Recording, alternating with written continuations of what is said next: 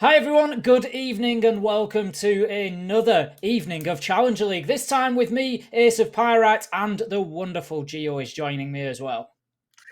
Thank you so much. I am wonderful, aren't I? Well, I mean, I have to be polite. There is that. I will say that. But it is Geo's fit. Look at that. We've already upset Geo. It's her first time here on Challenger League. It's absolutely Yeah, bye. fantastic to have you here, Geo. All joking aside, it's great to have you here. And we are looking forward to some fantastic Siege tonight. Yes, we have two really exciting matchups coming tonight. Obviously, starting things off with Penta versus Auglis, and then moving on to Team Secret versus Crazy, which, we're both British, Ace, so, we're a little bit biased. The Battle of Britain is going to be happening right on your screens tonight, and I'm so stoked. Yeah, it's going to be absolutely huge. There's no question. That is a real star fixture, not just for tonight, but for the entire Challenger League season. It is going to really help determine how those final standings shake down. It's also just, like you say, for British players, for British teams, it's just going to be a sort of jewel in the crown fixture. It's a real prospect. It's mouth-watering, but that is not to overshadow the fixture that we've got before that. Penta versus Auglis is going to be a fantastic one as well. I think we can bring the schedule up for you for tonight so you can have a look exactly what is going on. As we've said, we've got Penta and Auglis here on the UK channel, followed by the Battle of Britain, we'll call it, Team Secret versus Crazy. And then over on I'll call it the main channel. Des has put the tweet out saying the main channel. Over on the normal Rainbow Six Interior channel, channel. main. Over on the Rainbow Six channel, we've got Salamander versus Giffy. That's going to start things off for us, and that will be followed up by Diffuse Kids versus Easy Dream. And I tell you what, that's another couple of belting fixtures, particularly that Diffuse Kids Easy Dream. I'm really looking forward to seeing that one because Easy Dream did have, I think it's fair to say, a reasonably easy week last week, Gio. That's going to be a tough ask for them today. And that is really, I think, a bit of a shakedown fixture for, again, those two teams that might have top two aspirations. Yeah, that, Izzy Dream, as you say, they're certainly sitting at the top right now. And Diffuse Kids had a pretty fantastic week last week as well. But I think we can't, as you say, we don't want to let Team Secret versus Crazy overshadow what comes first. We don't want to let Diffuse Kids and Izzy Dream overshadow what comes first. And that is Penta versus August. Penta, this very, very storied roster. I mean, everybody remembers them as being the precursor to what we now know as G2. They basically are one of the most well-known historied teams in all of Rainbow Six Siege, and they've had their ups and downs. They certainly had their struggles throughout the last few Challenger Leagues / Pro Leagues, and they're here to try and make their mark once again on the European side of Rainbow Six Siege. Certainly are. So let's have a quick look at how things stand at present. Obviously, this is a 7-week season. Every team, all 8 of them, will play each other, and then ultimately the top 2 will head straight into Pro League this time. Don't forget, we're having that expansion from 8 teams to 10 here in the EU, so it means we don't have any of those playoffs or promotion matches. It will be top 2 straight in, so everything is to play for. We've got Easy Dream and Diffuse Kids up there sitting pretty at the top of the pops at the minute. 2 matches, 2 wins so far for both of those. We're then followed by Auglis and Crazy in 3rd and 4th. Penta joint in 5th with Crazy, of course, on 3 points there. 3 points, 2 matches, 1 win. It really is all to play for still at this point. Even down towards the bottom there, Salamander, Secret, and Giffy, you can't be discounting them just yet. It's too early for that, but that said, Gio, it's time for them to start picking up some wins if they want to mount any sort of a challenge. Yeah, absolutely. I mean, as you say, there's only been 1 week of games so far, so there's still flexibility for things to change for these teams. But when you look down at Team Secret and Sisu at the bottom there, those are the teams where it's like, okay, you may have had a bad week. You've got to pick things up this week. If you don't start picking things up this week, that's when we can be really concerned, especially Zizu, who are right down there with a -11 round differential. They're currently sitting with 0 points. And I mean, this is a team that used to be in Pro League, right? They don't want to be the team that's suddenly falling to the very bottom of Challenger League. They didn't qualify to be here. They're here because they got relegated from the last season of Pro League. And you don't want to be seeing struggles like that because it just it doesn't set a tone of optimism for this team. So 1 week in, they got to start picking things up. As we said earlier, they're going up against Salamander today. It's going to be the chance to see if that's going to happen. And of course, the same for Team Secret, who are going to be going up against Crazy, who have really kind of taken the UK by storm of late. They certainly have, and like you say, I think the one thing to remember with Challenge League is it is a shorter season than you necessarily think. With there being 2 fixtures per week, if you have a bad week or two, that can pretty much be you out of it. But looking back to the task at hand today, first matchup, Penta versus Orgless. I don't need to build this as a big match. I don't need to build this up because it is huge. It does it for itself. What are we thinking, Gio? What are we going to be seeing? Penta versus Orgless. It's a hard one. Penta had an interesting week last week because they looked kind of weak against Crazy when they were playing them on border. They lost 7-2 to Crazy, but they actually started to warm up a little bit when they went into their second match. Going into Consulate, they actually ended up winning 7-4. That's how they have some points on the board there and currently sitting in 5th place. Meanwhile, Orgless, they had a draw last week, and it's not all that common that we see draws, and then they took a win as well. So it's kind of hard to judge. Crazy, maybe a little bit harder competition than Salamander were. And these two teams also have very different play styles as well. So, it's kind of like, okay, we're going to mush them into the same room. We're going to obviously give them a load of guns, see what's going to happen.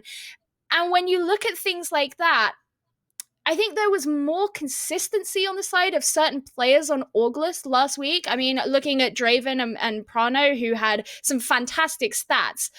But in terms of the overall play style of the team, potentially more consistency on the side of Penta. Yeah, talking about the players, we can take a quick look at the rosters as well whilst we continue talking over this fixture. I think we'll be bringing Penta up for you first. But you're absolutely right there, Gio. We've got those two teams that do have differing play styles. Orgless, although they came out with the better results, I think they struggled a little bit more, personally, against Salamander. Yeah. They've got plenty to do. Oh, we're just mixing things up. We've got Orgless for you instead of Penta. That's absolutely fine. We'll do it roundabout. It's absolutely not a problem. We've got Orgless. We've got Hive, Draven, KS, Prano, and Expo. So this were a team that they played well last week. I don't want to take that away from them, but there were glaring weaknesses on defence. That's what we saw from both teams. There was a lot of attacking success, and for me, Orgless were a terrifying team on attack, particularly Prano. Look at that entry. I don't think, his entry stat for the week was about 7-1 or something. He really did absolutely go through the other team on entry. KS as well and Draven both stepping in with fantastic weeks. 23 and 14 for Draven there on the kills. They are a lethal team. They just need to iron out those defensive mistakes. Yeah, definitely. I think some of the mistakes that we did see come out of Orgless last week, as you say, they were a little bit more glaringly obvious. And hopefully that's given them the opportunity to try and clear them up in swift succession. But let's have a look at the Penta roster. This is a roster that has gone through a number of changes in recent months. And a lot of these teams have come from various well-known European organizations all coming together to make up this roster. That's the big question for me over Penta this week. We saw them play last week, and it really was a tale of two halves last week for Penta versus Crazy. As you said, they got run over to begin with in the first map, and then they came back and had a much better showing on Consulate. But it's only fair to mention that they were playing with a substitute last week. They had Yannick's in. You can see from the roster there, we're expecting Blaz to be playing this week, which would be their normal roster as it is now. They needed to play, I believe it was Yannick's last week, was to do with the rule of number of players coming in from the previous season forward to this one, but now they're able to make that substitution to get Blaz in. Now I haven't seen too much of Blaz playing because I don't think he's played too much competitively with his team, but that's not to say that he hasn't been working with them for a number of months now. So don't expect a slow start. Don't expect to see a team that are trying to fit a new player in, because that really isn't the case here. And from everything that I hear about Blaz, he is absolutely lethal. I don't want to start throwing the name Shaiko around too much, but I have heard it said that he is a very similar mould to that player, let's say that much. Yeah, the interesting thing about Blaz is he's had some issues in the past where he didn't necessarily receive the full support from his team. I think coming into this, assuming that the team have been scrimming together very well, obviously, as you say, Janix, he was kind of the substitute, so they weren't necessarily fully prepared last week in the way that they would have been with Blaz. I think if they can provide that kind of support required, then he can really have the opportunity to pop off, especially when you have players like Cactus taking on that more hard support role that he can play very independently. He's got a very interesting play style in that respect, and that allows you to kind of pump more of those resources into someone like Blaz. Cactus had a great week. Cactus and Alive both last week were fantastic. We're going to head into the important bit now, where we are going to play. So we'll bring those map vetoes up. But Cactus and Alive for me, yeah, you've said it. They had a fantastic week last week, especially Cactus on the supporting last night. It seems like it's only 2 minutes ago. But they just Cactus being on a support role still had a great week coming through with frags for his team. Where do you think we are likely to see here, Gio? What do you think these teams are going to be looking for? Gunfight maps, strat maps? Where are we going? Well, I don't know. It's an interesting one. So obviously we saw Penta do really well on Consulate last week, and Auglis also didn't ban any Consulate last week either. So it's going to be a question of whether or not they think it's worth taking them there. I don't think we're going to be going to Cafe. That's a map that Penta really don't like, and on the side of Auglis, they really don't like Border. So I don't know. Maybe one of those. What do you think? I think, yeah, you're looking at the C's again, aren't you? Consulate, Clubhouse, Coastline. It's always, that's the trifecta at the minute. We'll start getting those map bans coming through for you now, so we'll see exactly what happens. Villa and Border, I believe, should be the default bans, and then we've got Cafe, Consulate, Theme Park, Clubhouse taken out. So we are going to be heading to Ibiza. You'll be glad to know, Gio. We're going to get a bit of sun, we're going to get a bit of warmth on our face, and we're heading over to Coastline. Now, I think that's going to be an interesting map for these two. Mm-hmm. Personally, I think we saw Auglis play quite slowly last week, and we saw them struggle on the defensive side. Penta, on the other hand, are coming in off the back of a strong Consulate game. If they can bring the aggression that they did, we saw quick early kills from them last week. If they can bring that sort of aggression, I think that they could well just catch Auglis on the back foot, and this one could be over before Auglis get themselves into it if they're not careful. I think one of the things we really need to look out for with Auglis is, you called out some issues that they had with their defense, but one of the bigger issues that they had with their attack is that if the enemy team could physically kind of bottleneck them or prevent their rotations or just limit the space that they were able to take, they really, really fell short. They actually used a lot of Castle, did Salamander last week, and that worked really effectively. And we saw a couple of the attack rounds from Auglis where the team they weren't necessarily able to get players in certain positions where they could kind of surround and get multiple angles onto the enemy. And I think, being coastline where you expect the attackers to do fairly well, I think if Penta can take advantage of Auglis in the same way that Salamander were able to do so in a number of those rounds last week, then that could spell trouble for them. It certainly could. So we're going to head over into game number 1 out of 4 for the night. Get yourself comfortable. Do not go anywhere. Get the snacks. Get everything ready now, because this is going to be an unbelievable night. We are starting things off with Penta versus Auglis on Coastline. We've got the operator bands coming through now. Hibana and Capito will be the first two off the board, and then we will see the defenders go. For me, Gio, Auglis, they have to have a strong start here. Attack was where they excelled last week. It's an attacker-sided map, as we know on Coastline more often than not. If Penta can come out here, even keeping themselves level pegging at 3 apiece, I think it gives them an advantage. We need to see a strong first half from Auglis. Yeah, definitely. And I think in the instances in which they do kind of fall a bit short, they need to have those fast adaptations. Penta, for all the issues that they have had in recent times, they can play very, very methodically and know exactly how to take advantage of those things. I mean, they wouldn't have had such a good comeback onto Crazy last week if they didn't know how to assess the things that had gone wrong and try and make amends off the back of that. That's something Auglis need to be very, very aware of.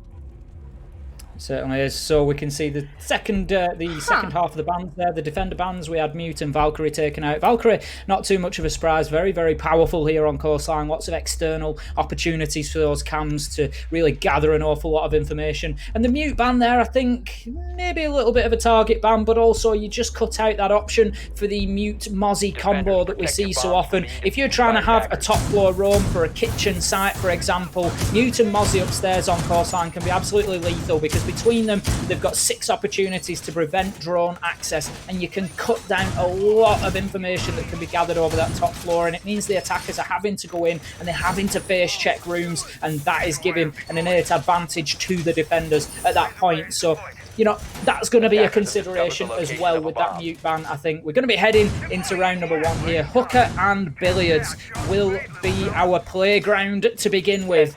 Orgless are going to be looking to come out strong here. They're going to look to take this first site straight off Penta, I'm sure. I'm going to be interested to see the pace of this game particularly. How long is it until we see that first kill? What sort of aggression do we see from Penta now that they've got their team together? Blaz here showing straight away what sort of aggression we're going to see out of the VIP window on to the DJ booth, looking to see if he can do any early damage to those attackers, but he won't this time. That's not the end of the world though, because now that's in their heads. I think the aggression of Blaz could absolutely facilitate some of the playstyle here for Penta, because having Yannick's been playing that role last week, it was potentially a little bit slower. Yannick's being someone who, you know, Penta is the first team he's ever played on. He's only been playing since 2019. So Blaz with a little bit more of that aggressive playstyle, a little bit more experience is going to change things up somewhat for them. Orgless looking like they're going to be coming in through from the northeast side of the map first, entering in through Penthouse. Now, we're seeing Draven here. He is someone who, despite playing a lot of that support last week, was always very, very good at clutching out those very important gunfights, even if he was left at the end as the last remaining member. And KS is still going to be staying outside over in Ruins, just trying to get a peek into the building.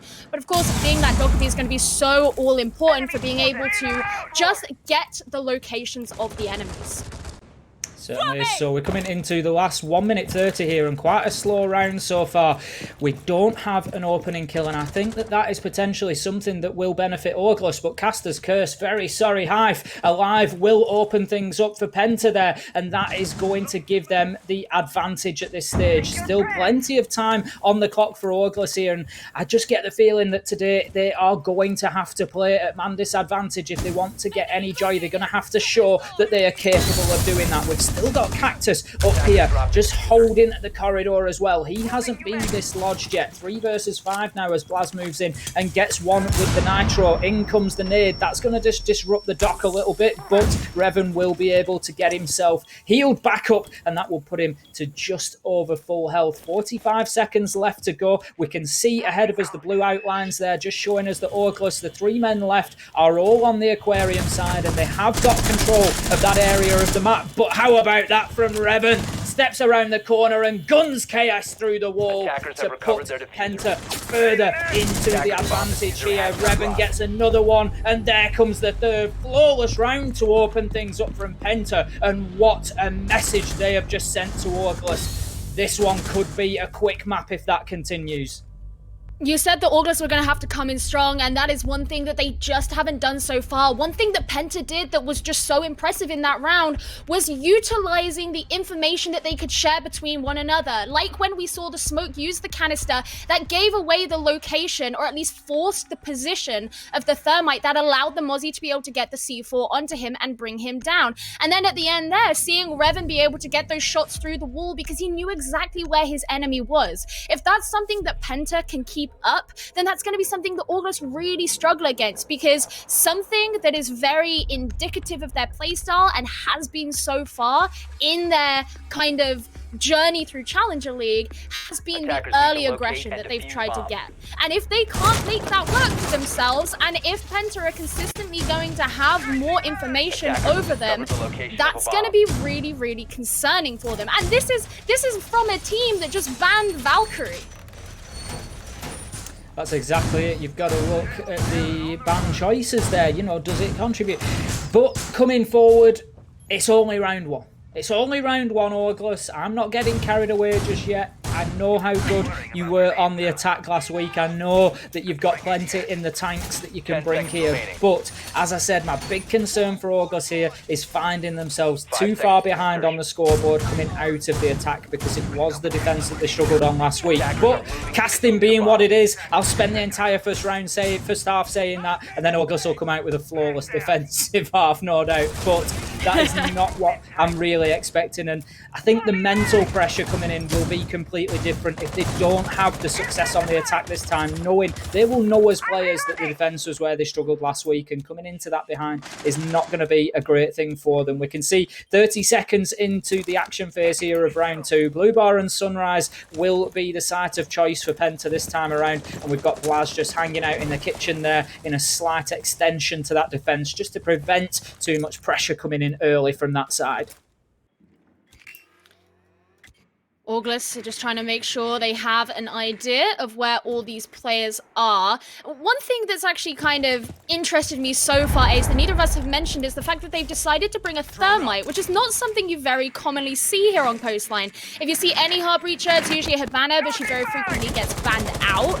But it just makes you question what it is that August think they're going to be going for that is more beneficial to bringing a different attacker instead. For example, if they're deciding that they want to try and have all this information on the location for the same reason they bring a Dokkaebi, why not bring a Lion as well?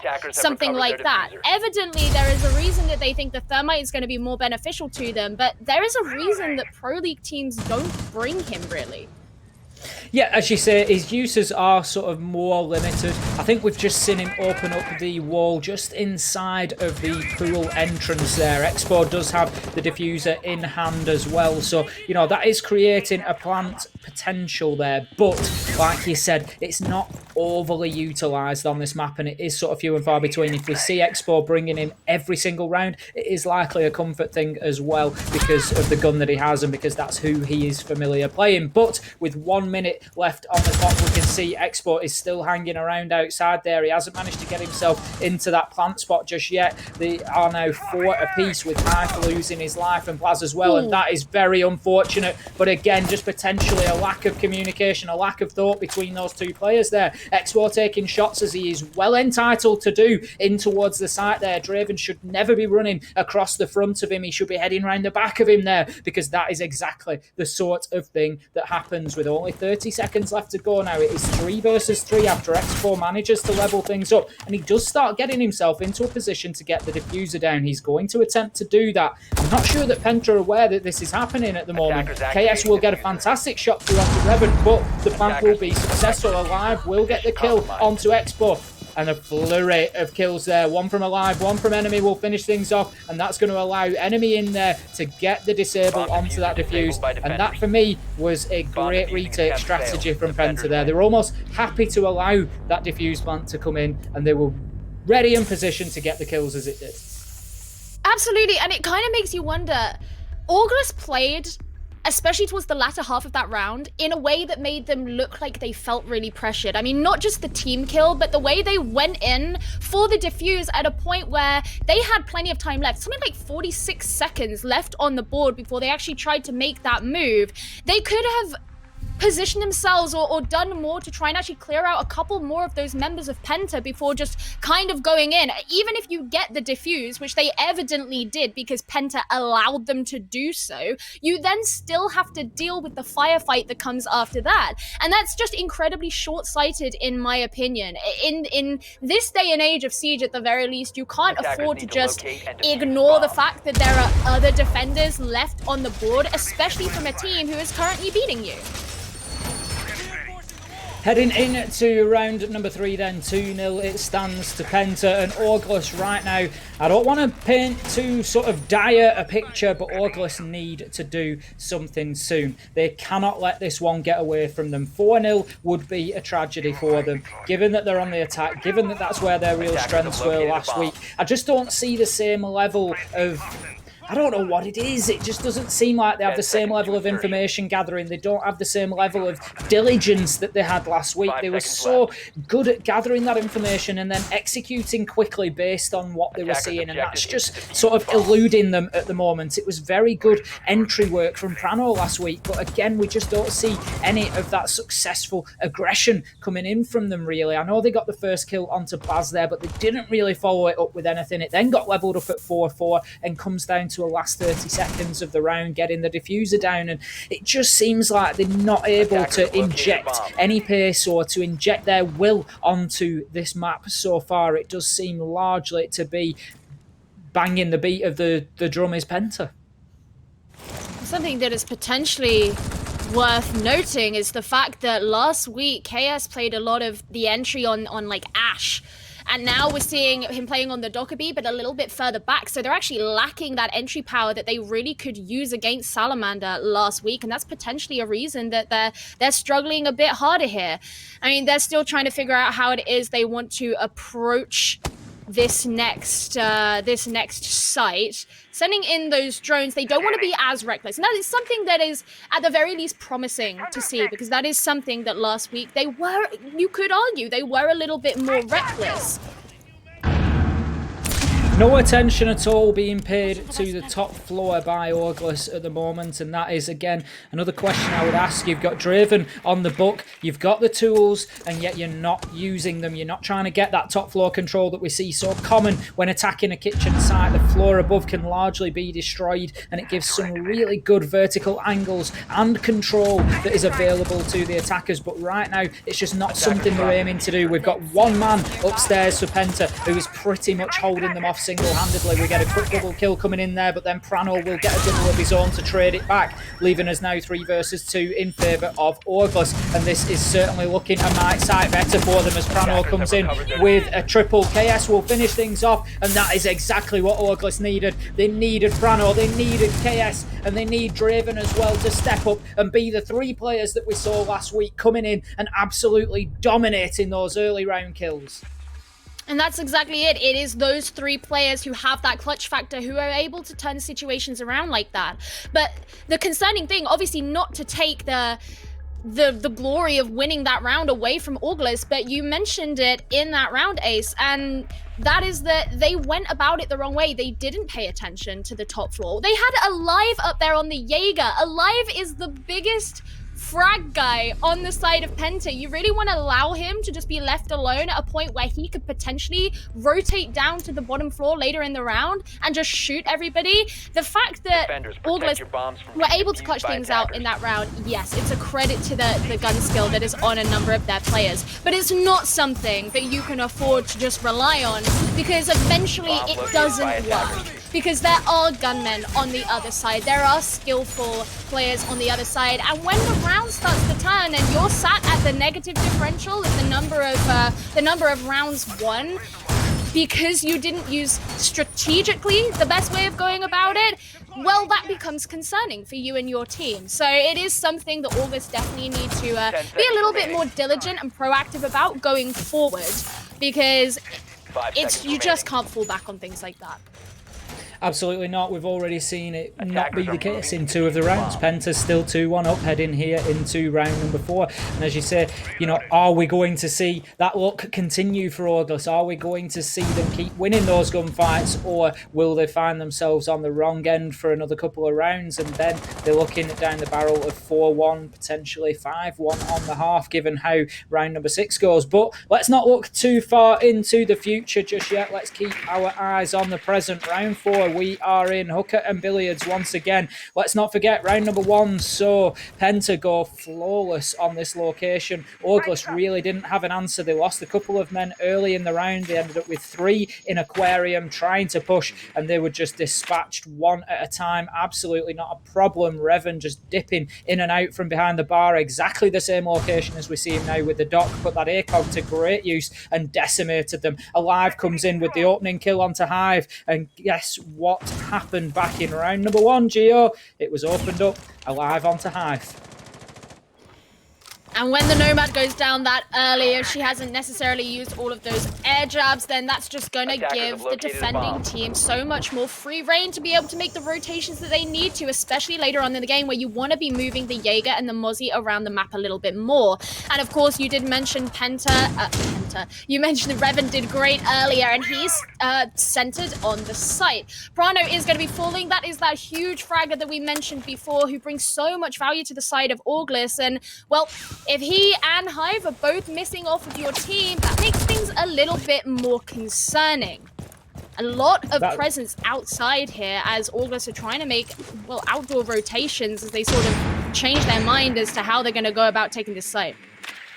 That is an absolutely fantastic run out from Blaz there. He has been a thorn in the side of Auglis so far, continuously from the beginning of this game. When we saw him run out onto DJ Booth, you can see that he's itching to play. He's glad to be into this Challenger League fixture. This is exactly what he has wanted. And now that he's on the board and he's able to affect, he must have absolutely been sitting on his hands last week to keep himself still, I'm sure, watching the guys play it out and wanting to be in the team, on the squad and in the game. And now he is. He's just absolutely itching. He's left, right and centre. He's up and down. He's jumping out. He's trying to get kills wherever he can. And taking Prano off the board is a huge moment for Penta, because we've just seen in the last round, the one that Auglis won, how impactful Prano can be, coming in with a big 3k last round, and that is now something that Auglis aren't going to have, and that's exactly what you commented on, Gio. It's a great example of it, that they can't rely on that.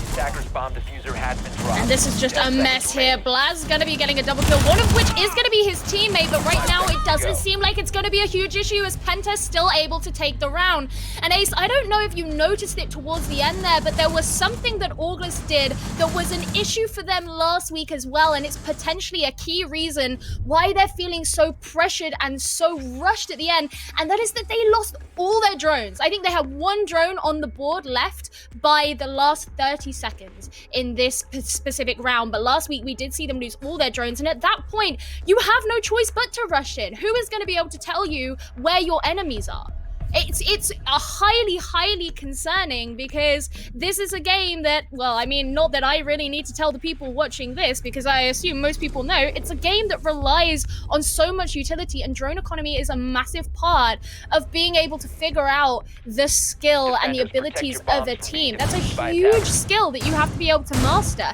And if you're losing all of your drones and you have to fly in blind, and there are still so many people left on the site on the defending team, what do you do?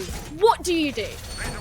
It's a great point. It's something that I've commented on Auglis last week. When they had the information and they executed using the information gathered from the drones, they were fantastic on attack. But like you say, when they are lacking them, when they're having to go in blind, it's playing right into the hands of Penta. It's no surprise to see Mozzie being brought every single round. They're just denying that information game. They are certainly winning the information game. And then as Auglis have to face check, again, same situation. I commented on it before the round. Round 1, round 4, identical. What did we end up with? A late push from Aquarium. That is all that they were reduced to. They had no other options than to get themselves established in there and try to push in from there, and they just pushed straight onto the guns of Penta, because that's exactly what they were expecting, because that's what any team will do in that default situation where they don't have the information about where other players are located in order to get themselves into VIP. And this is what happens. We start seeing mistakes creeping in. Drones being lost to Mozzie pests, which we wouldn't expect to see necessarily at this level. Yes, it prevents them going into areas, but we really wouldn't expect to see drones being driven headlong into them and lost completely. And that is just, I think indicative of Auglis's state of mind at the minute. It's becoming a bit of a struggle here for them.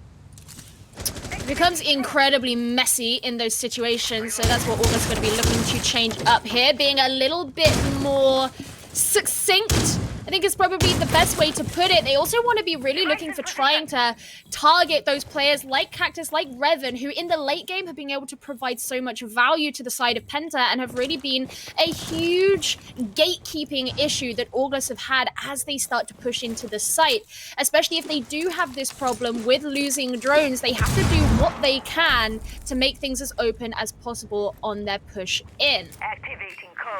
Some good, different early round progress from August here. Last time we saw them attack this site, they focused on the pool entrance, they pushed themselves in, they got the wall open with thermite, and then went in for the plant. It didn't really work out, and Penta were well prepared for the retake in that situation. So I like what I'm seeing here. August are mixing things up. They've got a different attack. They've got themselves quick control over office. There are no defensive players up in Aquarium to hassle them. They've got the wall open. They are ready to make a move, and they've got plenty of time to choose the right moment to do that. And how about that for teamwork? KS, Draven, Prano, that trifecta that we were talking about, moving in and getting a fantastic coordinated set of kills there to really propel August into this round. Round number 5 is looking like it should be all but over now. We are 1 versus 4. Expo has the diffuser going down alive, will get the kill, but when he jumps back in through the window, it was always going to be a big ask. They knew his location at that point. Expo pops up off the diffuser, gets the final kill. Much, much better from August. More of that, please. Absolutely disgusting, to be honest. I mean, yes, Alive, he did what he could, but Prano really showed up for August there, and yeah, it comes down to you need some more of that. You need it to be more consistent, and it's beautiful to see it happen because it's a show of confidence. It's a show that they move in. Okay, Prano got a couple of kills at the start, but he wasn't the only member of the team who got kills, and they all happened at a very, very short amount of time to each other. They were very quick succession. And that just goes to show they were like, okay, guys, this is where people are, this is what we've got to do, because we've been caught out in these situations in the past, so we just have to be confident, go in, believe in our ability to shoot, and that happened. That's what happened. It worked. And if they can recreate that, then they'll actually start to have a much better game. I mean, the way that we've been talking about them so far, Ace, is not entirely indicative of what the scoreline even is. It's a 3-2 right now. August are one map or one round away from being able to even out this scoreline so far. And that's what you want to be seeing, especially here on Coastline. So if this is kind of an up and up, then actually, yeah, I'm feeling a little bit more optimistic for them. My concern, and it's all going to come down to round number 7, is August on the defence and whether they've ironed those kinks out that they saw last week. Yes, we're on a different map here, so hopefully it's not going to be something that we see. We never want to see a team lose on mistakes. We want to see a team come in and win the match. That's always what we are looking for, is the positive here.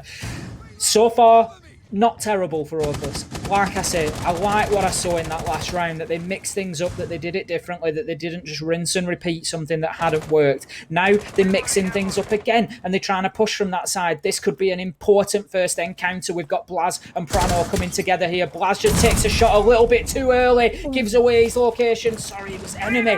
Prano gets in there and gets the kill, and that's what August need from him. They need him in there. And enemy just getting a little bit trigger happy there. If he'd waited just another second or two, Prano would have moved across the doorway and he'd have had shots on to the operator rather than into thin air. But that is a good start for August, and they desperately need to tie things up here at 3-3. I still think Penta will look at that as not a terrible half here on Coastline, but it just keeps August in the map at least. No, not at all. Now, Cactus is showing something that we've seen from him a number of times, and that is this ability to be able to frag out the end, getting a nice 2k there, which Penta really desperately needed, as they did have 2 players go down. Alive still looking through the floor of VIPs, playing very patiently, but one thing we did see is after enemy went down, Blaz went straight upstairs, made a super wide rotation around the top of the map. So there's a potential that we could see him try to catch out some of these members of August as they now start to push in. In comes this next gunfight, and it's going to be Draven getting the shot onto Blaz. So unfortunate for him, it didn't work out, and that puts August in a great position here as they do have the man advantage.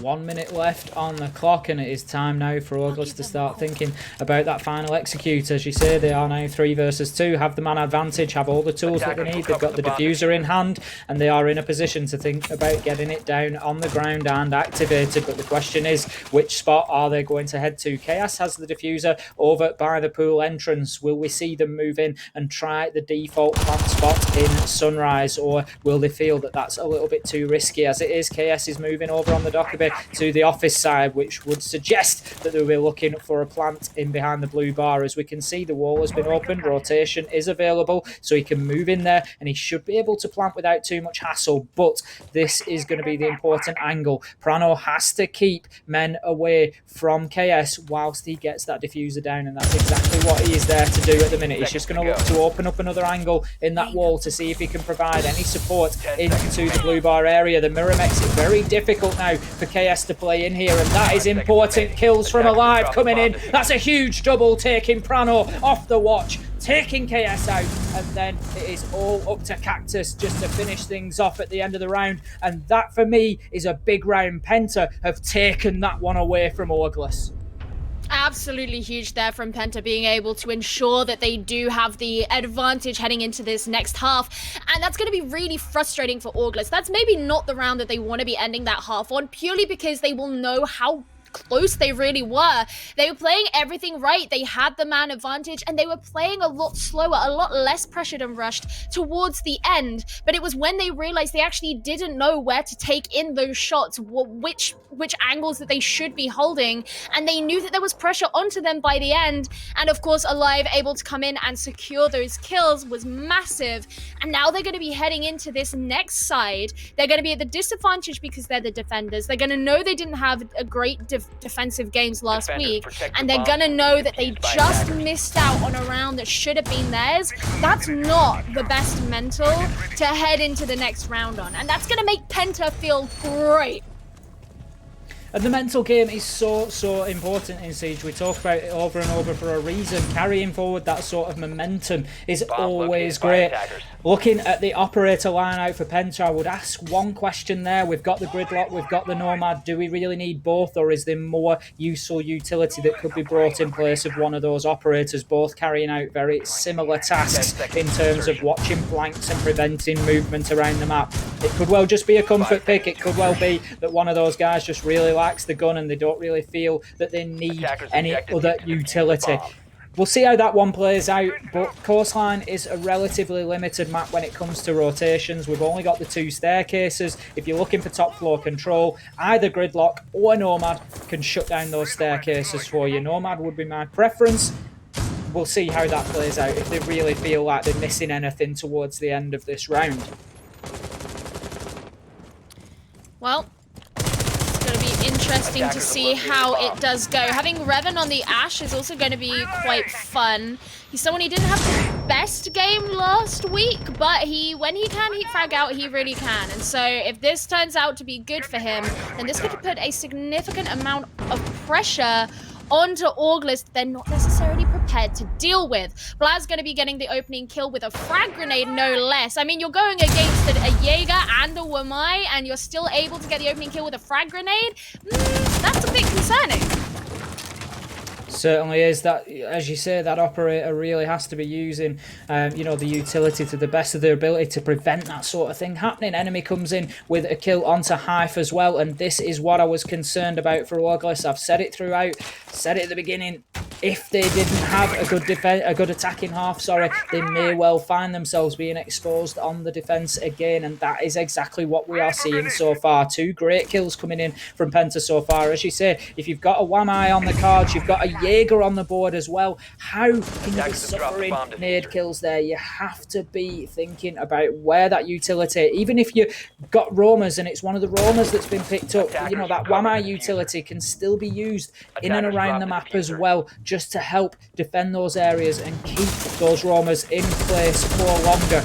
We do see Orglis getting one back. That is the Nomad of Cactus taken off the board. 1 minute left to go. Top floor control is now in the hands of Penta, and we can see, I'm not sure quite what happened there. Blaz seemed to change his mind about whether that nade was going through the floor or not. And he just ditched it and managed to get himself away from any potential damage. We can see the thoughts are here for Alive to get in and get a diffuser plant down. He will be taking shots, but somehow manages to survive long enough to get the diffuser on the ground. And that will be a kill coming in from the window. Enemy onto Chaos.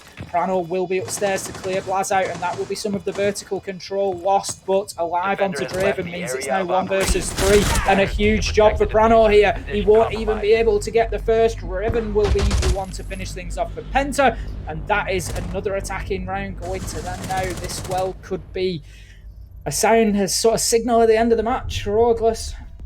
That is what it potentially looks like. I think, yeah, Auglis just looked a little bit lost there. They were constantly being overwhelmed from all different angles. I mean, you mentioned the whole thing with the frag going through a different part of the floor. I think what he was trying to do was give an idea of where to expect a frag by opening part of the floor and then actually throwing it somewhere where someone below might not expect, so that their positioning would be influenced below him to move away from where he was and actually move into the line of that frag grenade. Obviously, it didn't end up getting anyone, but it is kind of potentially a sign of just how Penta are going about thinking about things. Even at the end there, where they were able to establish that, albeit very fast, crossfire, it was still enough to bring about a win on the round for them. And it's like Penta are thinking about things on a slightly different level to what Auglis are. Auglis they're still trying to figure out what it is they're doing. We mentioned the issue with the Wamai and the Jaeger and how that really shouldn't be allowed to happen. And it's like, yes, Wamai is new, but Jaeger is not. And if you're still kind of trying to, if you're getting caught out by that, if that's something you're getting caught out by, then it suggests that the level at which you have to be focused on this game is at a level below what you would expect from a top Challenge League team.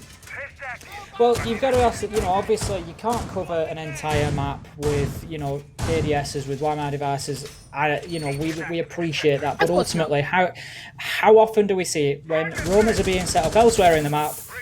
They get given some utility to help them hold those areas of the map. It's just standard for extension into anywhere else in the map. You reinforce some walls, you put some ADSs down, whatever it might be that you're doing to support those roamers in staying alive throughout the game. And if that's not happening, then, you're just asking to be challenged, but you're asking to be challenged in a way like that with a nade, whereby there's not even any opportunity for Blaz to be taken out there. It's a free kill, essentially.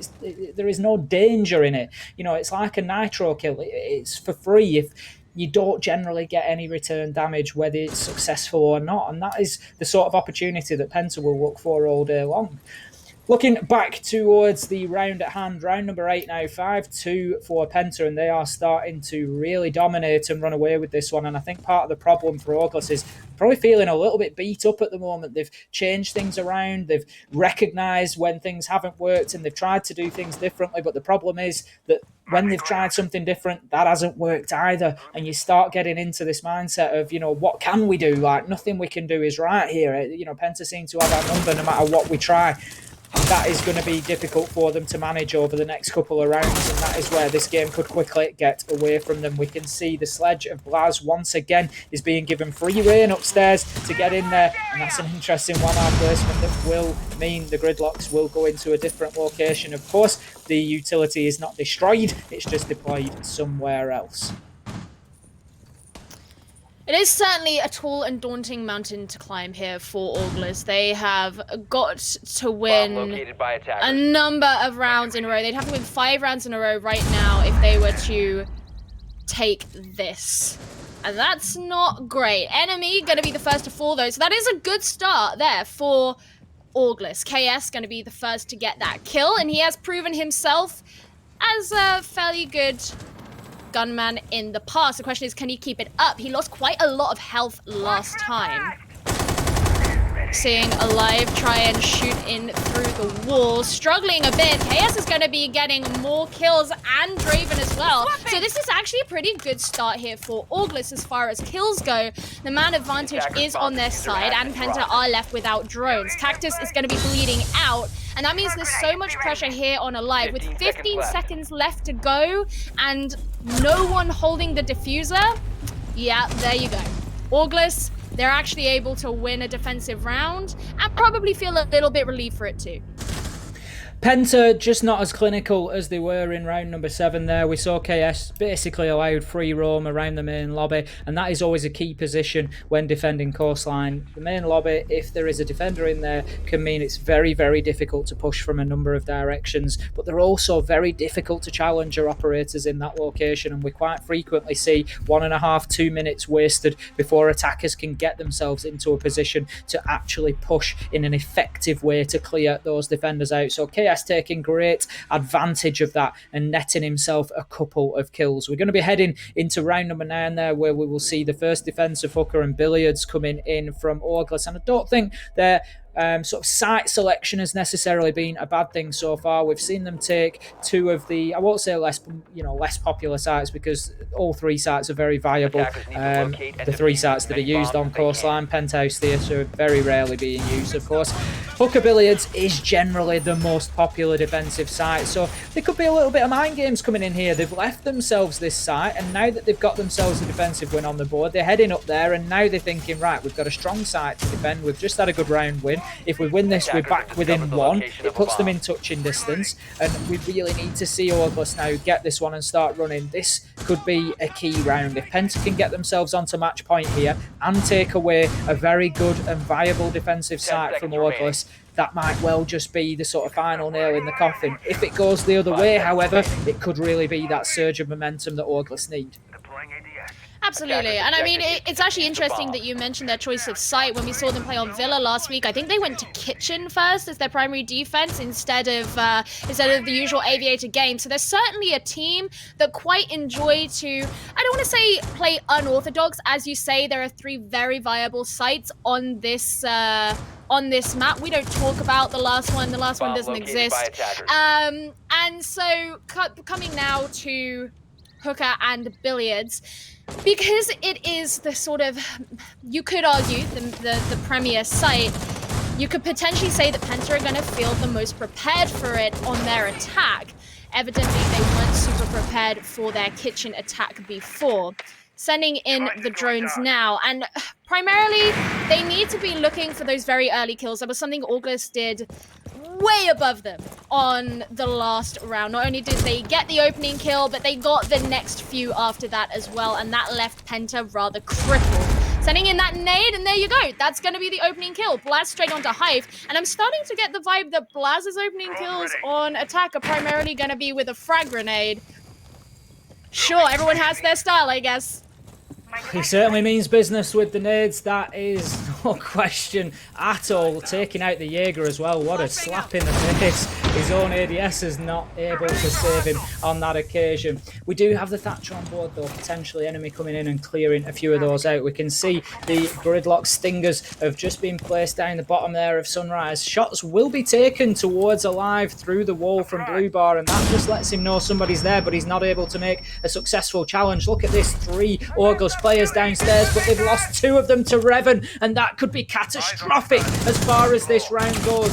3 on the roam, have to be netting more than 1 kill, especially when they're going to lose 2 of them. Maestro now being backed up onto the stairs. Draven starting to struggle, and in come the flashes. There is utility galore being thrown at the Maestro there. Enemy will get the kill onto Expo, and that leaves Draven on about 65 health. Last man standing, 1 versus 3. Penta really turning the screws now, increasing the pressure, and there goes Revan with the final kill, and that will be match point incoming for Penta now.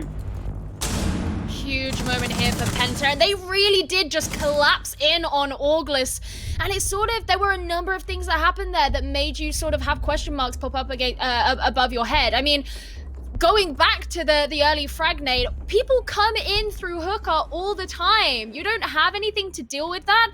And then, of course, where the Maestro was situated on Cool Vibes, also not that crazy. You should be expecting pressure to be coming up from there. And instead of running away, potentially try and take those, because you know there's going to be someone outside Hooker as well who's going to be providing a crossfire too. Potentially just the pressure at the end. Everybody kind of rushes and gets a bit tunnel vision in those scenarios. But when you're looking to be making your way up to the highest level of professional play in Pro League, those aren't things that you need to be finding yourself in. You need to be able to reconcile what's going on, calm down in your own head, and take on those scenarios. And one thing I also noticed as well, I don't know if this is something you've noticed over a couple of rounds, but KS, as great as a fragger as he can be, when he peaks, he can often have very slow reaction times, and that makes him very vulnerable to being shot by whomever it is he's trying to peak. And that's happened a couple of times over the course of a couple of maps. And it's making me start to wonder whether maybe he just shouldn't really be doing that. I mean, you generally try to discourage peaking when you don't need to anyway, but if it's unnecessarily bringing down a member of the team who could otherwise be getting valuable kills, especially now that you're on match point, that's something that he needs to be vigilant about and be aware of, because otherwise that's just a waste of a life, and you don't have the opportunity to do that. If you're August, you can't risk that. It's a fair point about KS. Looking at his stats from last week, he went 18 and 17, 3 opening kills to 5 opening deaths. By contrast, Draven and Prano, 4 opening kills for Draven, and 1 opening death. Prano, 4 and 2. So, you know, it just shows that difference, like you say, sort of a little bit hit and miss on the entry, on the frags, and he's going in. And today is just not really been his day so far. He's lost a couple of important ones. That being said, for me, the big question for August there was communication. Why on earth did we see 3 of their players down in the 90 corridor outside Sunrise in a position where Revan, after the kill onto, I think it was the gridlock of Alive, was taken out by KS, all of a sudden there were 3 August players swarming in to chase the kill, because I think the call had come that Revan was in Sunrise as well and that there had been a second in there. Why is that not being challenged by only 1 or 2 players? You cannot flood 3 into the corridor like that and allow Revan to come away with 2 kills, forcing Draven on the Maestro back up the Cool Vibes stairs. That, for me, is a call-out going out of a location and just everybody reacting to it, rather than a more sort of stable and organised push being made onto that location. Yeah, I mean, even just seeing the Maestro run away makes you kind of it's like seeing your dad cry. Like, it's kind of uncomfortable. You want to watch him, like, bunker down and take on a fight. Maybe that's something that we will see in this round. Just waiting for much to happen. No kills so far, and there's only a minute left of the round, so things going a little bit slower than they have been so far. Expos obviously decided to bring the Goyo on this round, potentially hoping that that can cut off some of the chances that Penta have to push on forward. But of course, with the Goyo, there's always the risk that it hurts you or other members of your team as well. Alive going to be bringing things in first, but it's going to get C4'd in return. So nice trade coming out there from Expo. And that is going to be something that August will be feeling good about. More trades. This is just the trade round, I think.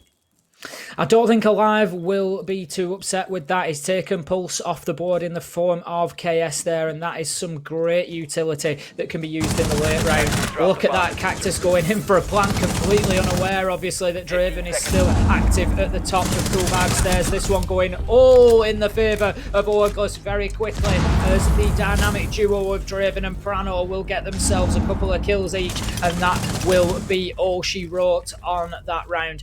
Not great from Penta there. It just seemed like they attacked with a little bit less information than they have been doing previously. They got themselves a couple of trades, but it just really wasn't enough there. They never got any real control. For me, that was a very strange decision for Cactus to be pushing in through Hookador to try and get a plant down there just inside of the door. There must have been a bad call or something there to say that, you know, the corridor was clear, or I don't know. You can't just go in and try and plant in the doorway like that. There's absolutely zero cover for you. Very strange one for me.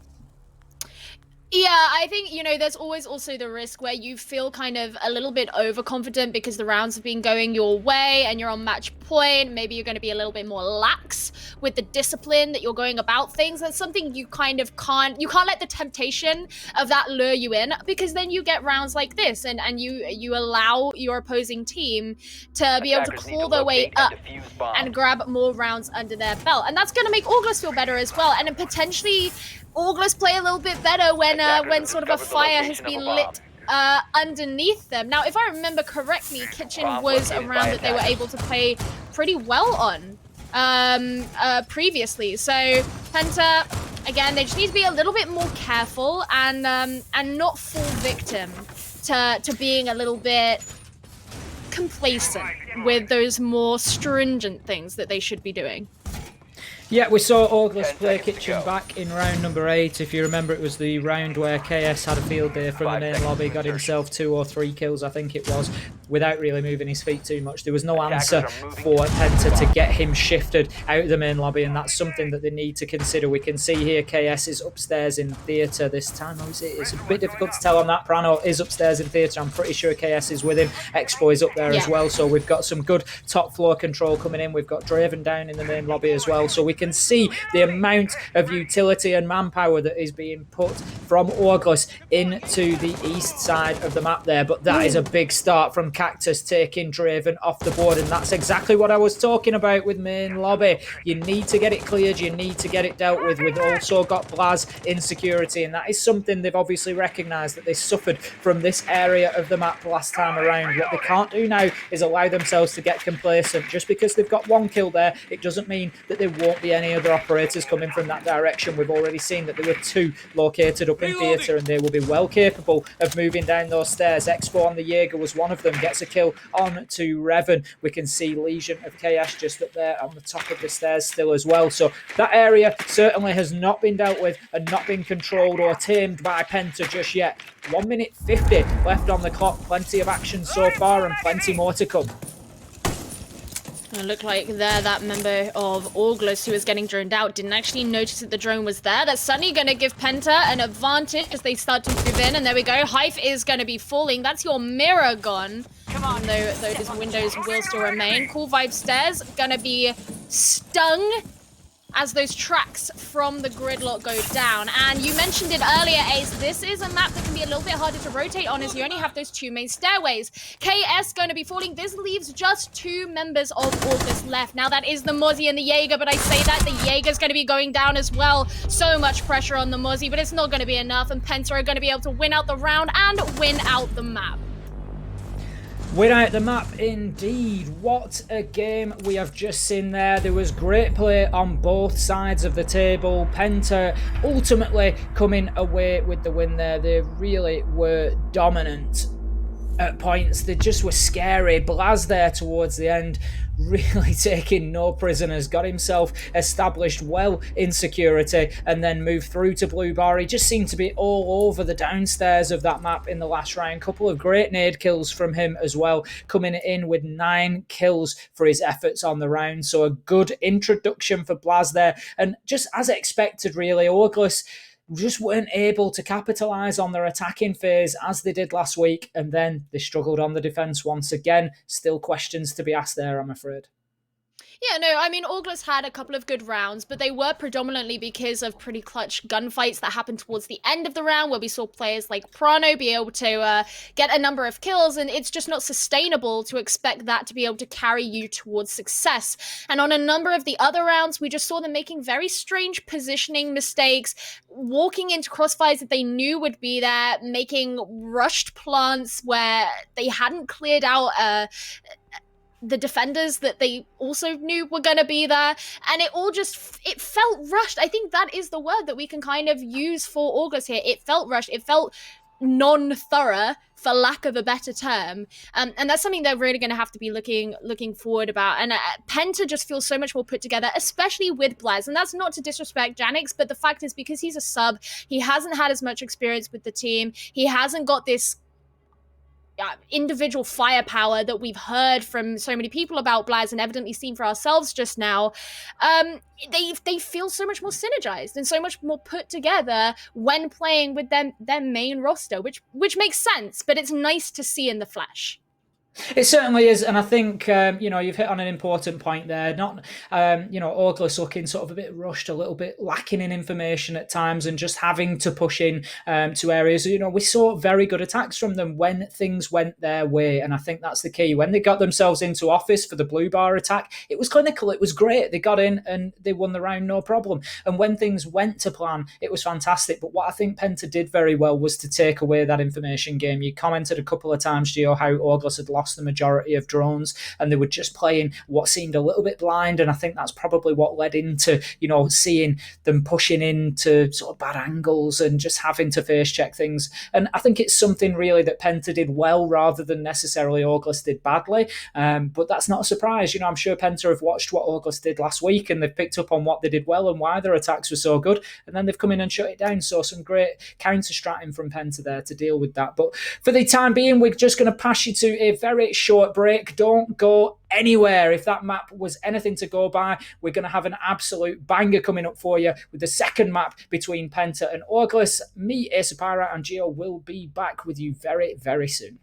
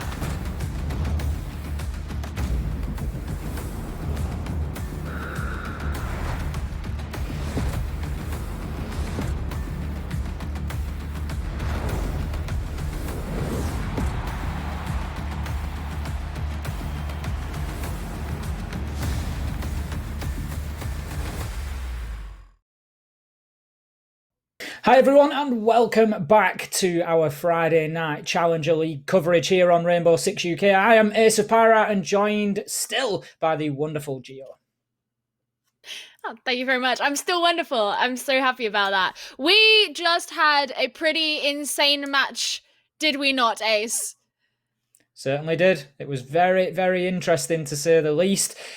Penta coming out with a very good win. I think for me, Penta won that match rather than August necessarily losing it. I think there was very, very good play on the part of Penta to shut down the information game and to really force August to play to their plan rather than what August wanted to do.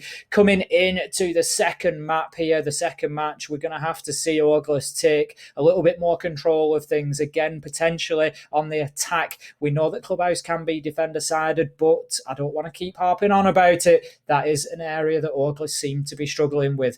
From week 1 to week 2, same thing we're seeing again. So, that's something they're going to have to look to change up here quite quickly. Yeah, as you say, it was more Penta won that last map, and that leads me to believe that whatever map that we're going to be going into next is going to be very meticulous from Penta. I think they've proven that over the course of the last 2 weeks, they have made vast improvements. I mean, I said it earlier on in the broadcast. If you missed it, they obviously went 1-1 last week and they lost their first game. They won the next. And that shows kind of fast adaptation. But the fact they've been able to carry that on forward and not only just, okay, they scraped a win, but they actually impressed in this last game shows that whatever they're doing behind the scenes is really working for Penta. And August have got quite a bit to catch up on. We say they have a lot of fragging power, they can shoot guns, but are they going to be able to improve and adapt strategically to whatever it is Penta bring out? You always got to be able to shoot straight. But the important thing is where you are going to be shooting. We're going to have a look at the map veto any second now. We'll get that up on screen for you and we'll see exactly where this one is going to play out. For me, I just think that I had a sneaking suspicion about Penta. Coming away from week 1, they did very well with a substitute. They're coming in now and showing the true force with Blaz, who had a very good game out on Coastline, 9 kills for him. He'll be looking to get more, I'm sure, on whichever map we will be going to. August, I believe, are going to be attacking first of all. But we have the bands coming through there. Coastline Villa, Consulate Theme Park, Border and Cafe all going out. Will leave us heading to Germany this time around, Gio. We're going to be going to Clubhouse. And I can't help but think that this is another map that could well suit Penta down to the ground. The main reason why I think that this map will suit Penta is because Clubhouse, and I mean, this is something that gets said all the time, and it's probably very stale at this point. Clubhouse is one of those maps that has a very characteristic way of playing it. You don't typically stray too far from the beaten path when it comes to how you attack or even defend Clubhouse. It's Clubhouse, right? And the fact that there are some things like that in Coastline. Coastline's a little bit more kind of free and whatever, but there were still mistakes that August made on fairly standard things on Coastline. And Penta, as I said, the word meticulous is what I used before. Penta have been more meticulous. And it leads me to believe that on those very standard things that teams just know they should and shouldn't do on Clubhouse, those are going to be things that Penta can not only nail, but also build upon, whereas August are going to be kind of scrapping to get them right. Yeah, I would totally agree with you. I think we really need to see a very strong start from August on this map. That is without question now. They've got the defensive side, and that, for me, is the other element here. Let's not forget, they started Coastline on the attack, where we would expect to see teams probably come out with a better half than on the defence. That's what we've seen historically and recently on Coastline, attacker-sided. August come out with the attack side to begin with. You would expect them to get themselves an advantage. It didn't happen. Penta capitalised on it. Coming in to map number 2, we're going to be in the same situation. August coming out with the defensive side, which you would expect to be the better side to start on for Clubhouse. You're going to expect them to take a little bit of an early lead and get themselves that sort of mental advantage. If they can't do that, and from what I've seen of August on the defence so far, if anything, that's going to be the more difficult side for them to take that advantage on. It could be a big mental blow for them. And if Penta can come in and get themselves sorted, that could be difficult. I've just noticed we've got the icons the wrong way around. I'll just get confirmation from production as to which side is starting on which first, and I'll confirm for you. But We've I'm all sort of been looking very at the happy. logos, and then I'm looking at the name, and I'm thinking, I think it's August that's on the defence first of all. Oh no, we switched around. So Penta are on the defence first of all. So that could be even worse for August here. If Penta can come out with a strong start on defence, as they did last time around, this could be difficult. I mean, one thing that we have to remember about these two teams, which we haven't really stressed upon all that much, is that currently August is sat in third, while Penta is sat in fifth. Now, Penta are obviously so far been playing way more like a team that you'd see above in the standings, but if they can get this leg up and pull down a team that's sat above them, well, that's going to be hugely advantageous for them. And then suddenly, after going from being, last in Pro League in the last Pro League season that they were in, they're suddenly going to be fighting and vying for those top spots in Challenger League and potentially finding themselves back in Pro League where they were before. Now, obviously, currently fifth, you don't want to dream too high, you don't want to get too carried away with it, but even so, if you can get a pretty definitive win especially on two maps against a team that is sat above you in the standings, that's so much more valuable than being able to do that with teams that are below you, because you don't want to feel like you have that ceiling, right? You want to feel like you can break the ceiling and constantly be climbing up. And so that's something that's going to be really interesting here, because August understand that they have so much more to lose here. They've currently sat with 4 points because they did have a draw and a win last week. And that's not as strong and powerful as having 6 points, which you get from 2 wins. They already know they're in a precarious position. Suddenly they have a team below them that's threatening that spot. And after a game like the last game, it's a very real concern. Penta, for me, are just sort of hitting the results at the right time. If you look at the 7-week season in total, they've come out and they've got 1 win, 1 loss against Crazy. That's fine. That's not terrible. Crazy are going to be one of the top teams in the season. There's no question of that, I don't think. So they get themselves a reasonable result with the substitute. If they can come out here, 2 wins against Douglas, 6 good points on the board, it is certainly going to catapult them towards the top, if not to the top. Obviously, we've got Easy Dream playing Diffuse Kids later on, so somebody is going to drop points somewhere there. Likelihood is Penta can move up into the second position then. And that means they've come off the back of 2 good wins when they're coming into those later weeks whereby they're going to be playing the arguably better teams, playing against Easy Dream, against Diffuse Kids, the ones where they're really going to need to pick points up. They've then got that momentum. They haven't had to play them when they've had the substitute. They've done that. That's out of the way. And they've got Blaz running, got some competitive momentum before they're heading into those fixtures. And that could be huge for Penta in terms of this season as a whole. And like you say, heading towards those Pro League spots. Penta, I'm sure, are going to want to see their name back on that Pro League roster as much as anybody else's. And for me, if they were to achieve it, 2 wins here tonight could well be a pivotal part of that journey. Yeah, I absolutely agree. And it's also going to make not just August themselves, but sort of everyone kind of rethink where August are. Because I remember before Challenger League started, everyone was sort of discussing kind of, who do we think is going to really be at the top? And names like Izzy Dream and Crazy did come up a lot. But August was still one of those teams that people were like, no, I think that they can really shake things up. They can really do something here. And right now we're starting to see maybe that's not the case. Maybe that's not as good. And this, all German squad, like they've been together for a while and they've been running together for a while and they really want to prove something of themselves. And you never want to be that team that people hype up at the start and can't live up to expectations. You always want to be the team that's being able to exceed the expectations that people set for you. And that's the position that Penta are currently in.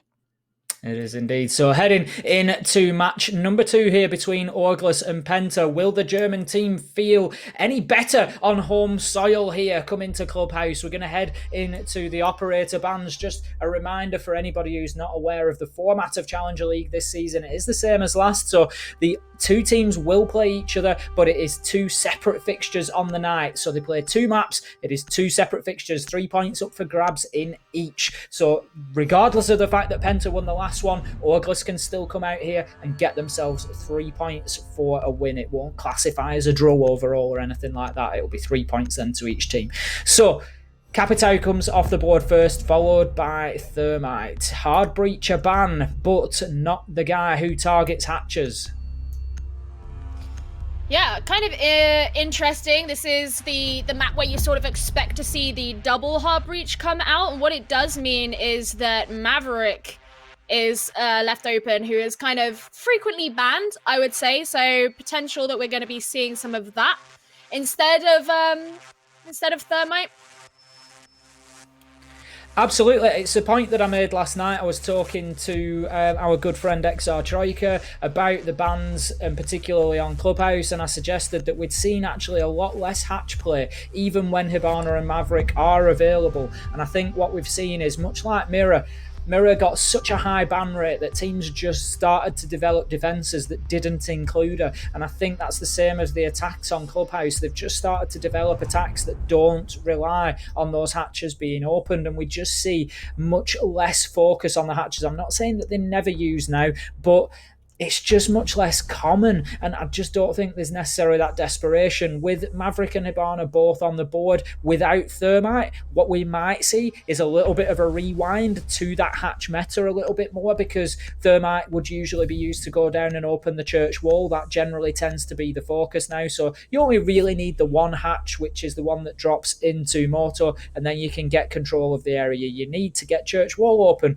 Without Thermite available to open that wall, that might not be the case here, because Hibana is just a little bit too easy to hit with a bandit or Kaid trick, so because of the fuse length of those X-Kairos pellets. So when we're looking at the downstairs, I think we're probably going to see a push back towards that sort of hatch meta. Up here in the cache and CCTV site, I'm sure there will still be a focus on getting the east wall open, but what you will probably see this time is more of the LATAM approach to it, which is to get Maverick to burn off those reinforcements, top and bottom, get the reinforcement to collapse off the wall, and then open up the resulting soft wall with the Zofia or the Book. Meanwhile, I would like to see the Hibana of Draven heading into construction and trying to push and open the small wall between construction and cache, which Alex is so kindly showing you now. Thank you very much. One thing that I'm actually kind of looking forward to seeing here on Augus's attack is, obviously, you kind of rarely go without Zofia. You see Prano on the Zofia now, and Zofia is an operator that he has really shone on before. So I'm very interested to see how much value he's going to provide to the team, and by value I mean consistent value, where on every single round he's going to be getting kills. He's going to essentially be having a high KOST is what I want to be seeing from him on this map, because I think this is really a map where if he's going to shine and if he's going to be able to do well on that, this is really the one. So we can see some early work being done on that east wall by the Book there, and again, that's not too unusual. Potentially what is happening there is Hive is just blowing the soft wall elements off the reinforcement, as you can see there, and what happens then is, as the wall is opened by the Maverick, the reinforcement drops off and the wall is already soft. That does one of two things. Sorry, the wall's already open, not soft. That does one of two things. It either allows Hive to move away and go and do something else as the Book, or it allows him to attack immediately as soon as that wall comes off. Prano attacking immediately onto Alive though, and getting himself a good opening kill to take the Jaeger off the board. Not the end of the world for Penta there. The Jaeger usually just out there on the roam. ADS is already planted. You don't really mind your Jaeger taking an early death too much, because they're there effectively to try and just sort of propel you into the round a little bit. Not ideal, but certainly not the end of the world. A really important player at this point is going to be Enemy. Downstairs is the Valkyrie, and what a view we get of the Nitro toss, and that is exactly why Enemy was so important there, taking the Hibana off the board, and that is a great move from Penta. And just again, a little bit of due diligence, maybe not being paid by August there. I have to question if they were aware of the presence of the Valkyrie downstairs, especially when the hatch is wide open. Come on guys, you've got to be thinking about what's underneath. Yeah, very good play there from Enemy, especially there was starting to be a mounting pressure onto Revan, who had to use one of his smoke canisters pretty early when things started getting opened and we saw Alive fall. Now he's going to be bleeding out currently, and he was in a pretty tricky position. There we go, being ended by a pistol. Oh, that doesn't feel good. He was in a tricky position right behind that reinforcement, which we did start to see it be opened up by the Maverick. Vlad's going to be falling as well, so currently not very many standing here anymore for Penta. Just 2 more men on the board. They know exactly where this Maestro is up here on the rafters, and he's checking all sorts of multiple angles. Valkyrie will be falling, so he's the last one there. Is able to get a shot, able to get another one as well. Looking pretty good, but is he really going to be able to do all that much from here? That is the question, Ace. It would be a 1 versus 4. Very unlikely, as Prano has all the angles covered to move back from Garage, and the Maestro didn't really have any other options. Certainly not the sort of speed of operator who can really rotate from there, and certainly not quietly enough so that August didn't know that he was coming.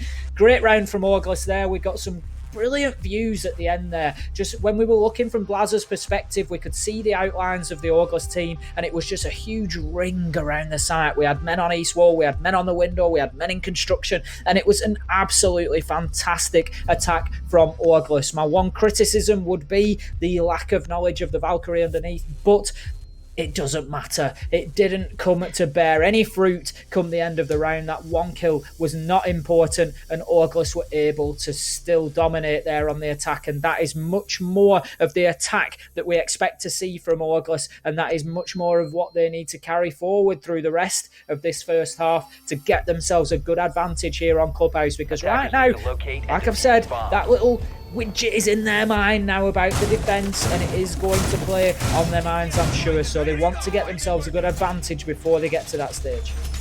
It's a massive incidence of improvement here from August, because one of the things that really stood out to me when they were playing on Villa last week was the fact that sometimes they would do these attacks where they didn't have people coming in from other angles, and it meant that as they started to move in, especially in the latter half of the round where they really didn't have much of a choice, the defending team were able to just push on up and provide so much pressure from them, uncontested pressure from them, that it just brought them down. So seeing August be able to change that up, make that improvement, know that that's something they've struggled with or done wrong in the past, and utilize that and exploit that going forward into this attacking round here on Clubhouse, well, that's really fantastic to see, especially as they desperately needed that sort of positivity and encouragement coming into this next map, because it's something they really didn't have on Coastline. Perfect start for them and heading towards, if they want to get that 3 points to level things out and take something from the night, it is exactly the sort of start that they needed. They really need to be backing it up here with another attacking win, really. They want to get themselves a nice little lead started before they will move on to that tertiary site, potentially, if they can force Penta out to gym and bedroom. But a second round win here will probably see CCTV, Cashua, Church and Arsenal come out again for round number 3, places that Penta will be a little bit more comfortable. But I tell you what, that round number 1 will have made Penta a lot less comfortable in CCTV and Cash, because August's attack on there was fantastic. And look how much of the floor that Hive has ripped up with the book there. And we can see here, we've got 2 options for defending Church and Arsenal. Generally speaking, you've got a turtle defence with everybody down on the basement floor and defending from there, or you have some roamers playing generally up on the top floor. The SSG strat that we have seen, we've only got Alive up there. It's not sort of, I won't call it the full SSG. They're just sort of trying to hide him away up there. Now, this is again something I commented on last round. August seemed unaware of the Valkyrie playing below them, and I have to ask the question, how aware are they of Alive's presence? Because a late flank from him could be absolutely deadly. So that's something that August need to be very aware of. Right now, they seem to be getting themselves into some nice positions, opening up hatches where they need them, and so far, so good for August.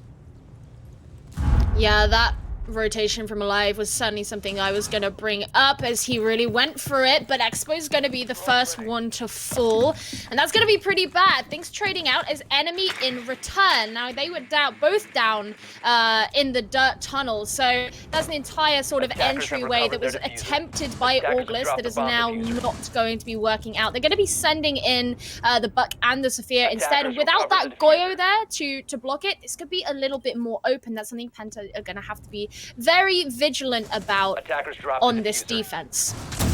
Attackers have recovered Certainly their is 30 diffuser. seconds left to go, and that is nothing unusual here on Church and Arsenal, that we are still 4 versus 4 and ticking down towards the end of the round. We often see the last minute bloodbaths. We can see Alive moving in to make his late flank, and I'm not sure how aware the Orgulous players were that shots were actually taken towards them there. It looks like they were. Prano's now holding an angle on the double door. As soon as Alive looks to move through, he will no doubt get shot out. Draven gets a good kill onto Cactus, but Orgulous are going to have to get moving here. 4 seconds to go. Draven gets taken down as he tries to put that diffuser down. Blaz with a huge double at the end there to win things for Penta. And Orgulous, despite some good early round progress, clearing out Dirt Tunnel, opening Kitchen Hatch, were just unable to get the final leg to push it over the line and get that diffuser down. Blaz, right place, right time. Well played from him. And that is the first round on the board for Penta here on Clubhouse. Blaz and getting a fantastic 2k. Name a more iconic duo. I mean, we saw it at the end there. They just kind of dropped down through the hatch. You kind of got to go for it at that point. That has really been the Orgulous mantra for a lot of the games that they have played so far. So fantastic job there from Blaz. They are going to be returning to CCTV and Cash as you predicted, Ace, but they are changing up their defensive composition somewhat, bringing the Doc. Most likely he's going to be situated in on those garage rafters. You do see that quite a lot. Doc just he likes to be sat up there in his little bird's nest. And a Wamai this time as well, which I don't believe they did bring last time. Instead they brought a smoke. Yeah, they've certainly mixed things up a little bit, and that's what we like to see. I commented on it a couple of times in Coastline. We like to see teams adapt. You know, if they lose a round, that's absolutely fine, but you need to learn from it. You can't just lose for the sake of losing it. We've got Alive out there is going to be applying ADSs, so that will signal that we will have one man at least out on the garage catwalk. Potentially the Maestro, or potentially the Doc. Usually one of the ACOGs will be out there to hold that down. It can be a vital role, but if you remember last time, the last man that we saw alive was Blaz on the garage catwalk.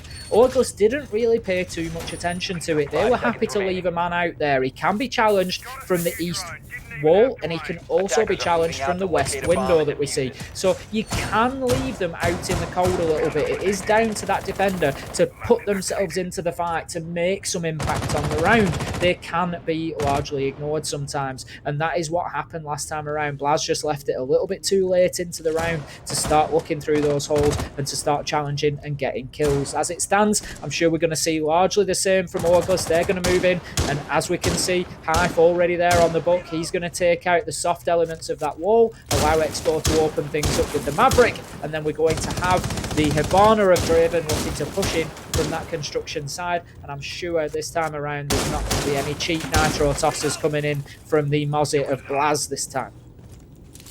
No, potentially not. And of course, that Valkyrie isn't there anymore as well. So that's not going to be happening. As you say, you do still have the C4 on the defender side, but it's certainly going to be something that Orgulous are a little bit more aware of, and potentially they'll be a little bit more diligent about clearing out that bottom floor, at the very least checking to see if there's going to be anyone around there. Well, I say that, and Chaos is going to be the first to fall.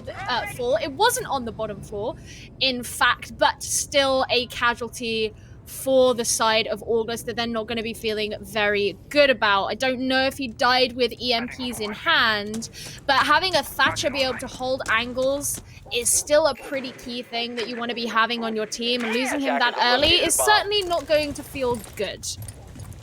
It won't. There's no electrical option for Penta, so it's not necessarily the end of the world for Orgulous to lose that Thatcher, but it is still always a nice to have. We can see Draven has certainly learned his lesson here. He's going to be looking to get that construction wall open from an absolute mile away rather than standing next to that hatch, and we can hear that he is successful in doing so. So we've now got east wall open, construction open, ticks in the boxes for Orgulous so far, but they need to be aware of the location of Alive. He's already managed to take KS down. Where has he gone? How is he going to impact on the rest of the round? Revan put in that ACOG of Doctor. Great work there. Alive is underneath and looking to cause a nuisance of himself. Meanwhile, Revan is causing a nuisance of himself with the second kill onto Expo. That's now 5 versus 3. Prano will clear Revan out eventually, but too little too late when the Doc has already taken 2 men off the board. This is still a huge ask now. Prano will go and recover the diffuser there. He does have the means to get himself inside of sight. That is an important kill from Hive, but he will be unaware of the location of enemy who will get the trade onto him. Prano with one onto Blaz,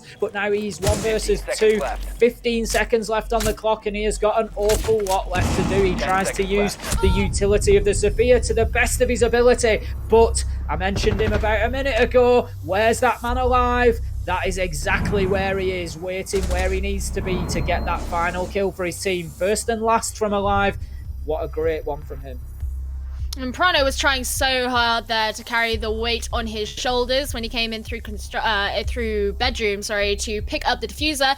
He was able to get the kill that was required onto the dock, which I was thinking that's going to be kind of difficult. If he gets caught out here, it's going to be so hard for anyone on the side of August to be able to pick up that diffuser.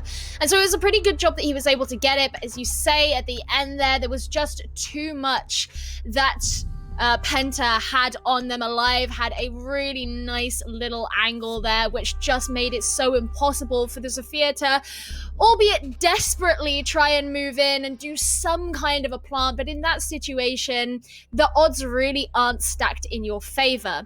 So now going to gym and bedroom for the first time, and Blaz deciding he's going to be bringing the Valkyries. So potentially going to see a little bit more of that cheeky C4 play. Of course, you can also place those all-important black eyes. Valkyrie sometimes likes to sort of hide out in the bathroom or just this general area, and you can obviously have pretty good intel on where the team are. I'm interested to see. Sorry, I was just gonna say I was just seeing how they were reinforcing the bathroom there, because we have seen sometimes half of that bathroom wall be left soft so they can get an angle onto anyone coming in through jacuzzi wall, but we'll have to wait and see. 10 seconds I'm remaining. interested to see this. There's no bandit, no KE on the side of Penta. We often talk about this site and attacking it particularly, how pivotal jacuzzi wall can be. Once that is open, it starts really giving a funnel into sight for the attackers to use. Otherwise, if you can keep jacuzzi wall closed, you limit them to single doors and windows for the final push to try and get an execute. That is not going to be possible this time. I tell you now, that wall is going to be open up within the first 30 seconds to a minute. I would be surprised if it's not. I would expect them to start pushing immediately now. We've got a mute jammer down behind there. I know that we don't have the thermite hard breach option, but there is potentially still Hibana. If you can put a gun behind it, if you can have the bandit there to try and challenge the Maverick, don't forget, whilst the Maverick is opening those holes up, kills are possible. Those angles work in both directions. Get there and challenge them. Don't let them feel like they can come and open these reinforcements for free. We can see Expo now already starting his work on there. And that is going to be the jacuzzi wall open extremely quickly, and I just think this is going to be a very, very tough defense for Penta potentially once this gets open. Revan is going to be a key here. Pulse inside the bathroom. He's feeding all that information back. He's waiting for that. He's waiting for that reinforcement to drop off so he can try and get himself a shot. At the minute, that is going to be really, really important, how easily they are allowed access through there. Let's see. Come on, boys. UMP versus M4. But, I mean, that is really why this has been left open. As you say, there aren't the electrifications. So they're going to have some way of providing pressure onto this wall to prevent August from being able to just waltz their way in. Obviously, holding onto the heartbeat sensor here is going to be able to provide the information to the rest of his team.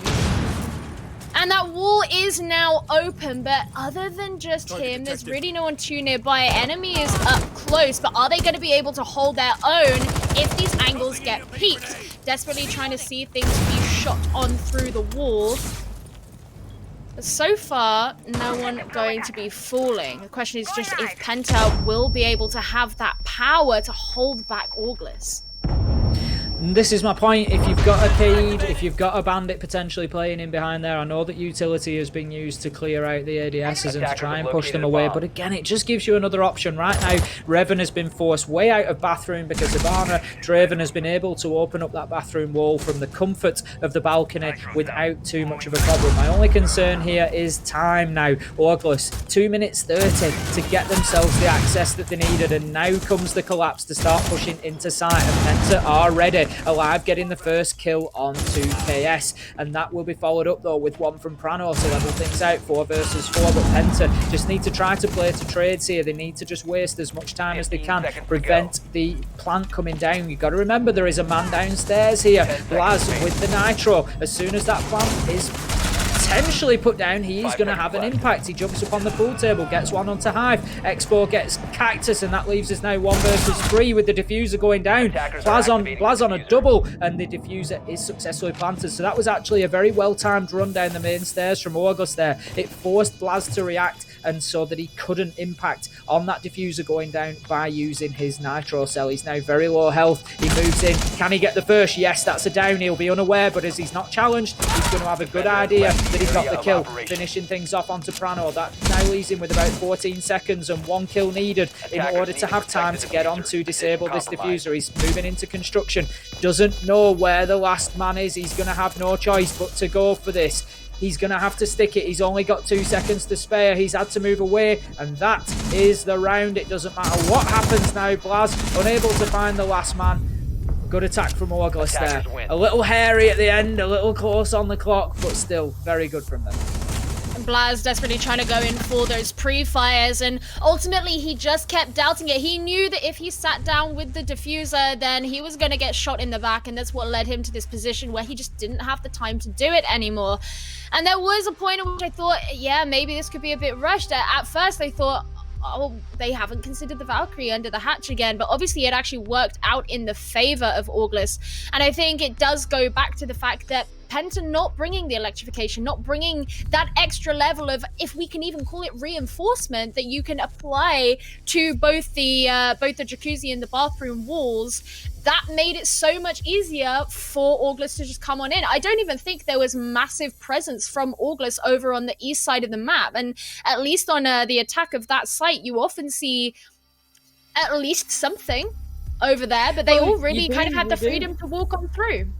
You normally see at least a token push coming in through cache and CCTV just to create a pinch and to, if nothing else, turn the defenders' heads and make them worry about both sides. But as you say, they were quite happy to just push through the one location. I think largely that came down to the fact that they could open jacuzzi wall, they could open bathroom wall without too much sort of intervention there from Penta. There wasn't too much resistance from them, and it allowed them to do what they wanted to do. They got a good couple of kills as they did that. I think, you know, credit where it is due for August so far. They have suffered the first death in 3 out of 4 rounds so far, but they've still got themselves level pegging. They are quite happy to fight back from that position, and what we're seeing is good from them so far. When they get themselves onto the defence, if we see that they've ironed out some of those problems, we are on a defender-sided map, I would expect we might well just see a strong second half from Auglis here. So Penta really need to be making sure that they get themselves the win in round 5 and 6. It's very interesting considering at the beginning we were talking about how we thought maybe Penta would be able to capitalize on the very explicit and standard nature of playing this map, and actually so far Auglis are proving to be way more of a challenge than they were on Coastline. And maybe this is something that the future opposition of Auglis going through this competition are going to remember. Don't take Auglis to Clubhouse, because, you know, while they might seem a little bit easier on some of the other maps, actually they know how to handle themselves on this map. So obviously going downstairs once more, and this was before the site where we saw Alive make a pretty impressive rotation. Didn't actually end up working in the end. I believe it was Auglis who did take the site as they made the push down Dirt Tunnel. And so Penta are going to be all the more aware of where they have to hold on to that strength. They know that they don't want to lose those early members from that north side of the map, because it just gave Auglis such an opening and allowed them kind of just like, oh, you know, come on in. This is my new house. This is my housewarming party. Just like, enjoy yourself. Relax. It's chill. You see that Jaeger we have? Yeah, you feel free to kill him. So that, you know, that's something that Penta don't want a repeat of.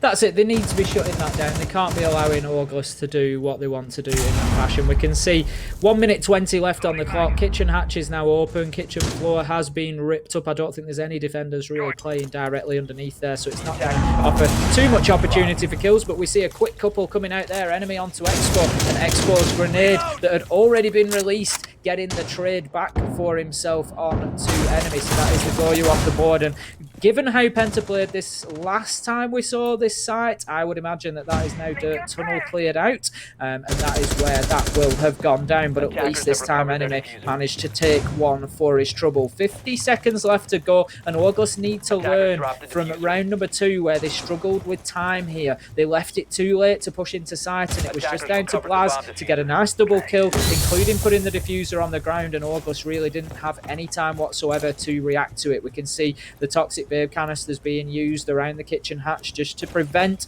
that push coming in, and we are now down inside the final 25 seconds, and another 10 seconds will be burnt there. KS will be traded out by Blaz after getting the kill onto Alive. Cactus 1 onto Hive, and that now leaves us 3 versus 2, and this is going to be a big ask for August from here, and it just got bigger as Revan gets the kill onto Prano. It's all down to Draven here to stop Penta, putting themselves back in the lead, and he cannot do anything of the sort. Revan on the shotgun will finish things off, and we know how devastating that shotgun can be from the Mortar room. Can be pretty destructive. I think one of the things with August there is that even if they'd have been able to win out a little bit more of those fights, no one had really made the effort to go and collect the diffuser after Expo went down. I think it was Expo who was holding it at the start. At the very least, by the end, no one was holding that diffuser, and it didn't get planted anywhere. So when they were in those sort of last final 30 seconds-ish, and all this utility was coming out from Penta, we had the toxic canisters, we had shotguns, which I guess is utility in a way. I mean, what August even going to do? They got themselves into a position where, okay, they could have pushed forward onto the site. It would have required a lot of aggression, but they certainly weren't in a position where they could have reversed out of the parking space, gone to pick up the diffuser that they've forgotten, and then come back and hope that parking space is still open for them, especially not in the amount of time that they had left.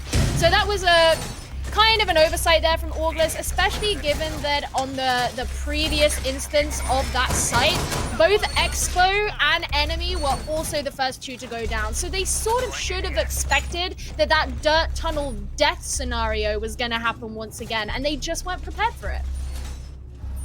That's it, and slow really is the word for August so far. We're seeing it just left too late on too many occasions, and that is something that we saw from them last week as well. So many of the rounds last week were played out over the entire 3 minutes. We saw last 5-second plants. Now, I completely agree with the mentality that a plant in the last 5 seconds is worth exactly the same as a plant in the first 5 seconds. It doesn't matter. At the end of the day, the objective is being played, and if it takes you 2 minutes 55 to get yourself into the correct position to get that diffuser down, then that is what you should do, rather than rushing in and losing your life trying to get it down sooner than that because you're desperate to keep the clock ticking. But what is important is that you're doing that in a controlled manner, and I feel like that's just getting away from August a little bit here. As we saw in that last round, they get into a point of 15-20 seconds to go where they're not really in a position to start pushing onto site directly, and that's when it's just coming down to those last second gun battles. They've come out on top a couple of times, they've lost out a couple of times, but it's never going to get you a great advantage. You're never going to have a 4-2, 5-1 half that way. Seeing that extra protection there be applied to the dock. Revan obviously got caught out last time as the Sophia did try to make her way through after picking up the diffuser from bedroom. So Revan's someone who actually did fairly well the first time they came to this site, which I actually believe was round 1 if I remember correctly. Wanting that extra protection from potential projectiles and have that extra longevity going forward into this round could apply some particular value. But Draven, just looking to move him forward. You mentioned it last time, Ace, when we came here, is he knows too well to be too up close. He wants to play further back a little bit and last a little bit longer than he so far has been doing. At the very least, he's got the wall open, and that's a great start.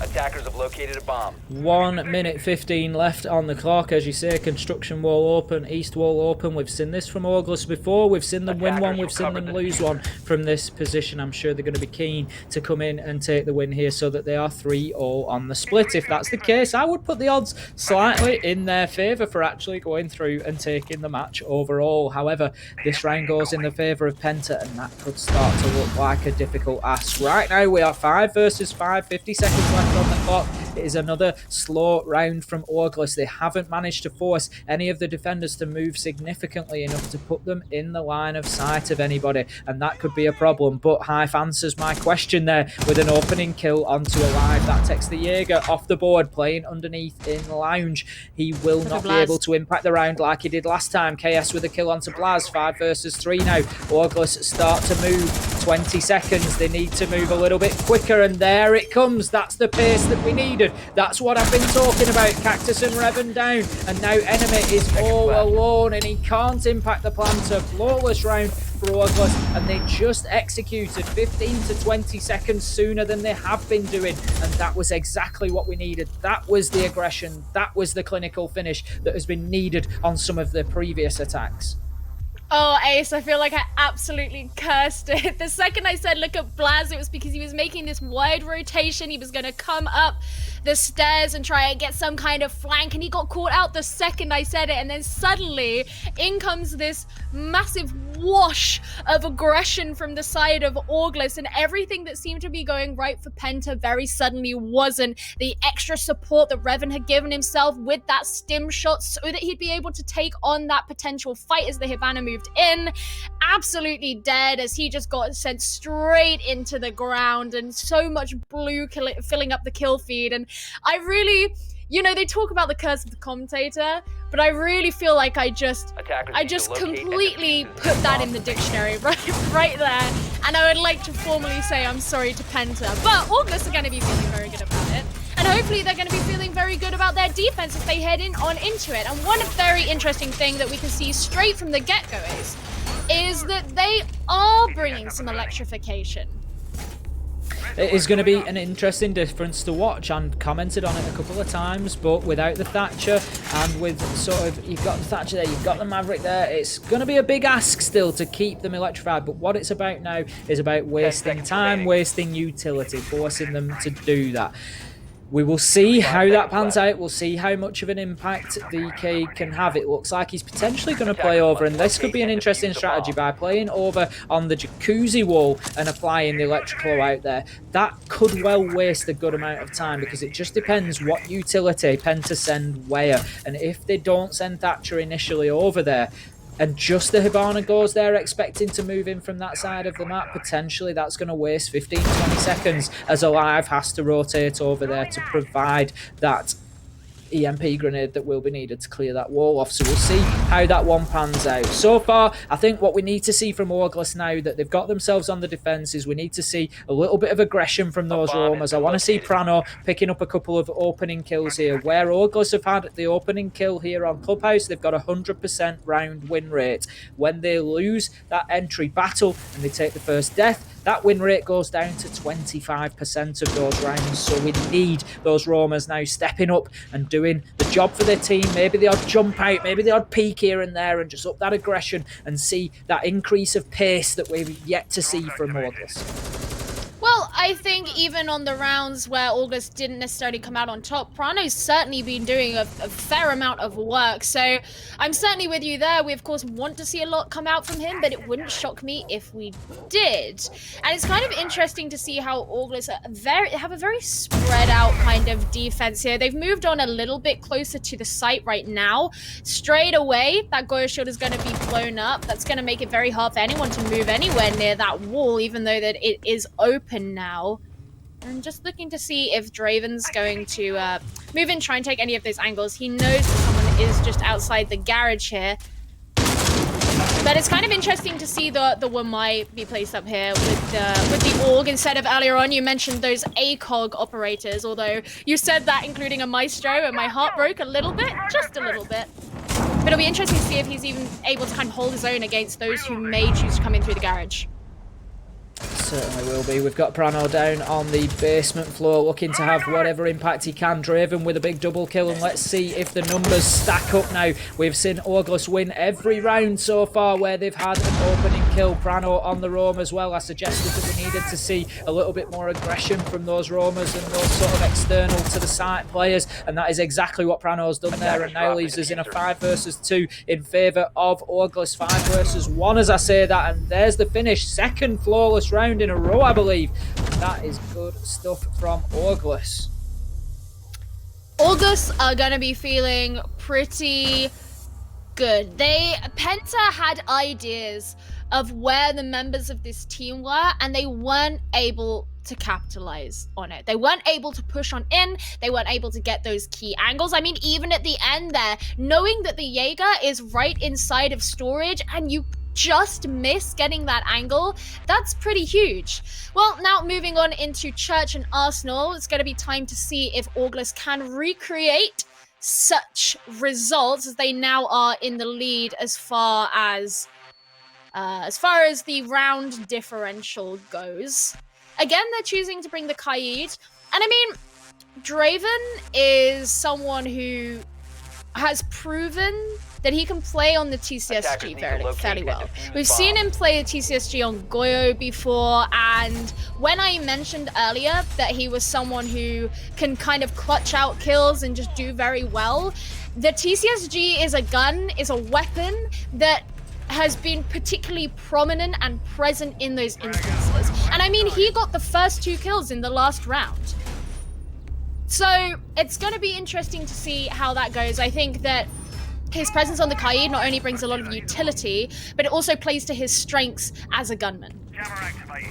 10 seconds. So heading into round number 8 then, we are 4-3 in favour of August here. This is our second map of the night in this Challenger League Season 11 EU fixture between August and Penta. Penta taking the first map out on Coastline, and they won it in commanding style really. August didn't make too much of a dent on them in that one, but here they are certainly looking to get a result out of them. They want to take one of the wins at least, and they want to keep themselves in the running for one of those 2 coveted Pro League spots. We're going to be heading down to Church and Arsenal for the defence here. August with a couple of flawless rounds, opening kills certainly powering them through the last couple, so that's going to be something that I'm sure they are looking to repeat. We do have a Kaid on hand. I don't know exactly which hatches have been electrified or not. I think we've just had one opened up. I think the bar hatch has been opened up through choice to allow Hive to rotate back to site if needs be. The kitchen hatch has been opened. The Kaid is playing in and around the mortal area, so it doesn't look like he's using his utility too greatly there. Still got an electrical. What? Still got an electrical in hand. He's not really looking to defend the kitchen hatch there. I'm not really sure what he's going to be doing with that. We've got Prano up on the top floor. They are looking to try and hold from the top floor down. Draven with that opening kill onto Plaz once again. Don't prove me a liar now, August. Let's get the win from here after that opening kill and keep that 100%. Well, I did say that he knew how to use that weapon, and he's proving once again that he can do that. And that is pretty good start here for August. Now, Blaz is that player that we said can bring so much power to the side of Penta, and losing him early is certainly not good. Revan also looking fairly low, so he's going to have to play a little bit more carefully. You've got to watch out for these players like Prano and like KS. Prano obviously upstairs looking to get a shot in through the floor. Out comes a C4 from KS. Not going to get anything, and Prano will be falling to the headshot from Cactus as well. Cactus with that Type 89 in hand. That is, again, one of these weapons that just suits him so well. Draven, he is going to be falling, so not going to have that on the side anymore, and the trades are just coming in and out with a live following up too. 35 seconds left to go now. Penta almost back to the drawing board here. Not really in any positions where they need to be to command any sort of attack over sight, really. They're looking to get themselves into blue, but with 20 seconds left on the clock, it's late to be doing that. They've got a man now down in the church corridor, but I'm just wondering where their potential plant is going to be coming from here. We look at the drop coming down, but that will be heard. Taken out. Cactus actually getting shots onto his own man from Dirt. That is unfortunate, let me tell you. In comes the push from Dirt, but that is not going to get any joy whatsoever. Time will run out eventually. Expo killing Cactus as the sort of second to last man there, but Penta not able to do anything. And again, I just felt like it was attack that didn't really have any teeth by comparison to what we saw from Penta on Coastline, where they were very clinical and very focused on what they wanted to do. They just seemed to have less of an idea here on Clubhouse. No, Penta certainly looked a lot more lost, and it sort of looked like they were trying one thing and then they would change their position. Oh, maybe we can drop down this hatch. I sort of know someone's in there, but this is a soft wall and I can get pre-fired through it, and that's exactly what happened. And I feel like even when you just compare the defenses of the two teams, Penta had their Church Arsenal defenses torn apart purely by the fact that Dirt Tunnel was able to be cleared out so quickly. Well, when August were on the defense, they electrified that wall, and Penta didn't even try to open it. And just that one tiny detail says kind of all you need to know about the ease with which August were able to take that attacking round. Now, August are only one round away from being on match point now. They are going to be coming to gym and bedroom for the first time. And this was something that when Penta were defending this point, they really struggled with. They didn't have all that much pressure applied behind the western reinforced walls. They tried to open up one panel of the bathroom wall so that maybe they could apply pressure that way, but you put a pulse there, he's got UMP. Exactly how scary is that really going to be? And the answer in the end was it wasn't. And August didn't have to exert all that much effort to come around and make rotations through the other side of the map, provide that pinch. They all just kind of walked on through as if they'd been welcomed with open arms and took the map fairly swiftly. So that's going to be something interesting to see how Penta do approach this, whether they have just an easy amount of time. If the last round is anything to go by, I'm willing to bet that no. Round number 9 then, 5-3 presently to August, and I'm sure they're going to be looking to keep this momentum going. 3 rounds in a row for them now, bringing them all the way from actually 3-2 down to now be 5-3 in front. If they can get themselves onto a match point here, this could be big for them. KS is playing the Bandit in the bathroom there. He's not going to try to defend the double wall because obviously the Maverick makes that very difficult, but he is going to try and hold on to that bathroom location. He will be swamped, no doubt, with utility in the form of Zephyr grenades, in the form of potentially frag grenades coming in from enemy. They will try to clear out any utility ADSs or WAMIs that are there to try and support him, and they will try to force him out of that location. That could be a pivotal point of this round. How long can KS hold on to the bathroom for? We can see Revan already getting himself inside there, looking to put shots through the soft wall, and nearly gets the kill onto KS. He is now low health at this point, but we can see that there is attempts being made to hold on to that wall as best they can. Yeah, we did also just see the Wamai throwing an extra disc into the bedroom, which is pretty key given that Blast on the Sphere is sitting just outside. Now, if Hive just walks too far in front of that window, he could be in trouble. In comes a frag grenade, that's going to take the Bandit down. So that's pretty huge there. The enemy is going to be falling as well. Blue and orange trading places here in the kill feed. And we do have a 3 versus 3 situation. The question is, who is going to be able to hold on to the most? Going to be looking for Prano to be getting some pretty key kills. He did make a fairly wide flank before. Oh, I'm sorry, it's not 3 versus 3. It's a 3 versus 4. I just cannot read. But now a 4 versus 2, and Penta have the significant advantage.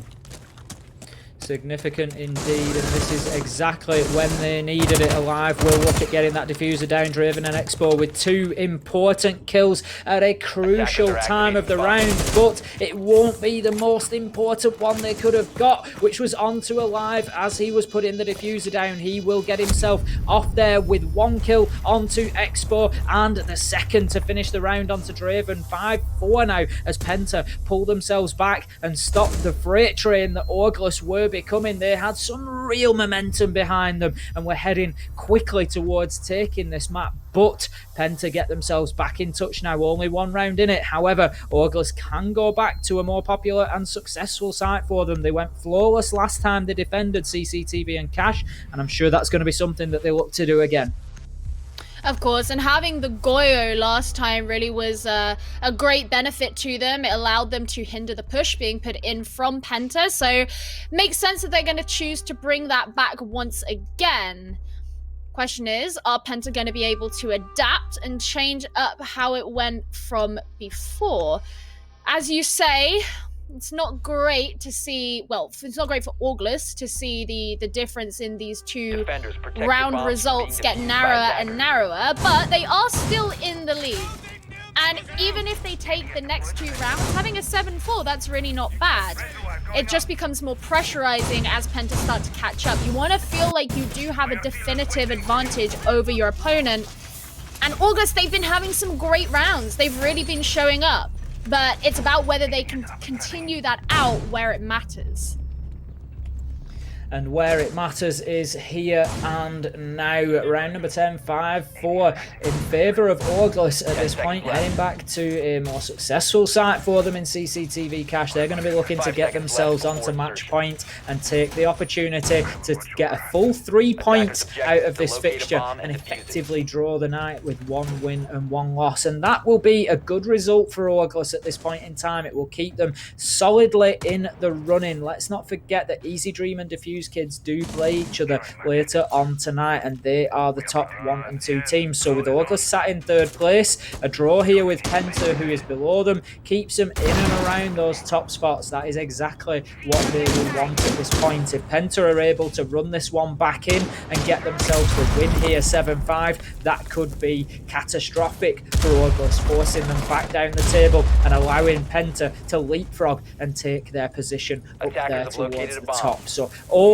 rides on the next couple of rounds here for August. We can see we've got Draven out on that garage catwalk once again. We saw him out there with the 1 eye last time. We've got Hive and Expo holding down sight, and we've got KS and Prano looking to prevent that construction side push. So they are well aware, August, of the very type of attack that they used themselves in trying to get that pinch onto sight by pushing east wall and construction, and they are not going to allow it easily.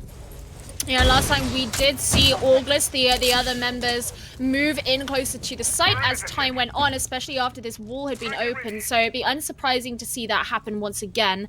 And as you mentioned, Draven up in the garage, well, he did end up getting the opening kills last time, and 2 of them, in fact, right after I questioned whether having the Wamai there was going to be the best option. So I was made to eat my words pretty hard. And so that leads me to believe that Penta are maybe going to be a little bit more careful if deciding to move in from that way. They're going to know that the likelihood is he's still there. Hive just looking through this hole in the wall. No rush here from Penta to start pushing in. They just need to understand where everybody is, because they know that these angles and this power can come in and squash them. Cactus is pretty low health as well. That's something that they are going to have to be fairly aware of. This game is getting exciting now as we come towards the sharp end. 45 seconds left on the clock, 5 versus 5, and you can feel the tension. It's palpable between these 2 teams, neither of them wanting to lose the first man, neither of them wanting to take that risk, but that will always favour August. They are the defenders and the clock works in their favour. Unfortunately, enemy, that bit of the ceiling isn't destructible, so you can't get the view that you wanted. A great double kill from Prano. That is exactly what August needed from him. He just needed to power them into the round. Blaz will shut him down, but that will probably be too little too late. 15 seconds left on the clock. 4 versus 3, 3 versus 3 as Cactus steps in with 1 onto KS. What can Blaz do here from the stairs? Alive gets 1, traded straight back out by Draven, 2 versus 2. This is becoming an absolute bloodbath, but ultimately Orclus will take the round based on time. They didn't have the diffuser in hand. Penta able to do anything with it, and it was just too little too late from them. Blaz remaining at the end there with what looked like a third of an HP. But as you say, it just wasn't enough. Orglis were able to grab in those kills before Penta could really do anything. And they were taking their time to move on in. And I think the experience they'd had going against Orglis on this site before left them feeling scared. It left them feeling reserved. They knew that there was going to be power coming from all sorts of places in the map. They couldn't necessarily come in through elsewhere because the presence of the Kaid and the Jaeger. They knew that the Wamai was going to be in the garage once again, and just what a nuisance that caused them before. And at that point, when you start to lose the confidence in your ability to push back in those situations, that's where you find yourself in times like this. And of course, Blaz, yes, he can get the kills. He's Blaz. What do you expect? But when it's after those opening kills have already been accrued by the defending team, it's not really enough. So now Orglis are on match point, and that's something that they probably were desperate to hear be said about themselves after a bit of a struggle formerly on Coastline. And this was a site that they held fairly well, most likely going to see the electrification at the end of the dirt tunnel once again, and that really held Penta back in a way that Penta failed to hold Orglis back when things were switched around. And so Penta, I'm wondering if they're going to change up their focus and try and invest a little bit more in coming down there, even though investing in the dirt tunnel can be risky, because if it doesn't work out, well, you can waste a lot of time doing that. But it's what didn't work for them before. Round number 11, Orglis 6-4 now, guaranteeing themselves the draw in this second map. The best that Penta can hope for is to take 1 point and therefore 4 overall on the night, having won the first fixture on Coastline. But if Orglis have anything to say about it, which I have a sneaking feeling that they might just, it will all be going in their direction. We can see the Cade trick is successful there and will take a set of Hibana pellets off the hatch. Cactus will move in to try and get another set on there and open things up. We can see the EMP grenade follows it in as well, and that should allow the hatch to be opened successfully, which it does. Alive just looking in through the breach there to see if he can get an angle onto anybody in sight. We've got Revan pushing in towards the bar hatch as well, supported by enemy, and that is going to allow full control of that mid floor to go to Penta. We can see Orglis at this point just happy to hold their angles downstairs and just wait and see what develops. We have got a man out in dirt tunnel, we have got a man in blue, and this is what I like to see from Orglis. They're preventing those 3 avenues of attack. When you're attacking onto this site, you want to get men into blue, you want to get men into dirt, and men into church wall. If you can get those 3, get that sort of control, then it makes it extremely difficult to defend against, because you just end up spinning round on the spot trying to fight 3 different angles. So right now, Draven and Expo are particularly important. Want to be looking out for KS here, because if Blaz decides he's going to move on up, then we're going to be looking for the support of him to see if he has the back of his teammate. Blaz is in a risky position here, sneaking down into blue, and if he loses his life, then that's going to be a pretty significant loss for Penta, considering what he can provide for them. He doesn't know exactly the location of his enemy, and actually you can see how this setup is here. You've got a player either side of the entrance. There we go. Blaz going to be falling. He's going to be the first death, and now Penta have to go about it without him, and that's going to make it very difficult. Out come the smokes, and Hype's going to be bringing down Cactus as well. There's a lot of HP loss on the side of Orglis, but it doesn't matter. They're going to be getting a couple more kills. Only 2 players left on the side of Penta. There's going to be enemy and Revan, but Revan falls just as I say that, and enemy's got a really tough task. Orglis are going to be taking the round. They take the map, and they take 3 points as well, Ace, which was something they so desperately wanted to cling to. Wanted and needed, there is absolutely no question of that, but Orglis have just shown us that they are more than capable on defence. They just need to start rolling that out to the other maps now. They had a great performance there on Clubhouse. It was a joy to watch. They really got on top of Penta and managed to keep themselves there when they got there. So a great performance from Orglis to take that second map on Clubhouse. The question now is, how do they translate that? How do they take that forward, and how do they apply that to next week's fixtures? Yeah, they're going to have a pretty strong look at the specific reasons as to why that went right for them, why it is that Clubhouse specifically has gone well for them. I mean, we've seen all too well with certain teams in Rainbow Six right now what happens when you get too comfortable with the idea that you're good at one map and not necessarily good at all of the others. And that is something that they'll need to kind of cultivate and build upon, and that's entirely possible. That is a tangible goal, and that's something that Orglis will be able to work towards, and hopefully for their sake be able to remain a competitive team in Challenger League and keep trying to kind of get their way up to that top spot.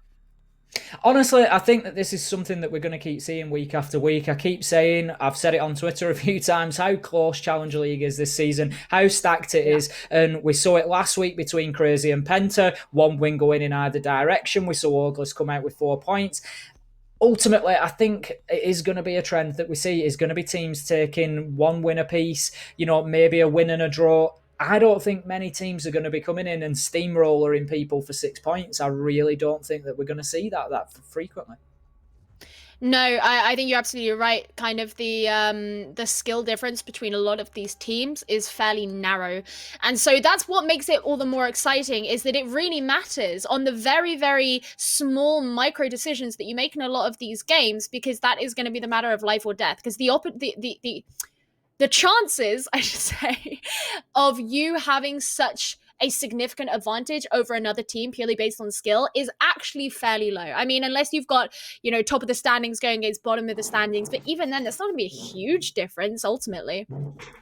Ultimately, if you've qualified for Challenger League, you've got some capable players on your team. That is the top and bottom of it. So as you say, the mechanical skill gap is never going to be huge. You might have 1 or 2 sort of outstanding players on the top teams, but ultimately, it's the whole package that you're looking for. It's the mental game, it's the strategy, it's the backroom staff. It's that whole synergy of all those things. It's the sum of the parts coming together, and sort of being greater than the sum of those parts once they're all clicking and working together. But I like what I've seen from Orglis towards the end of that. It gives them a platform to build off going forward. That much is for sure. There's no question of that.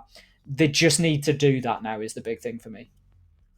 Yeah, I know. I think you're absolutely right there. And I think that's very positive and optimistic outlook for Orglis. Absolutely. We do have an interview ready for you. So we're going to head over now. Oh, we don't. I think we've just got a little bit of a technical hitch. We will get sorted, and as soon as we do, we will get that interview rolling for you. Looking forward, we've got another game to come up tonight as well, Gio. Everybody should certainly stay where we are. We've got Secret versus Crazy, the Battle of the Brits, coming up very, very soon for you. So, I think this one, Penta versus Orglis, has been a fantastic fixture to whet our appetite for the rest of the night. We're going to have some It's been the warm-up, right? Killer Siege. I don't want to call them a warm-up act. That's a bit, if you want to go there, Gio, then... no, yeah, I'll say it. Right, okay, we do have an interview ready for you, so we will be heading over into that now, and we will have a chat with Prano from Orglis. So, Prano, welcome. Very good to see you. You must be happy after that result there? Not that happy as we would be with 6 points, but yeah, it is what it is.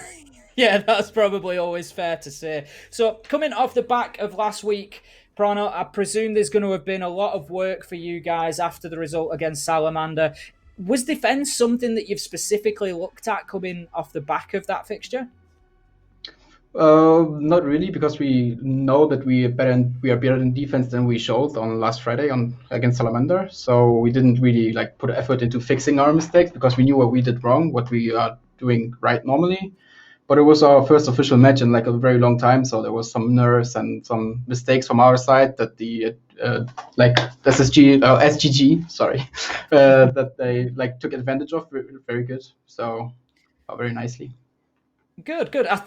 Coming through that map on Clubhouse there, particularly, we saw that early round aggression really seems to benefit you guys as a team. Whenever you got the opening kill, I think you actually ended with 100% win rate on rounds whereby you took the opening kill, whereas you were only about 25% on the ones that you didn't. So you're winning far more frequently when you have that man advantage. Do you feel any pressure yourself coming into those situations? Because obviously you are one of those players that the team is looking to get entry frags. Is that something that impacts you, talking about nerves and pressure? Not really, because I'm confident enough in like going into gunfights, taking these entry gunfights. So if I win, I win. If I lose, I lose. But most of the time, or like not most of the time, but more often than not, I'm winning them. So it's beneficial for us. You certainly had a couple of important ones on Clubhouse, that much is for sure.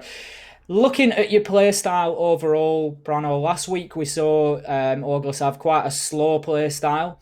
That's something that I feel has continued a little bit tonight. We've seen sort of, again, some very late rounds coming in, pushes into sight with 15, 20 seconds. Is that something that's just your style, or is it something that maybe you'll be looking to change going forward?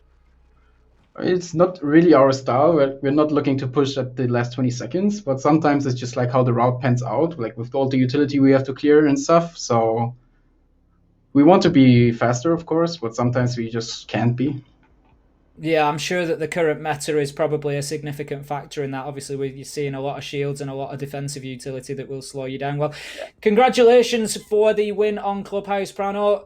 Not exactly the 6 points that you wanted, but still a good performance, and certainly a lot for you guys to take away from that. We definitely saw improvement from last week, so that's good, and best of luck heading into next week. Thank you very much. So, hearing from Prano there, certainly doesn't feel any nerves going in for those entry kills. Seems very confident to get them, and he had a good game tonight. He did, and I said at the beginning that he was really the player that I wanted to watch for, because especially on Clubhouse where you just want the Zofia to really pop off, and obviously he did a really good job of that. But I don't know, listening to that interview, I was thinking he's, feeling confident, feeling happy, but of course never satisfied unless you come away with the 6 points. Of course not. That's what all these guys are looking for week in, week out. So right now, we're going to pass you over to a short break whilst we get our third match of the night ready for you. Don't go anywhere. It's going to be an absolute barn burner. One way or another, I'm sure. We're going to have some fantastic siege for you. Crazy versus Team Secret. The Battle of the Brits coming right up.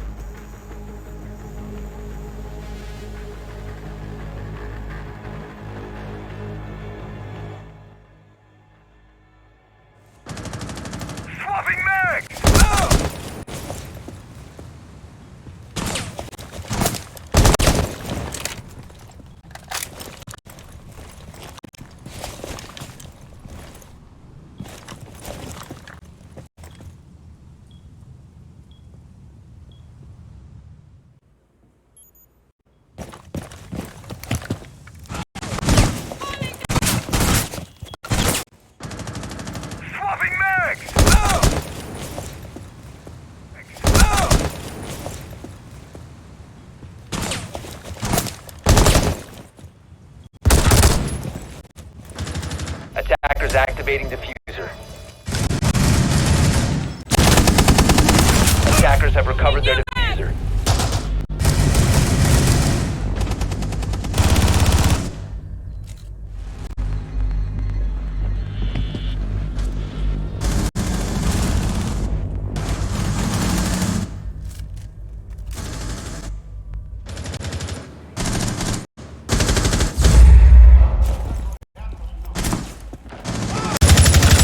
Slapping mags! Air-jab shutting off! Slapping mags! Air-jab shutting off!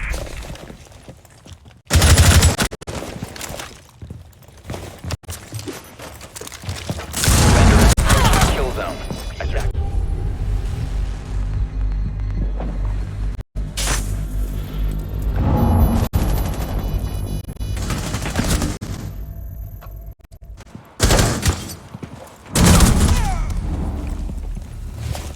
Drop the diffuser. Enemy spotted! Time to reach.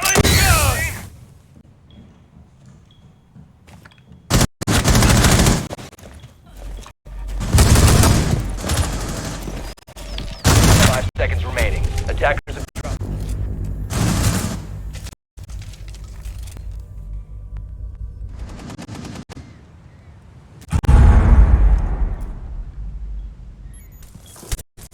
Attackers are activating the diffuser. Defender has left the area of operation. Attackers need to protect the diffuser.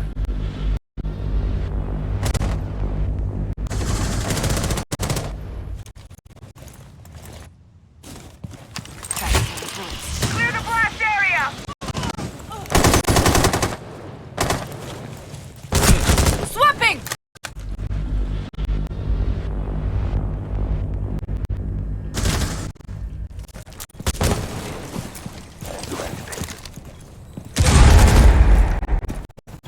I'm dry.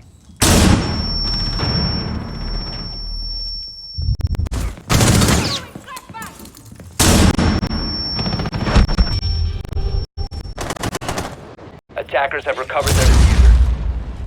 Swapping mags.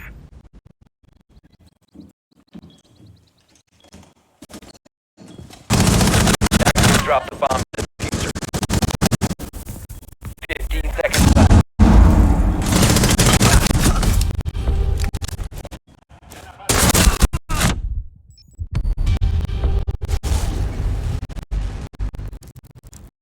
Breach charges prepped. Attackers drop the diffuser. Big grenade. 15 seconds remaining. Attackers bomb diffuser has been dropped. 10 seconds left. Attackers have recovered their diffuser. 5 seconds to go.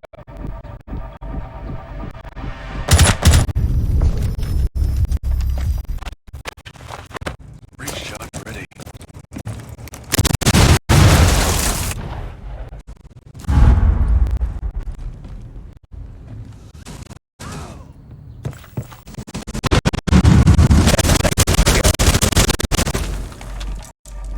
Stun grenade! Attackers recovered the bomb diffuser.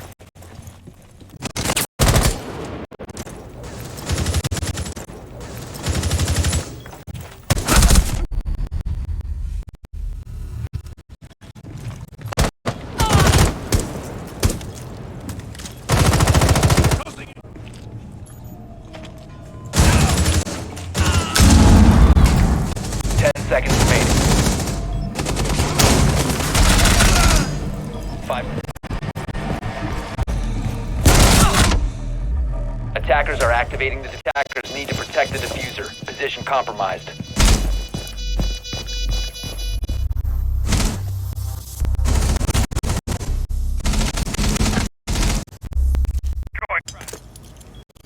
The attacker has been dropped.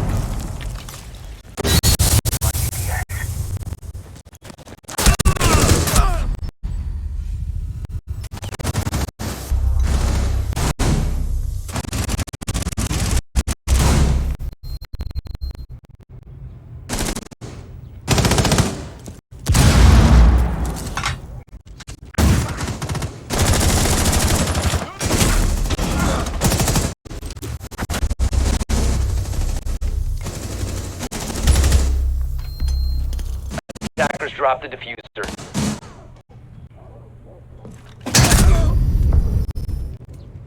Clear. Nitro cell set. Tossing frag. Drone activated.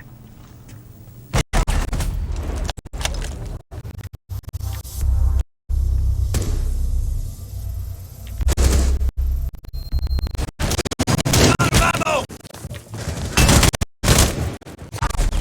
Target. Clear. Reloading. A bomb has been located. 5 seconds remaining. Attackers dropped the diffuser.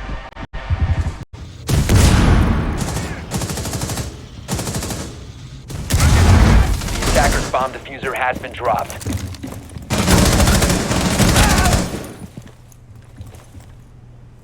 Attackers dropped the diffuser.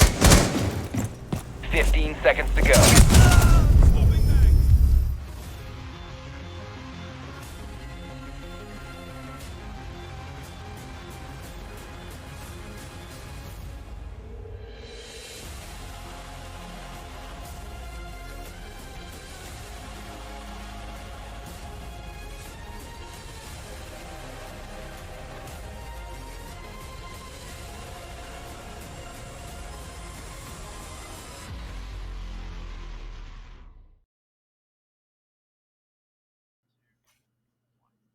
Hi everyone and welcome back to Challenger League Season 11 with me, Ace of Pyrax, and the amazing Gio. I've been upgraded from wonderful to amazing. I'm just mixing things up, Gio. You spoil me. Certainly try. So we are coming into the real star fixture of the night for me personally. I know you're looking forward to it as well, Gio. We have got Crazy versus Team Secret. We've billed it as the Battle of the Brits, and I'm sure that a battle is going to ensue. This is such a huge game, not just about the standings, but it's about pride and it's about territory as well. You say it's the Battle of the Brits, that's exactly what it is. Both of these teams have been synonymous with the British Rainbow Six scene for so long now. They have such storied histories, and here they are trying to figure out who really is the best out of the two of them. Certainly are. Let's have a look at Team Secret first of all. I think we can have a look at their roster. It has seen some changes recently. It will be largely familiar to you, but we do have the addition of Blas, of course, who has come in recently. And for me, there's a bigger story here for Team Secret. It is not just about the Challenger League tonight. It is about their future on the whole. They've lost the first 2 games last week. We know how important it is for these guys to be getting themselves back into Pro League. Fonkers, Leon Gids, Blast, Meepy, Junus is the roster. They are so keen to get back. They've been trying for so long to refine that form and to get that consistency of performances that we've seen in places like Las Vegas to get themselves back to Pro League. A lot of that, Gio, could be decided tonight. Having already lost 2, if you lose another 2, it's pretty much going to be you're on your way home at that point. It's very true. I mean, this is the team that a lot of people were saying they wanted to receive the invite to the Six Invitational 2020. They came second in the EU qualifiers, lost out just to BDS. And then they dropped out of the ESL Premiership, and now they're struggling in Challenger League, and it's like it's potentially a massive fall from grace for this team. For this team who has names like Leon Gids, like Meepy, like Fonkers, names that we all know, even Eunice, who used to be on G2, who was on the original Penta roster. This is a guy who has such a caliber of experiences under his belt, and now we're seeing them struggle. We're seeing them maybe losing their grip on this notoriety that they've been carrying through with them. They are an amazing team on paper. There is no question of that. I think they are just suffering to the old adage that Siege is not played on paper, and that is the key here. It's you can have all the names you want. It's about how you translate that into performances. We can look across to the other side of the table now, and we will take a look at the crazy roster. This one will be very familiar to you. I have no doubts. They are the darlings of UK Siege as it stands at the minute. They won the latest UK Premiership, and they are looking to make a strong contention here in Challenger League to get themselves through into Pro League and become that next Navi that we've seen already successfully doing so. That's Nathan, Packbull, Madman, and Jonker. Who are your favourites out of those guys, Gio? Wow, what a question is that? I mean, you have to kind of pull up Nathan, right? He's insane. We were talking about this earlier off stream, and you described him as the next Citizen. Citizen obviously now playing for G2, but was on Na'Vi. And the interesting thing about that is, of course, Na'Vi currently, they were the old M&M. Crazy are the old M&M. You know, this is the squad that was potentially going to be overshadowed by the former roster who went up to become Na'Vi. And at the moment, they're just showing that no, they're not going to stand in anybody's shadow. So, I mean, Nathan, yeah, very, very impressive. An incredible fragger, incredible gunman, but also Dats as well. I think he's fantastic. Not only does he have the ability to be able to frag out when he needs to, but he also provides so much support, like physical support, not necessarily even playing with utility, but like he provides such a support to the other members of his team in a way that he can allow them to play at their best as well. I think that's such an important thing to have in a player. So much strength in depth for this roster. I think that is probably the big takeaway when you look at Crazy. If one of them isn't having the best day, we saw it. I don't want to single him out. We did see it for Packbull last week. You know, this team, he is a really integral part of it, and he did struggle. We can just see his rating there at 0.66, quite a low cost as well. Just struggled to really impart himself on the game in the way that he normally would, and we saw Crazy lose the second match. I'm not saying that that's necessary, you know, that's on the back of Packbull, but generally speaking, if one of them's having an off day, others can come through and take the place, and that's the big strength of Crazy. But importantly, let's find out where we are going to be throwing down for this first of two maps. We're going to have Crazy versus Team Secret, of course. For me, I think Team Secret need to look to try and simplify things here. I think they need to avoid the complicated. They don't want to head somewhere like Villa. They don't want to be going overly strat heavy because it could be really, really dangerous for them. The funny thing about Team Secret is they have banned every map.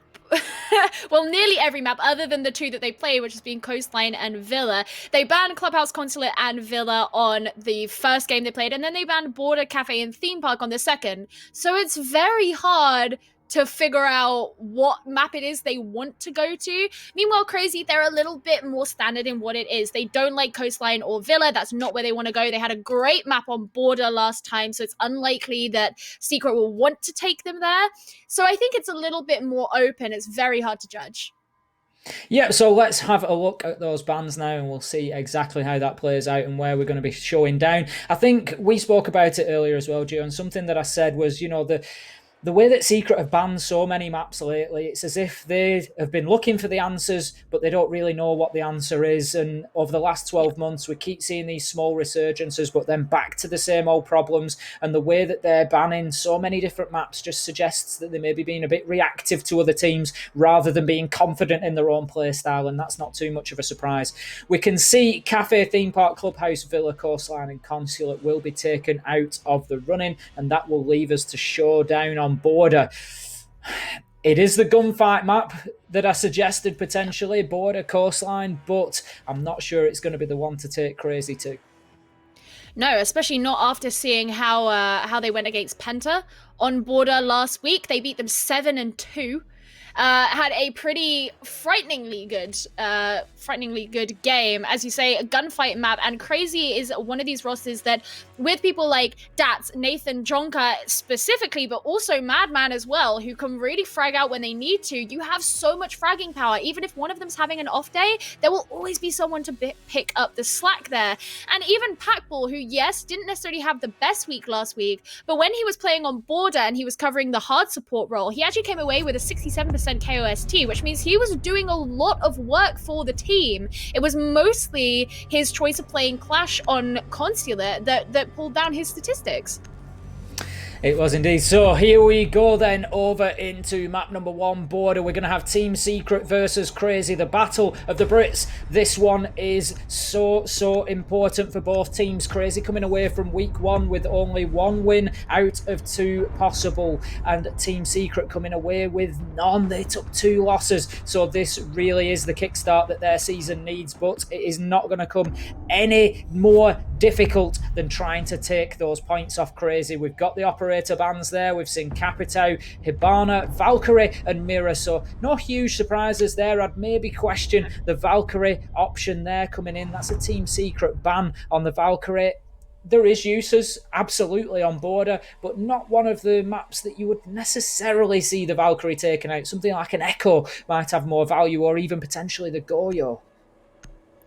Yeah, it makes you wonder if maybe they just, rather than thinking of what might be standard, they're thinking a little bit more, okay, what do we think that Crazy are gonna be able to utilize against us best? And maybe they have a particular fear of the Valkyrie in that sense. I mean, obviously, as you said, the rest are kind of unsurprising. We know that Crazy pretty much always ban Capitao and Mirror, which is exactly what they have done again this time. They're going to be starting things up on the defense, so they're going to be bringing in that Goyo that you mentioned could have been banned, putting that down the hallway, and those shields can make that really hard to push in and move in for the attacking team. And if there's anything that Team Secret need to be able to do, it's have definitive attacks. It certainly is. Round number 1 then, here we go. The only question you've got to ask yourself is, are you excited? If not, I'd be asking seriously, why not? Because I know I am. I am on the edge of my seat here for this match. This is the one that I looked for as soon as the fixture list was announced for Challenger League, as soon as they were put out there on the website. The one that I wanted to know was when the Secret play versus Crazy, and here it is, here and now in front of us on Border. Round number 1, we're going to be heading to Armory Archives. We can see some early aggression coming in from Team Secret there. Rounds rattling off left, right and centre. I know players like Leon particularly are going to be looking to come in and get a very strong start for Secret on the board. They're going to want them opening kills, and let's not make any bones about it, they're going to need those opening kills. They need players like Junus to come to the front now. They need him to show his experience. They need him to bring that to bear. He had a tough week last week, and they're really going to need those players, all 5 of them, to really step up. Quick progress here as they get the triple wall open into Office, and pressure is going to be applied. But that WAMI device just being redeployed by Nathan after it catches the first bit of utility there, and Packball will open us things off. And could that be the start of another torrid week for Junus?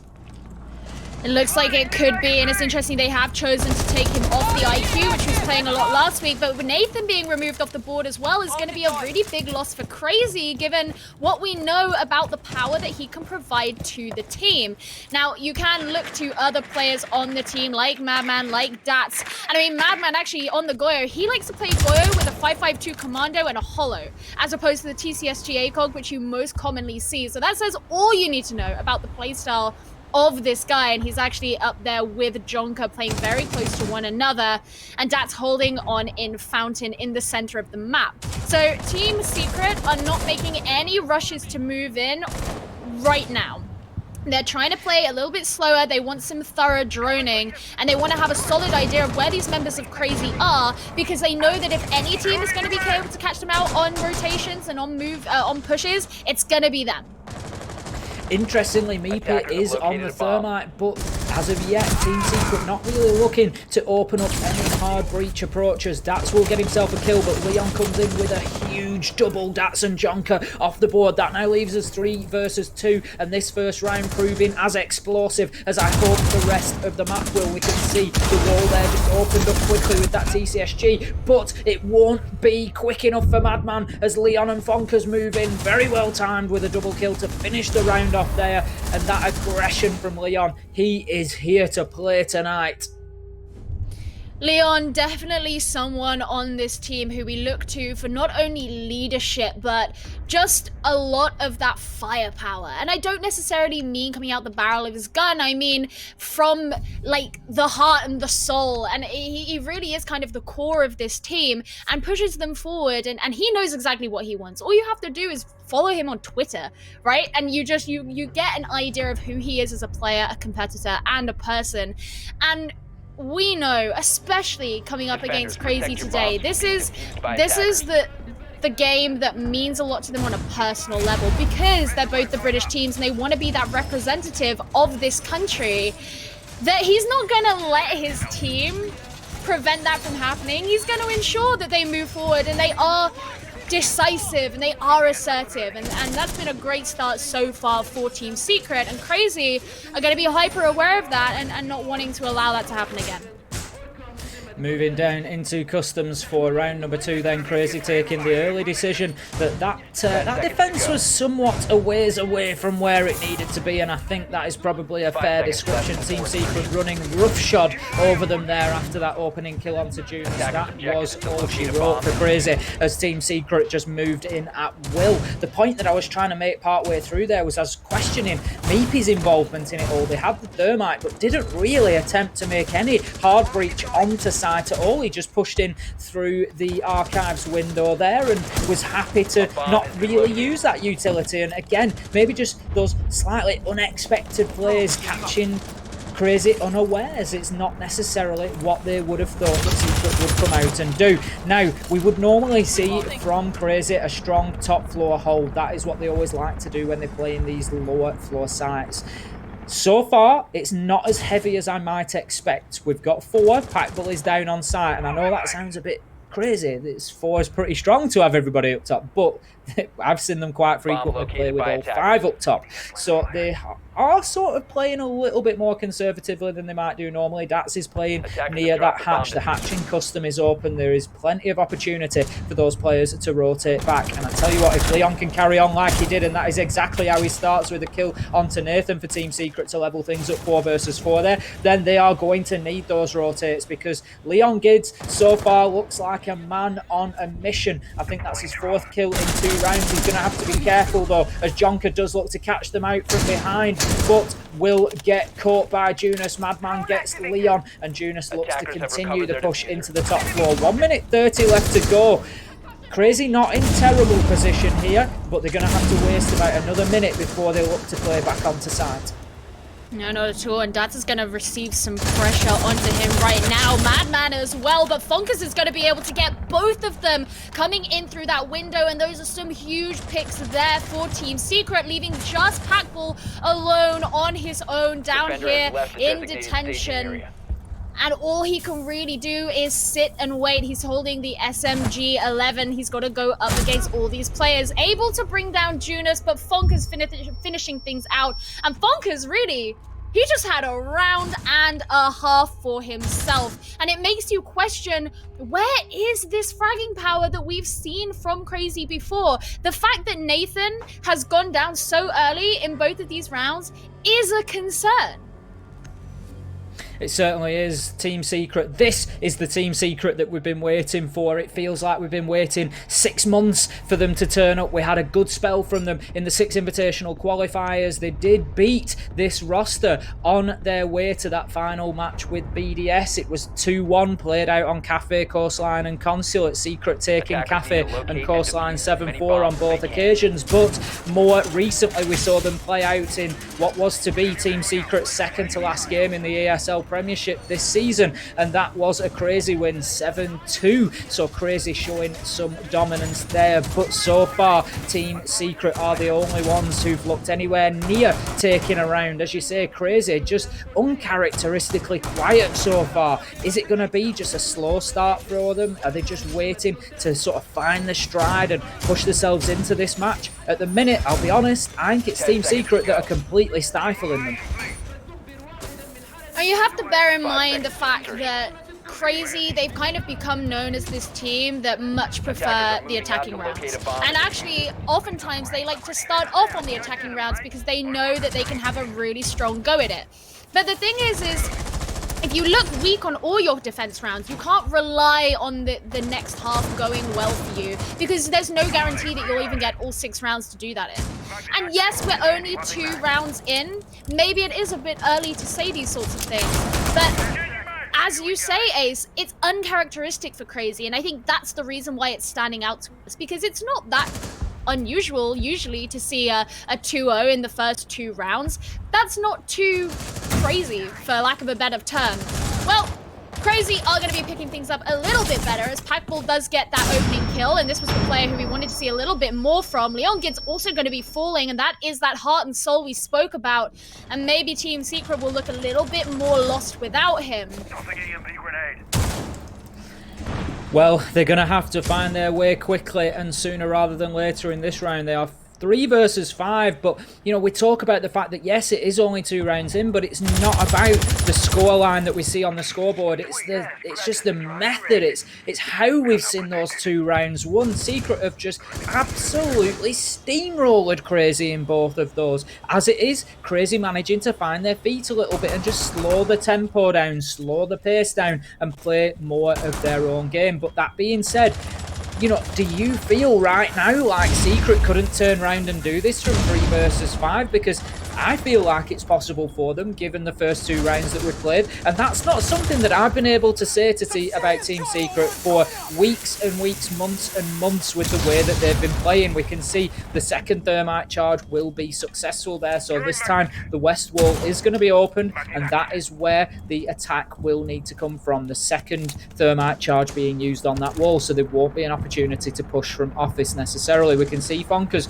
moving in downstairs. What he's going to try and do is use that explosive grenade potentially to open up the floor beneath Madman and clear him out from below the half wall. Right now, he's moving in just to make a quick challenge onto Jonker. Look at this. Jonker and Packbull both downstairs looking to aggressively defend that ventilation area, just making Fonkers very aware that he can't just open that window at will. He needs to be careful here.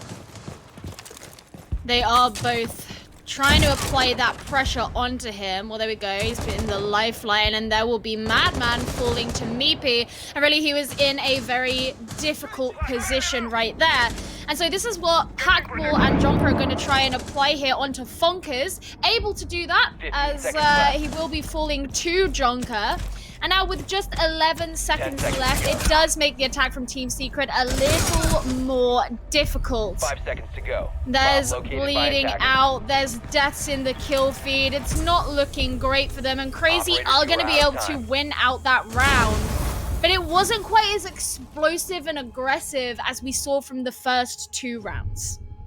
That's it. That was winning in a very different fashion, and there's no criticism in me saying that. Crazy have got the result that they needed one way or another, and that is what great teams are made of. When you come up against a team that is running over you in the way that Secret did in those first 2 rounds, it is being able to mentally reset very quickly and to just grind out that round result to get yourself back into things, and that is what Crazy have done very, very well there. They got themselves a couple of big openers. Packbull leading the way with the kill onto Blast. He's had a couple of entry kills for himself now. That answers the questions that I asked at the beginning of this match about Packbull and the way that he didn't get himself as involved last week. This week, coming out a much stronger performance, and I think we will see a different Crazy to the one that we saw on Consulate now that Packbull is stepping up 3-2 in those first 3 rounds. Madman also on the board as well. All they need now is Nathan, 0-3. If he can start firing and pulling himself into the game, then Secret might have just a little bit more trouble on their hands. But right now, I think Secret are going to be pretty happy with this. If they can get this next round particularly and go 3-1, guarantee themselves an even split on the half. I'm happy with Team Secret. It's so difficult as a caster of this game because I want to see Crazy do well. I want to see Team Secret do well. You know, I've rooted for them both at different times in their careers. And right now, I want to see Secret make a go of this. I don't want to see them sort of just flounder out of Challenger League with 4 losses in the first 2 weeks.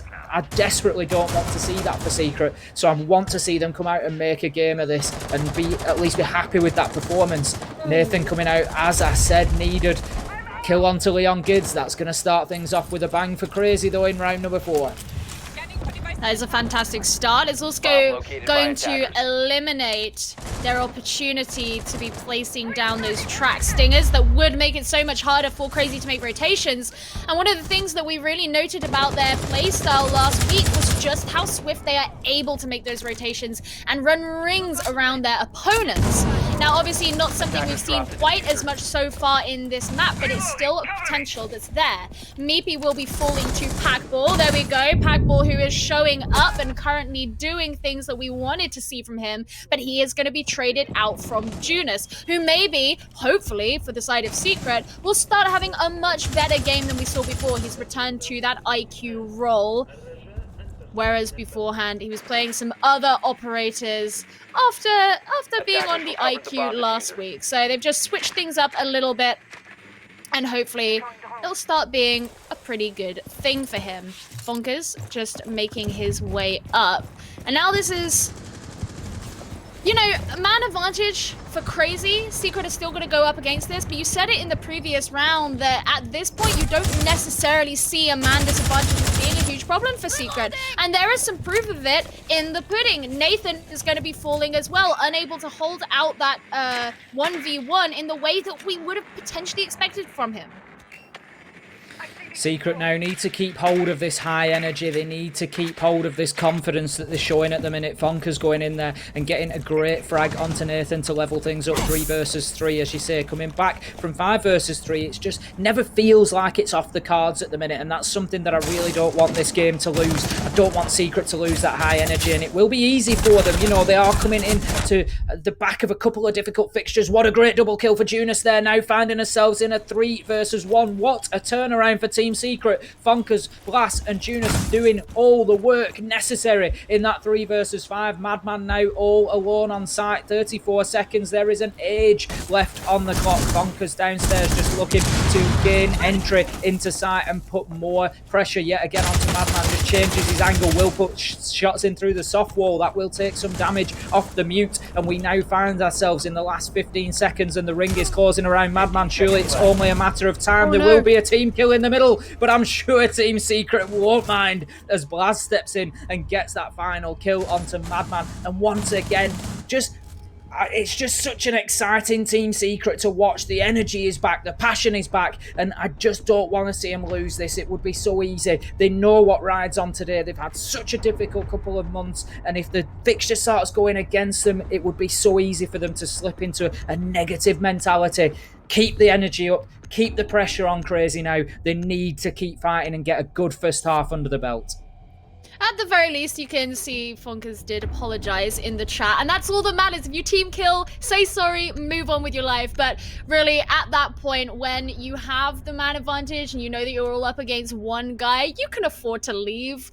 You can afford to lose a player or two. Well, it doesn't matter. And Team Secret, as you say, are going to be feeling good about that win, regardless of the fact that something like that happened. And I think it's really huge that we saw Junus really step up in that round. This is a player who has had a lot of contention surrounding him of late. A lot of opinions being floating around about whether he's as good as he used to be, whether he's still the player that we did see on G2, and what it is he applies to this team. And that's a lot of pressure to have from people who have been following your career for a very long time. So to see him just step up and be like, no, I'm not taking it anymore. I'm sorry, no. You know, the way that he just walked straight into Fountain on the last round, shot down the Maestro, even though he was behind a Goya shield, and just as if he just had no care in the world. He's like, I know, I'm sorry, this is my territory now. That's what I want to see. That's great, and that shows the fighting power that is behind Team Secret. And you said it before, it's very hard as a caster when you want to root for both teams. And obviously, biased caster, sometimes it's fun to be biased, sometimes it's fun to just hype both teams up. But in this case, genuinely, there's a story here, and that story is Team Secret have got a reputation to uphold that has been slipping away from them.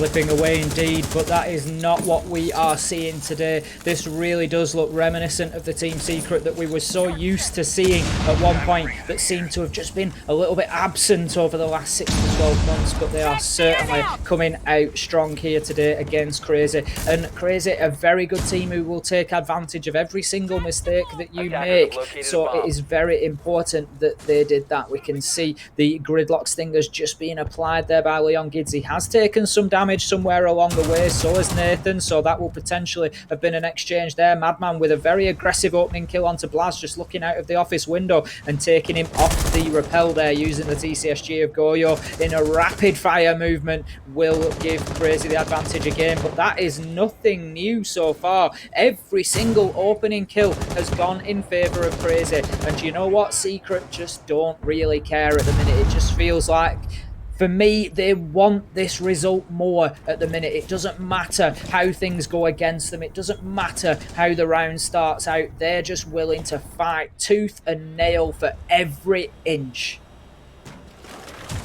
Well, the round is far from over for Crazy here. Packball is going to be falling, but other than that, there are 4 men still alive. And their health is looking a little bit better than we can see on the side of Team Secret. Leon Gids and Junus both at a high risk of falling.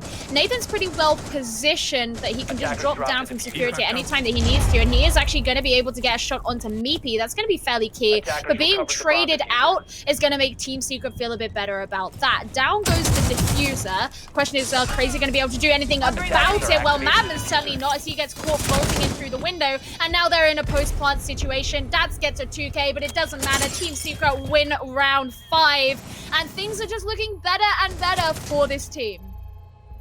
4-1 and Team Secret threatening to run away with this. They have come in and brought an unusually high tempo to this match. It is something that we see Secret try to do, but it's just felt a little bit different previously. We saw it last time they played Crazy. They tried on Coastline to jump out in the early round and take those early kills and take the fight to them, but it just always felt like a bit of an act of desperation, if I'm being honest. It was just, you know, what can we possibly do to try and change our fortunes? Right now, it just feels completely different to that. This feels like confidence. This feels like assuredness just coming to the forefront, and Team Secret absolutely dominating so far. Crazy right now need to put the brakes on. They need to slow things down one way or another. For me personally, I think that just means not taking those early fights. Right now, you're not winning the gunfights. Fonkers 7-1, Leon Gids 6-4, Junus on 5 kills. They're not winning those gunfights, so I'm not saying necessarily avoid them at all costs, but what I am saying is make sure you're getting into the late round with 4 men alive at least, to give yourself some hope of just slowing things down.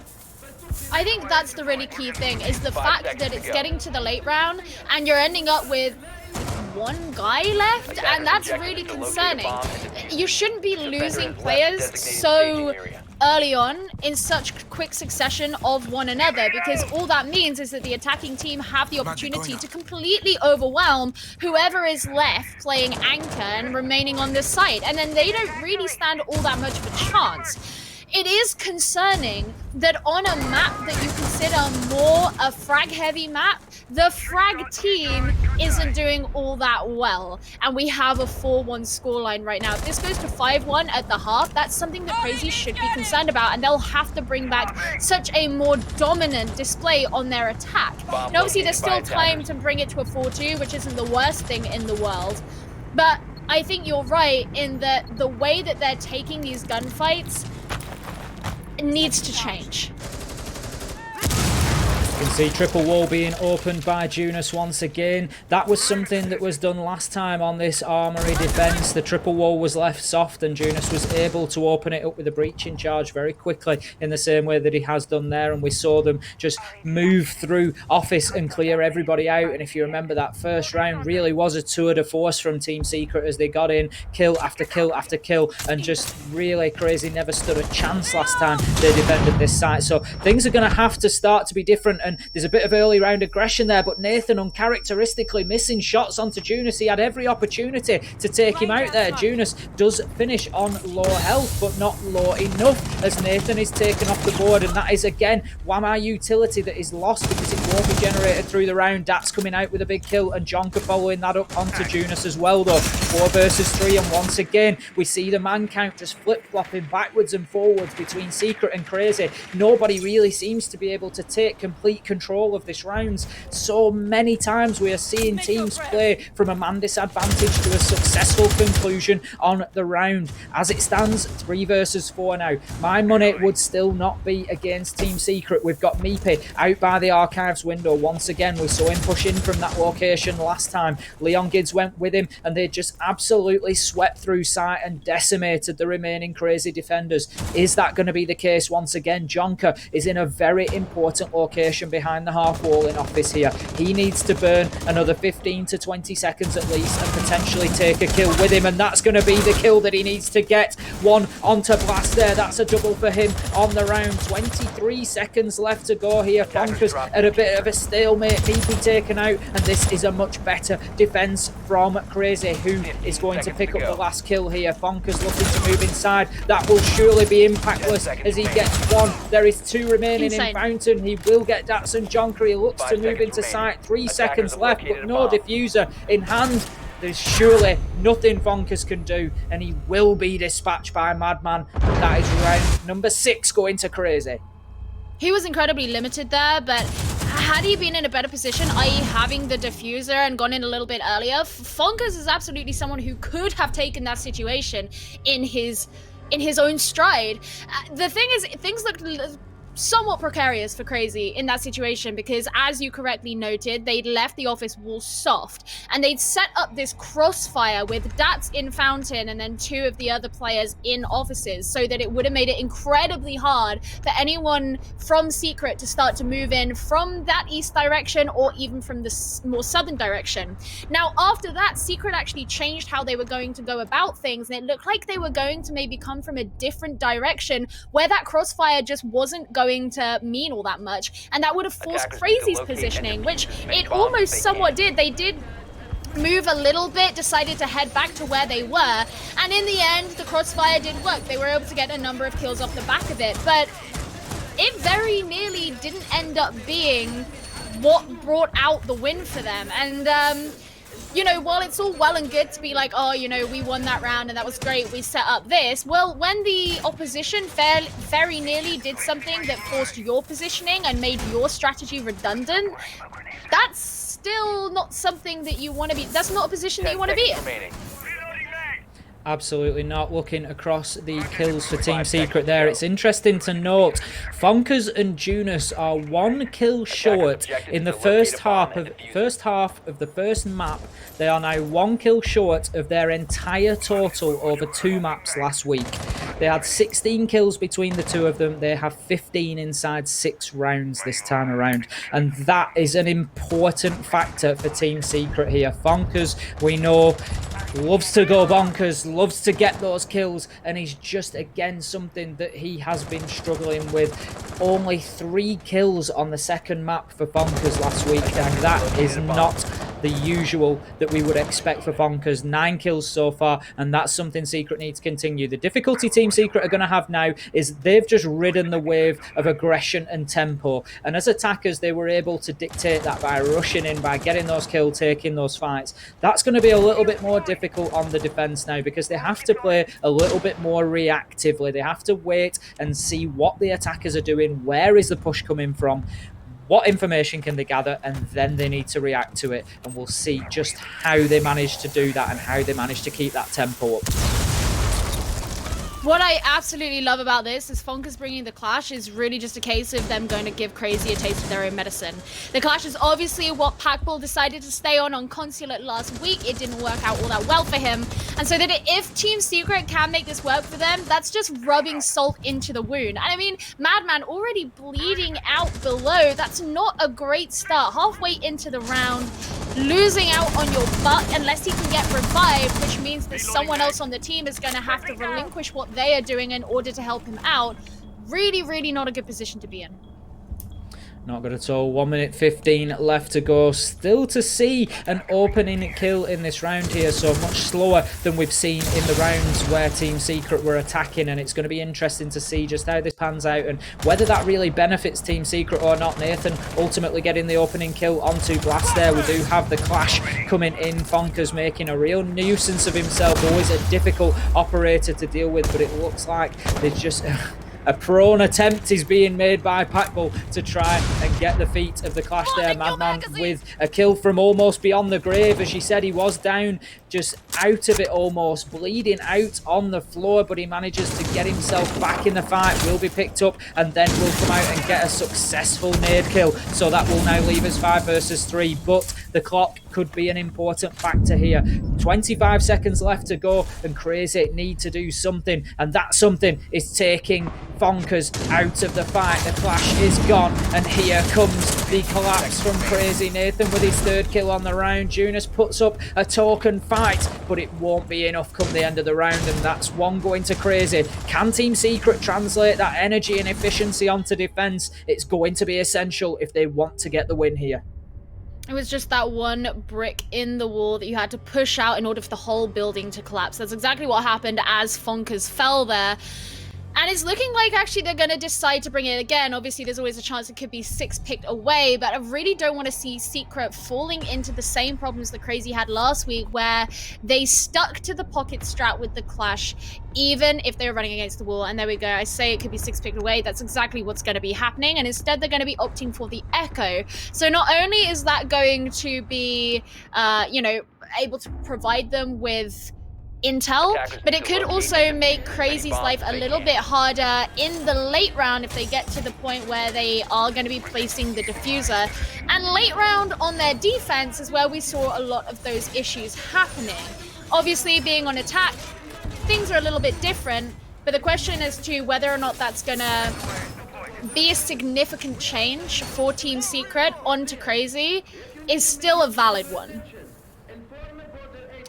Round number 8 then, 4 versus 3, and I didn't think we'd necessarily see this scoreline based on the first couple of rounds. It really did look like Team Secret might just run away with things, but now that Crazy have got themselves onto the attack, we know how good an attacking side Team Crazy are. One of the few out there that are quite happy to go on the attack to begin with, and so often get themselves a good advantage from doing so. They are going to start propelling themselves into this now. It's important for Team Secret, I think, to get around here. They need to get this first defensive round on the books. They don't want Crazy leveling things up straight away when they get on the attack. Team Secret will know that attack is Crazy's strong point, and so they can't let that sort of worm get into their mind about how they're now on the back foot. They can't let that be the case. They need to get the round here and go 5-3 up. How they do that is another question. Last round was very, very good from Crazy, summarily dealing with everything Team Secret tried to throw at them. Yeah, you make a very good point there that they can't let this be that mind worm that starts to bring them down. We've made a number of points throughout the evening tonight, Ace, about how that mental game can really affect the performance of players, and it's really something that can't be understated. A lot of people who haven't been in this situation don't necessarily give full credit to how serious how serious that is for a lot of these players. But it really can be. Team Secret have had a good game so far, though, so it's maybe a little bit early to say that things are going to be that bad and start having those mental waterfalls where everything starts crumbling down. But as you say, they are going to be looking to retain that commanding lead because, well, the second that things start falling for you, that means things are getting better for the opposition, and that includes their confidence. 1 minute 15 left on the clock then, and we can see the crazy attack is starting to mount. Walls are being opened, positions are being taken, ready for that final push. We've got Madman down below using the skeleton key of the book just to open the floor up beneath Secret and make an absolute nuisance of himself. He's going to take up the joystick position by the looks of things on Sandwich Window. Such a vital role. It can be prone to the runouts if Team Secret choose to take one. Jonker opening things up with a kill onto Leon there, very nicely positioned, and that is going to propel his team into this round. Junus, however, will trade that one back with one onto Nathan, leveling things up 4 versus 4, and that was the run out that I was talking about. He got himself on to the Archives air conditioning unit rooftop there, and that's just forced Madman away from that Sandwich Window, and that's important because it just absolutely dominates site from there. If you've never seen it done, go and have a look at around where Empire attack this site and you will see why I call that joysticks window. Junus with a big kill onto Madman. Jonker getting another one for himself on the round. He's going to look to support Packbull now as the plant goes down, but Meepy will get that kill. Packbull gets one for himself, 2 versus 1. Check small office, but won't pre-fire the corner. Meepy's there to finish things off, and that was the defensive round that Team Secret wanted. I was just a little bit concerned that they were going to start trying too hard almost, but they didn't. They've played it nice and calm there, got themselves the win. 5-3 now, Team Secret. Fantastic performance from them on that round, and as you say, they're feeling very self-assured, and I think that's the nice place to be for them, especially when going up against their rivals. Essentially at the beginning of the game it really looked like they were very hyper aware of that, and now they've relaxed back into the game. And by that I mean they know how things are going, they don't have any reason to be worried per se, and they're just playing their own game. And one of the things that was really important for Team Secret coming into this was that they forged their own identity. You know, the fact that they didn't have any specific maps that they banned, or they didn't have any definitive playstyle that they could show us from the first week. These were all relatively concerning things, not because in and of themselves they're concerning, but because it just shows that there isn't that team identity and there isn't that understanding of who they are and what they do. And we're starting to see a slightly different story today, and that's really hopeful. 10 seconds to go.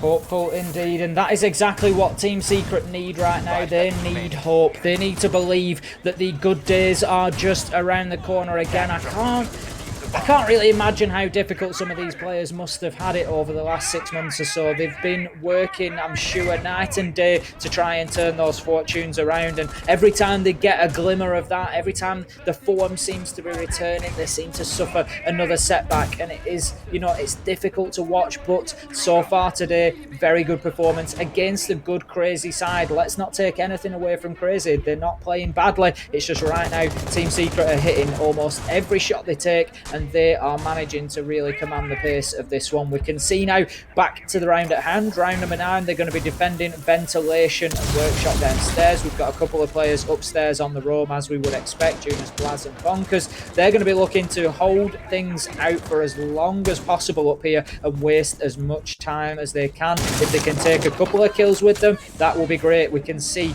this aggression is starting to mount from Crazy now. Madman getting in there quickly and using that skeleton key to open up angles into Fountain, looking to pressure immediately onto that top floor roam game and start to try and clear those operators out. Archives has been abandoned, but there are still 3 playing back in Armory. Obviously having to be very vigilant of these castle barricades. That's why we're seeing the wall being open here. Getting ready to throw in that frag grenade as well. And even though they had a relatively swift opening of the break room wall, the castle barricade at the end of the hallway made it pretty much so that they had no information purely applied by sight. In goes the last nade for Madman. Isn't going to get anything, and so far Team Secret remain all standing. That sort of last-ditch drone attempt there wasn't going to last long. I don't think it was expected to last long, but at the very least it could give some idea of where these players are. Packball just outside of Armory. Looking to maybe make a move in, but it's going to be Jonka who does get that first kill. That brings Team Secret down to the man disadvantage with just 4 players remaining. So close there. Did Jonka nearly get a player from Team Secret, but it's not going to work. And instead, he's going to move away on the rappel. Not in the line of sight of that window. Doesn't want to be risking his own life as the rest of his team tried to make a move in. This is going to be very difficult for Team Secret from here. Top floor control has been lost with over a minute on the clock, meaning Crazy have had plenty of time to start opening up the floor, as we can see Madman doing there, working the angles that they need, start forcing the defenders in and around to move out of those comfortable locations on site. But the clock is ticking.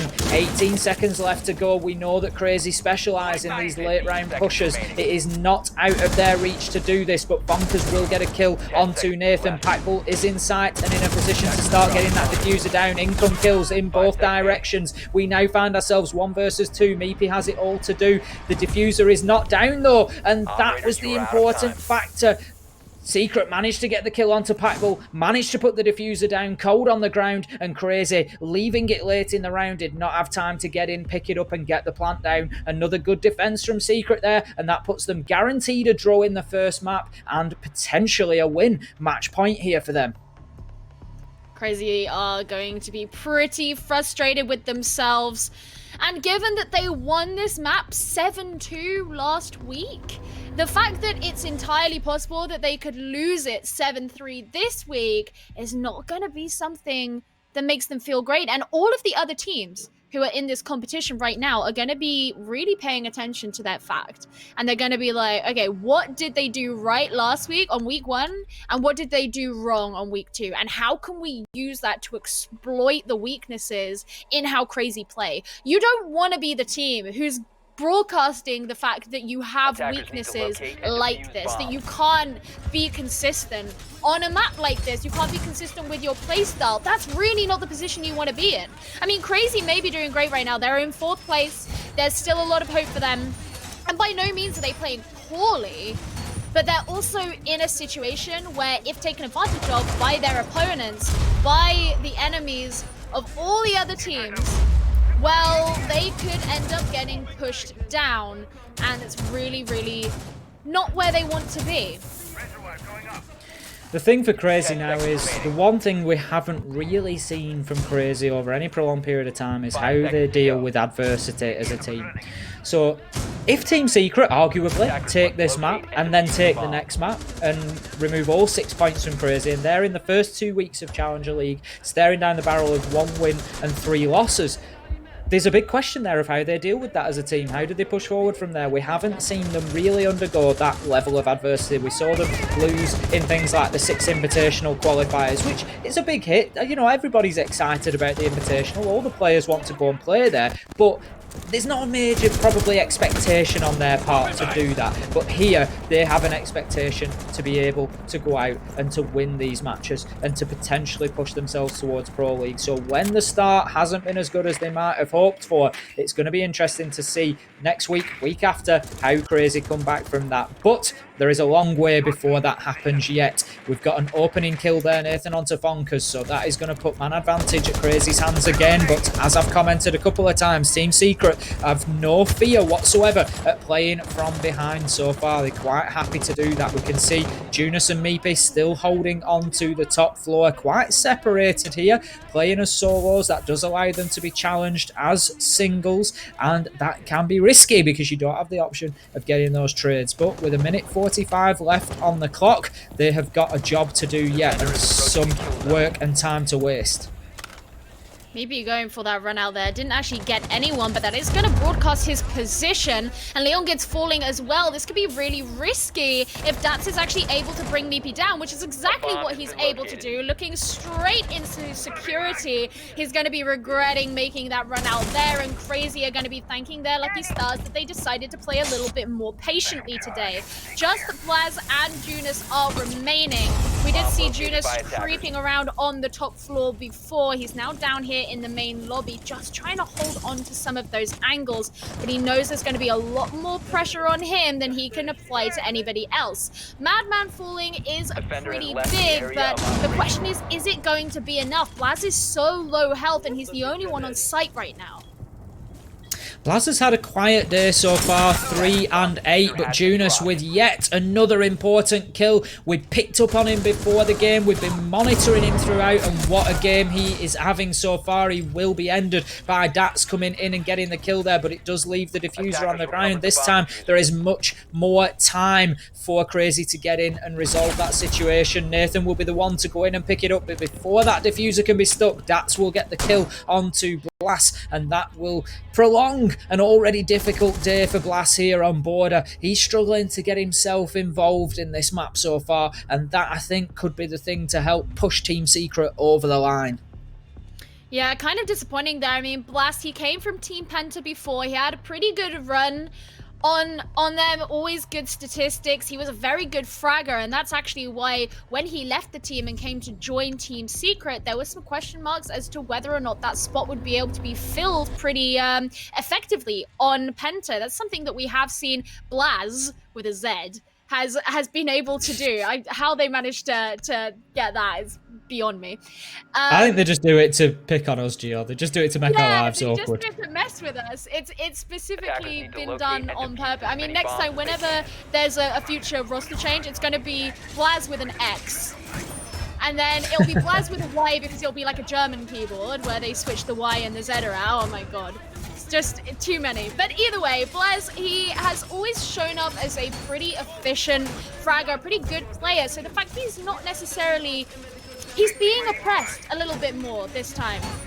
And not necessarily having the best game. Like, he's not having a bad game. He's just not showing up in the way that we've seen him before. 10 seconds left. So we are in another match point. Crazy have successfully avoided losing the first, but there will be 2 more to come if they want to get that draw. Team Secret won't be too unhappy with the last round. It was on what would probably be considered their tertiary bomb site in Customs and Inspection. This is the one. The next 2 rounds, they have got Ventilation Workshop, they've got Armory available. So they've taken Armory and Archives to begin with, and they're going to have a really good attempt here. They're going to feel confident on this site. They got a good win on it last time around, and they're going to feel like they can do this. Crazy need to come in. They need to be getting those early picks that they have been doing. They need to continue that trend, and they need to apply pressure quickly. We've seen them lose out a couple here because they've left it too late in the round to effectively do anything about it, and the diffuser has been left cold on the ground as the clock has run out. So 1 minute into the round, Team Secret all alive, all on board.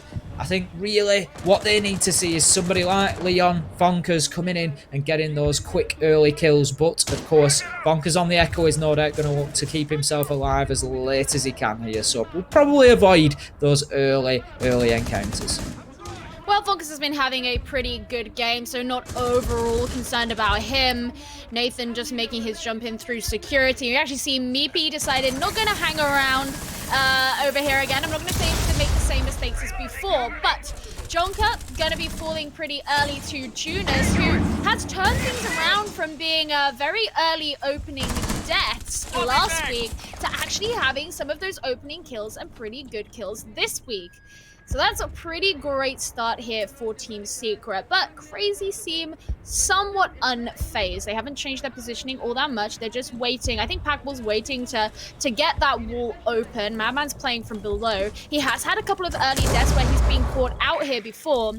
But throwing in that nade followed by his drone, just looking for a bit of intel. He's just got to hope that he doesn't get caught out through the line of sight down through that hatch. So far, it looks like he is going to remain safe. Fonker's taking yet more bullets of damage, but will still be alive. He's keeping himself really out of trouble there. It was very smooth the way he stepped away from that frag grenade as it came up, but Junus will not be able to avoid Madman's second frag grenade. Meepy, however, will get one onto Packball, and that leaves the man advantage in the favour of Team Secret. 35 seconds left on the clock. Fonkers avoids death once again, but he will be downed, and surely only a matter of time before he gets killed for good, although it looks like Nathan's just moving away from there, so there is the potential possibly for Fonkers to be picked up, but it would be a big risk in front of that Archives window, but a risk worth taking with those Yokai drones available in the last 10 seconds potentially if a plant does go down. Leon Gibbs will back away. Meepy gets a kill onto Dats. Here comes the collapse from Crazy. Leon with one on the Alder, and that will be the round finished off. Team Secret getting themselves a win on Border. Hands up if you honestly thought that was going to happen off the last few performances we've seen from Team Secret. Different team today. Things all just slipped away from Crazy at the end there. It looked like they were managing their pacing, and then everything started falling apart. Even when it got to the point that they should start moving in, you saw, I believe it was Dats who was carrying the diffuser right at the end. He fell, everyone fell around him, and there was just very, very little they could do. And that means Team Secret have put their name on the board. And I say that as if they're not a team who already had their name on the board, as if no one knew who Team Secret were. But they gave us reason to be concerned about them, and they've turned around and said, no, actually, you don't need to be concerned about us. We know exactly how to play this game, and we're going to breathe down the necks of the people who you think can take advantage of us. Certainly are. Team Secret, let's not pretend, let's not presume that the job is done yet. There is a lot of work yet for them to do. We know that Crazy can be a team of two halves sometimes, and if they come out strong on the second map tonight, it could well be shared spoils once again. I did say that we were likely to see this time and time again throughout this Challenger League season, so it wouldn't surprise me at all to see it again here. But Junus and Fonkers, let's just have a minute to tip our hats to those guys coming in on a difficult week. I'll be honest, I would go so far as to possibly describe last week as a torrid week for those two guys, but they have come back and shown exactly why they deserve their places in the Challenger League and potentially beyond, because that was a fantastic performance from both of them. 23 kills between the two of them, and I'm sure that those are names that will appear in the dreams or nightmares possibly of Crazy tonight. Yeah, Junus really had his head screwed on today, which is something that was maybe not so true last week, and that is something that is really helped them, because when you feel like you don't have that weak link, it's something we spoke about, that if the opposing teams feel like they can exploit that weak link, whether that's Junus, whether that's someone else, whatever it is, then they're going to use that against you. And this week, Crazy haven't had that available to them because Junus has been popping. He certainly has. The question now, when you talk about weak links, is will Crazy remain the weak link in the second map? There's only one way to find out, and that is to stick around with me and Gio to find out. We'll be back in about 5 minutes, and we'll be bringing you all the excitement and footage from that one as well. Can Team Secret surprise everybody and come back with a big 6-point win here in week 2 of the Challenger League?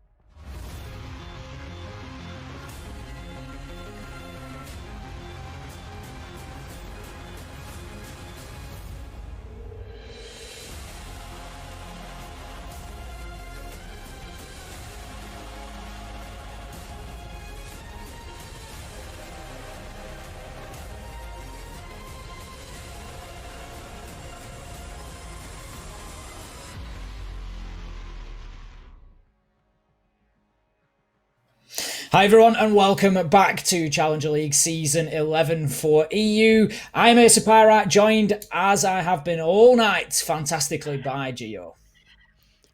That did not sound like it had vitriol in it one bit.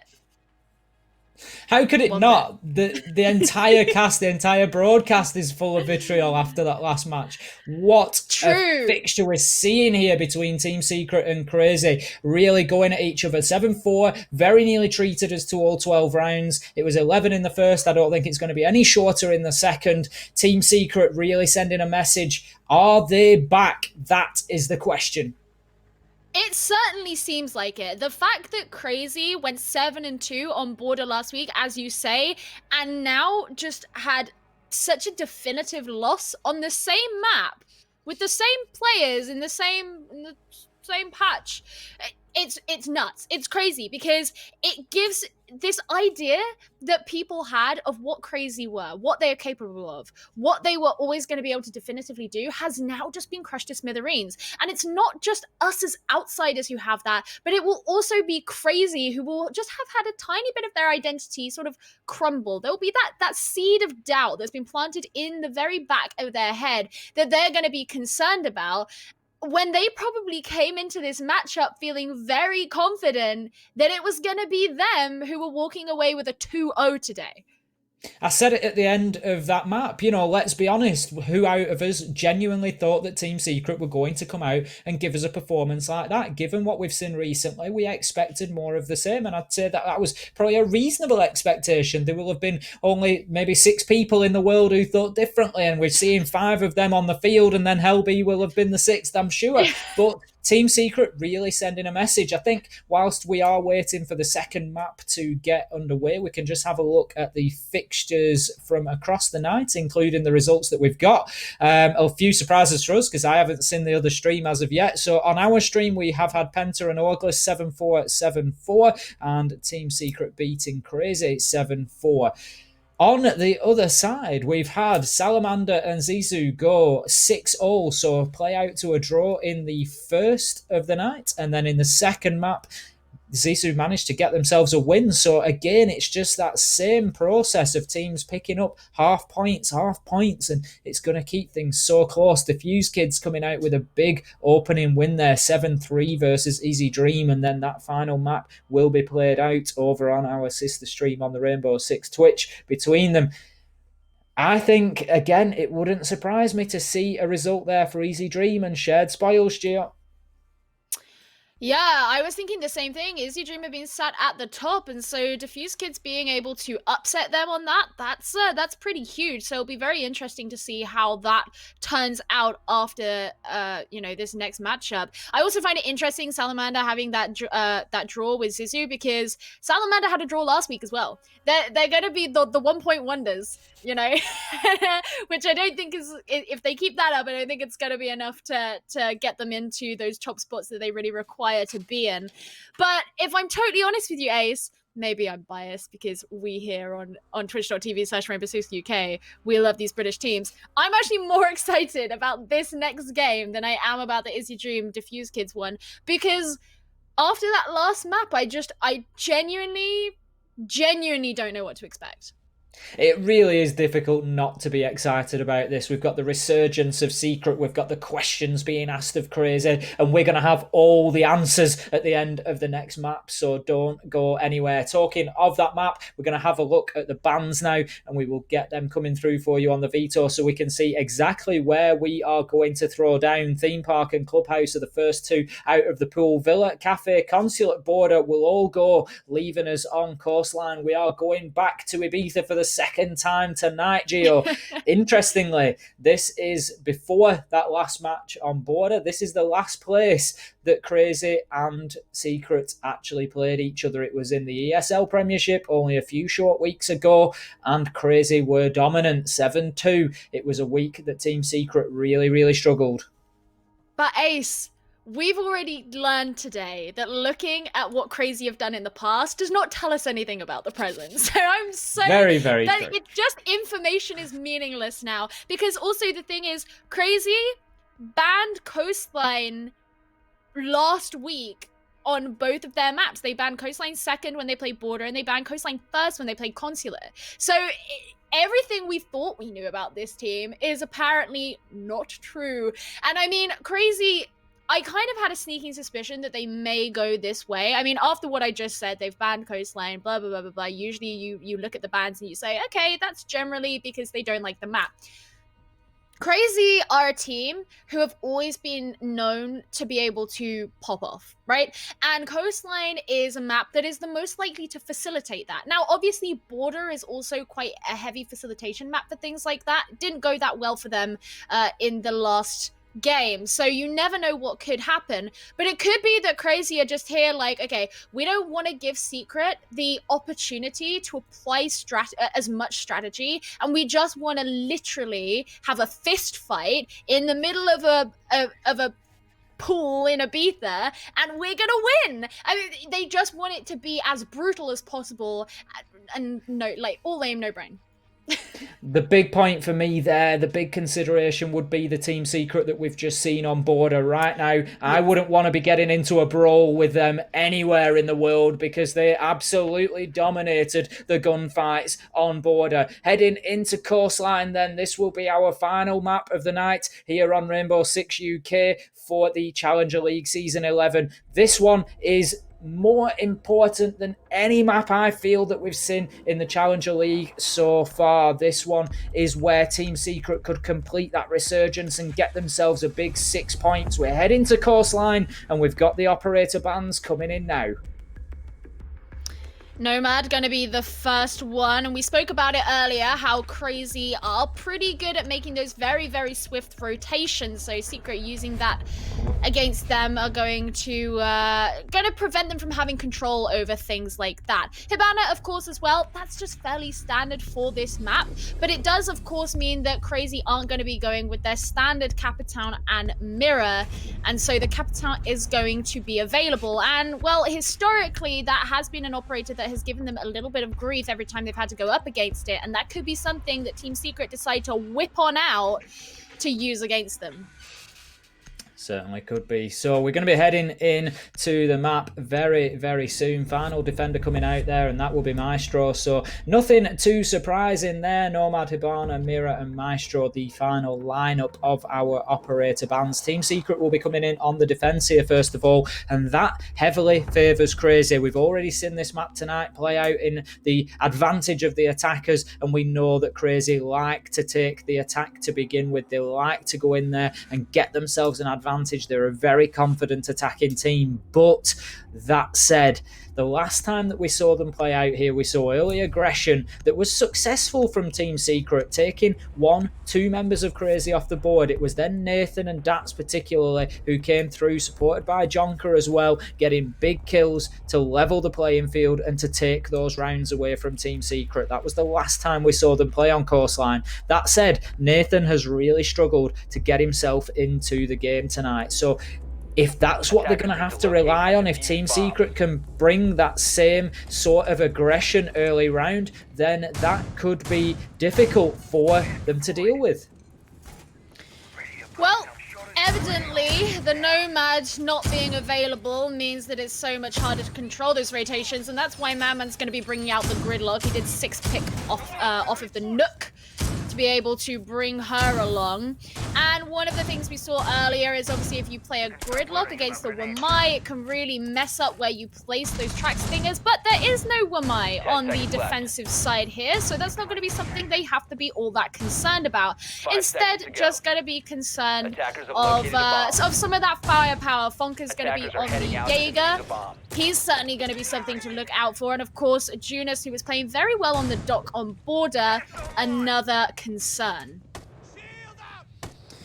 So we don't see the same level of early round aggression that we saw last time these two teams met. We had Leon jumping out of windows, just clawing at trying to get kills. But for me, that's a little bit of an indication of the position that Secret were in at that point towards the end of their run in ESL Premiership. It just felt like the ideas had run out and they were just doing anything they felt like at the time rather than focusing in, concentrating on playing a tight game of Siege. We can see Leon has made an early challenge there. I don't know if he's taken some damage through the draw drone holo from the door, but damage he has taken nonetheless. Now down to only about 26, 27 health, but he will be juiced back up by the Dock of Junus, so that will get him to more of a fighting position, able to take at least a couple of bullets now rather than the one previously. We can see Nathan dropping into Penthouse there, looking to get some top floor control. That's going to be something that Crazy are keen to do. We can see 3 of them now, Packbull, Nathan, and I think it was that's just joining them there to try and get that top floor control so they can start opening up VIP above the defenders. This will, of course, be applying that pressure down onto them. Strunk is also going to be looking to come in through Hooker. Junus is going to be the first to fall to Nathan. So, actually, Nathan, who had a little bit of a harder time back in Border, is going to be picking things back up. And the kills will keep on coming in for Crazy. That's going to make things very hard for Team Secret, especially on a site like Kitchen, where you would like to have that presence on the site towards the end. Now, just with those more roaming operators left, as I say that, it's literally just the Valkyrie. There's only so much he's going to be able to do with that MPX when you're going up against a team of 5. We said earlier, Secret can sometimes handle themselves against a man disadvantage, but in a 1 versus 5, maybe that's a little bit too extreme. So far, going to be working off those pings coming in from the rest of the team. Actually able to get a kill onto that. So that's pretty great. That's going to be good from a statistical perspective, but the likelihood of that being able to open up a win on this round, probably very low. And there we go. Crazy, they did get the diffuser down, but they got that kill before Blast could even get anywhere close, and they take the round. Unfortunate timing on the reload there, but as you quite rightly said, Gio, the MPX is certainly not a 1 versus 5 weapon. I'm afraid that is just not the case. And despite best attempts, Blaz was unable to secure that one. Good first round from Crazy, and I do get the feeling that that is something that we could see continuing. I think this could be another one of those head-to-heads that we see coming away with no clear winner, where Crazy come away with 3 points and Secret come away with 3 points. As I say, we just know how good Crazy are on the attack, and coming into Coastline on the attack is going to suit them down to the ground, which we see is exactly what has happened in that first round, only losing 1 man to Team Secret there. And the problem is, if that continues for the next 5 rounds, that is going to really temper the fury that Team Secret were playing with back on Border. It's really going to make it difficult for them to bring that same sort of energy and passion to their attacks when the round half changes over. Absolutely. So they've decided to move on over to Hooker Billiards. This is where we had this discussion earlier about the debate on premier sites on Coastline, because you could arguably go to all 3. I say all 3 because I'm completely excluding the fact that Penthouse Theatre even exists. But this is typically where a lot of people will choose as their first site, and they're coming here second. Attackers are moving out. And Crazy just obviously droning in, ensuring they know where everything is.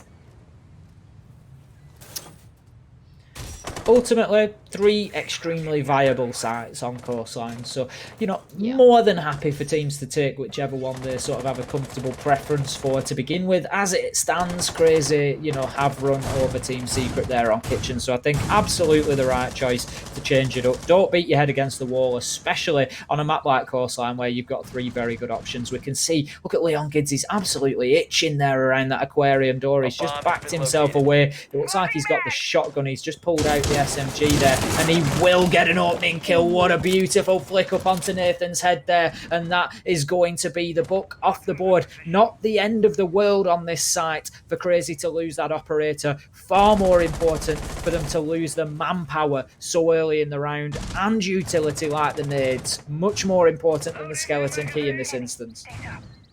I have to say, it's not all that common to see the smoke be so bloodthirsty so early, because you like to have the smoke present much later on in the round, and it's not really an operator you want to risk in those positions. But Leon Gids knows exactly what he's playing for, and he just doesn't care. I find it interesting too, Team Secret have a relatively spread out defense, and that means Junus is going to be able to just get Dats completely unexpectedly out here in service, not expecting him to be there at all. And there's his second kill as well onto Packball. That means the diffuser is going to be dropped. Now, now Madman's just trying to shoot on through the ceiling because he knows someone is above him, but so far nothing. But this is looking pretty good here for Team Secret, who only have 2 players to go up against, neither of whom have a drone left. What a fantastic round for Junus. A huge 4K finished off there, starting with that little hide around the corner that Dats just walked headlong into, and that is not like crazy, pushing into buildings with such a lack of information there. Junus able to pick 4 kills up while barely moving his feet. He didn't move out of service there, only moving marginally into bathroom when he needed the angle to get the kill onto the front door there. That is exactly what Secret needed. They needed Junus to be stepping up. They needed him to be continuing with that momentum and those kills, and that is going to strike fear into the hearts of Crazy there if they feel like he's going to come out and have such a strong round again. Crazy are going to know that they're going to have to spend a lot more time thoroughly droning and thoroughly using what intel they can gather if they've come to expect the fact that Team Secret are very likely to be very spread around the map in the same way that they were that time. They got caught out in a number of positions that they really weren't foreseeing would happen, and it obviously ruined everything. I don't want to say it just kind of threw them off. It wasn't just that. It was that it completely decimated their entire attack strategy. And that's something that if they not only have that in their head, but also have to be actually very aware of, then Team Secret absolutely have the advantage in this situation. And they can use that even more to their own benefit, because it means that they can choose to not play a defense like that. But because Crazy know that they have to check just in case, that wastes so much time off of the attack. And that's a fantastic position to be in as a defending team. Heading into round number 3 then, 1 apiece here, and who would have chosen to have this match any other way? We want to see these two go toe-to-toe. I personally want to see this go all 12 rounds, as I'm sure you do as well. We are heading now into Blue Bar and Sunrise. Leon Gidd's coming out on the smoke once again. Not, as you said, Gio, you know, he does play that smoke quite aggressively. That's not too much of a surprise from Leon. We've seen that time and time again. He is one of those players that just itches to get into engagements. He knows that he's got that ability, that mechanical skill to win those gunfights, so he doesn't always give the first thought is not always the utility that's in the pocket. He certainly wants to get himself involved in the mix, and he wants to try and get those kills for his team. But there is a balance to be struck, of course, when playing operators like Smoke. We can see now early attention being paid to the top floor. Blaz will open things up with a kill onto Dats, but Nathan will trade that back out. Fonker's trading that straight back out, though, and that is something, again, that Team Secret have done well here. Each time they lose a man, there is one of their own following back very, very quickly. Having that backup from the rest of your team is all important, knowing that you're holding onto those angles. And Fonkers is so close here to Madman, and Madman's just sending in that drone, but Fonkers is faced the other way, and he's going to try and creep around here, and he's really in a dangerous position. But Fonkers looks like he is trying to hold onto this angle here. Down go the tracks thing is he going to be able to get the kill? Well, he sends him down. He'll be able to finish it up. Fonkers is going to go down, and that's what happens when you don't realize who is nearby and who can take advantage of you, especially when you are trying to have a look around for yourself. Packball trying to drone in as well, but you've got to be very vigilant about those mozzie pests. You can't be too careful with them. And that's so make much it respect being shown.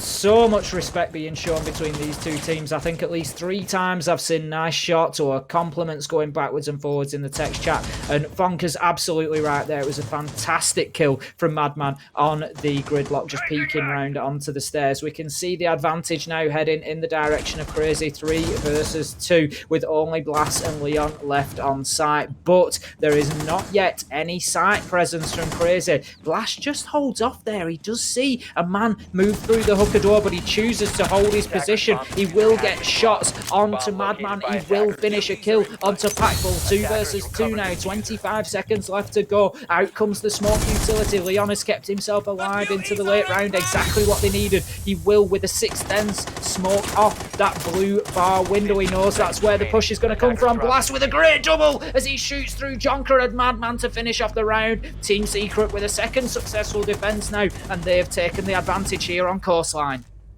it does make you wonder how those two players outside the window weren't necessarily prepared for that. At the very least, if you're going to jump in because you're carrying the diffuser, send in a pre-fire or something.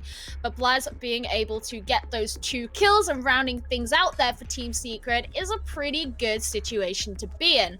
Now, they're going to be returning to kitchen and service.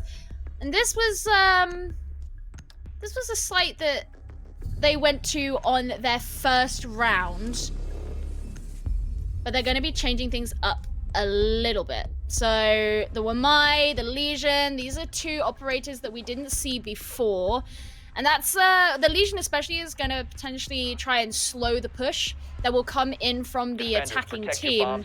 And of course, using Wamai, we'll be able to stop a lot of those projectiles. Projectile play is something we've seen a lot of today.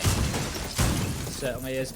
And something that we will continue to see a lot of when we've got the Wamai and Jaeger both on the cards. It is a lot of projectile utility that you need to throw in there to expend those ADSs and Wamai discs, of course, to be able to then utilise the utility that you actually need. So that is something, no doubt, that will continue. Round 4 then, we're going to be heading to Kitchen and Secret. Certainly need to change up what they did back in round number 1, because that was a very comprehensive victory in round 1. For Crazy, they only lost 1 man on the attack. They got multiple kills within seconds of each other a couple of times. Very, very well played from them. So Secret having to do something. Pulse, Legion should aid to slow things down. Pulse gathering all that information and feeding it back in, meaning that Crazy need to be careful just about how and when they push and where from. And then also, as you say, the Legion more direct in the use of those goo mines to slow things down. Of course, I mean, they're going to be expecting Crazy to come in somewhat through the top floor. That's why you have the Pulse, you can have the C4 threat. And of course, when you have those goo mines, make it so much harder for the rotation to be made down to the bottom floor. And of course, you're going to have members of the defending team waiting for those rotations to be made. It's going to give the defenders so much more control over how this push is attempted by Crazy. Now, Crazy, I think it would be unfair to say they're having a bad game so far, but obviously they are lagging behind.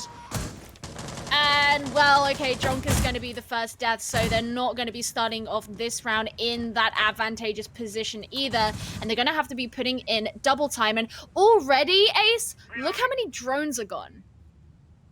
Awful lot of utility being burnt by Team Secret. They really are winning the information game so far. Nathan and Dats will get themselves in. Nathan with a kill onto Blast, but only as he gets one himself onto Packbull. Meepy will then shut Nathan down in a direct trade, so that now leaves us in a 4 versus 2. And Crazy once again find themselves on the back foot. This is a common theme tonight. They are often playing from a man disadvantage. It's only recently that I have spoken about their ability to win these situations, but tonight Team Secret are not giving them an inch once they get themselves in front. They are not allowing them to breathe whatsoever. Leon Gidge shutting down Dats, Fonkers shutting down Madman, another round going to Team Secret, and this is becoming a slippery slope for Crazy now. This was incredibly decisive and just no real doubt about it in that round from the side of Team Secret. There was not at any point really that I was sat there thinking, oh yeah, Crazy could take this. It was sort of, oh no, yeah, no, there it goes. And that's scary. That's really scary when you've been heralded as this very dominant team, and this is a map that you feel like you should be doing pretty well on because your skill set has always been held to be, oh, we can shoot. Oh, yeah, we know how to take advantage of these situations. We know how to. We always have people who can gun. Yeah, like we're good at that. We're good at that. Are you? I mean, obviously they are, but really, where is it? We need to see it. We need to see it because otherwise you are going to slip down massively. And people are going to remember why it was that Team Secret used to be in Pro League and why it was that Team Secret came as close to getting to SI as they did.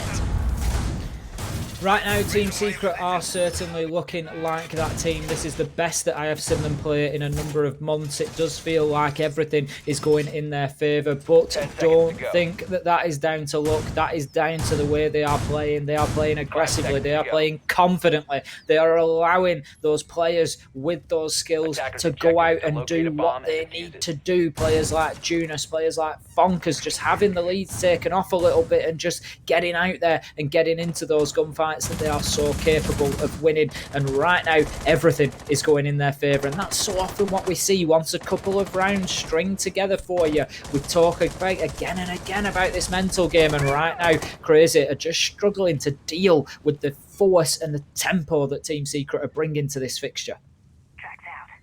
That's absolutely it. Team Secret are setting the tempo for this game, which is a position that Crazy have always known to take themselves.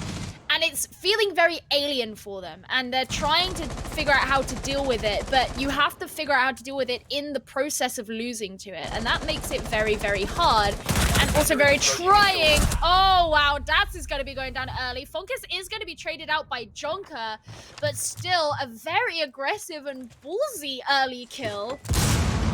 The Ash going to be missing off the board now. And Crazy are going to be looking to try and pick up that firepower elsewhere, but the aggression coming out full force so far. I'm going to ask questions of that jump out for Fonkers. Team Secret may well go on and win the round, and it is good to see him playing with that level of confidence and aggression, but taking down the Ash would not have been his first choice. We see Nathan and Jonker getting a good double between them. Packbull finishes off the round very quickly for Crazy, and that's not a big surprise. If you're going to go for a jump out like that, Fonkers, it really needs to be somebody of more value than the Ash. Ash is a straight up entry fragger, no soft breaches generally required on this map, so ultimately they haven't lost very much there. But losing a Legion so early in the round, with those goo mines unable to generate for the rest of the round, that is a huge loss of utility on the side of Team Secret. And whilst it's good to see the passion, it's good to see the drive, and it's good to see the confidence coming out of Fonkers to go out and win that, and he timed it perfectly. He was just unable to win the fight over to main door, and ultimately it really wasn't that impactful a loss for Crazy. So just maybe need to, they need to rein that in a little bit and just make sure that it doesn't get the better of them here.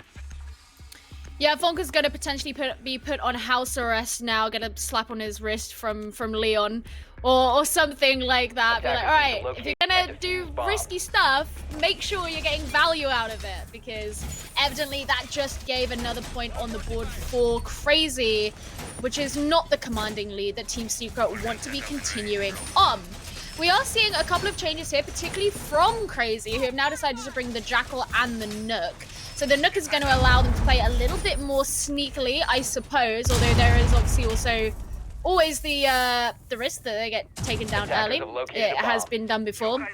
But having the Jackal will give you so much intel information on the locations and the operators and everything that's being done by Team Secret, and that's something that Crazy have really been struggling with so far on this round, because we have seen certain moments where they just you just know that they don't know as much as Team Secret do, and this is evidently how they feel they're going to be able to get a one-up in that situation and have a little bit more intel going forward. Round number 6 then, 3-2, and this is turning into an absolute classic as it stands. Team Secret are looking to take the full 6 points from these two matches against Crazy tonight. They've already taken the first 3 on border, and they are looking to power themselves out of this defensive phase with a strong 4-2 half. Packbull opening things up with one onto Meepy, but Leon once again getting that trade and keeping Team Secret level. Fonkers with a kill onto Madman as well, and we now find ourselves 4 versus 3 as it stands. Again, I've said it time and time again, so much respect being shown in the chat between these two teams, and it is great to see, at the end of the day, we're all fighting for the same cause, and that is to see this sort of growth within the UK Siege scene. And so far, what a display we have had of that from both teams. So 4 versus 3 coming into the last 1 minute 40 here. I'm on the edge of my seat every single round here. We've seen some fantastic kills. I'm sure you are at home as well. We all want to see this go the distance. We all want to see both teams win if it's at all possible, but unfortunately there's only going to be one that comes away with the points. Blast with a kill onto Nathan there, yet more pushing Team Secret towards a good first half. That's really looking to get in those key kills to open things up for Packball, who is going to be holding onto the diffusers. Only 2 of them left remaining right now, and they know that there is a strong presence here from Team Secret. Fonkers and Blaz both up on this second floor with Junis down below. Now, I don't know if he's still holding onto the C4 that the Valkyrie carries. Yes, he is. Okay, so that's certainly a risk that that they're going to have to be looking out for. Now, he is looking out for those angles as well, so somewhat preoccupied, but the risk is still there. Crazy beginning to make their move in. Packball is going to be going down to the C4. That makes the pressure so much higher here on Dats. He's going to have to pick up the diffuser or just aim for all of these kills. We'll be going to the diffuser. He's going to be taking some damage on the way. He does fall, and Team Secret take that round. The big question now is, Team Secret, can you carry this momentum forward? Can you carry it on to the attack? And can you keep picking up the rounds that you need? You are only 3 away from taking a full 6 points in week 2 of the Challenger League and catapulting yourself straight back into the mix for those top 2 spots to head back into Pro League, which is what we know this organisation, this team, these players so desperately want to get out of this season. It really is amazing to watch them put everything on the line here, and for them to see the fruits of their labour coming to bear now and getting themselves a serious advantage in this map on Coastline and potentially getting themselves right back into things in Challenger League Season 11. Team Secret had a pretty strong attacking half on border, so not all that much reason to believe that they may not have a strong attacking half here on Coastline. Blaz on the Ash, that will give him the opportunity to frag out, and Fonkers on the Sophia, something that we saw him play very, very well.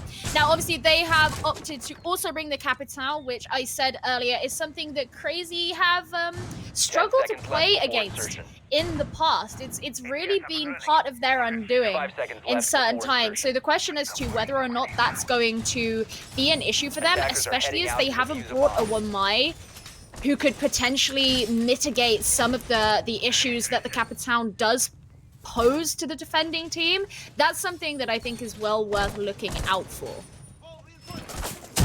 Round number 7 then, we are going to see the first defensive round from Crazy here, and we'll see if this change of direction will also offer a change of momentum as we see the sides switch around in round number 7 into the second half of Coastline here. We've got Nathan playing up there on the top floor away from this kitchen site. Fonkers is going to be moving in quite quickly though. We've got Packball just playing down there at the service entrance on the shotgun that we've seen him use to great effect so many times, just switching out to the SMG for the potential of a longer range engagement, but he's going to try to hold down that service entrance for as long as he can. I'm sure Secret are going to be looking to get in and get Nathan and Jonka cleared out from the top floor, so they have at least got control over that area, but Crazy are really setting themselves up to hold this. They've got utility, they've got the Goyo shield, they've got the reinforcements in place, they don't want to lose it, and looking for the upside down rappel. Packball's patience pays off and he hits Leon Gids for that opening kill, and that is early round advantage. Crazy.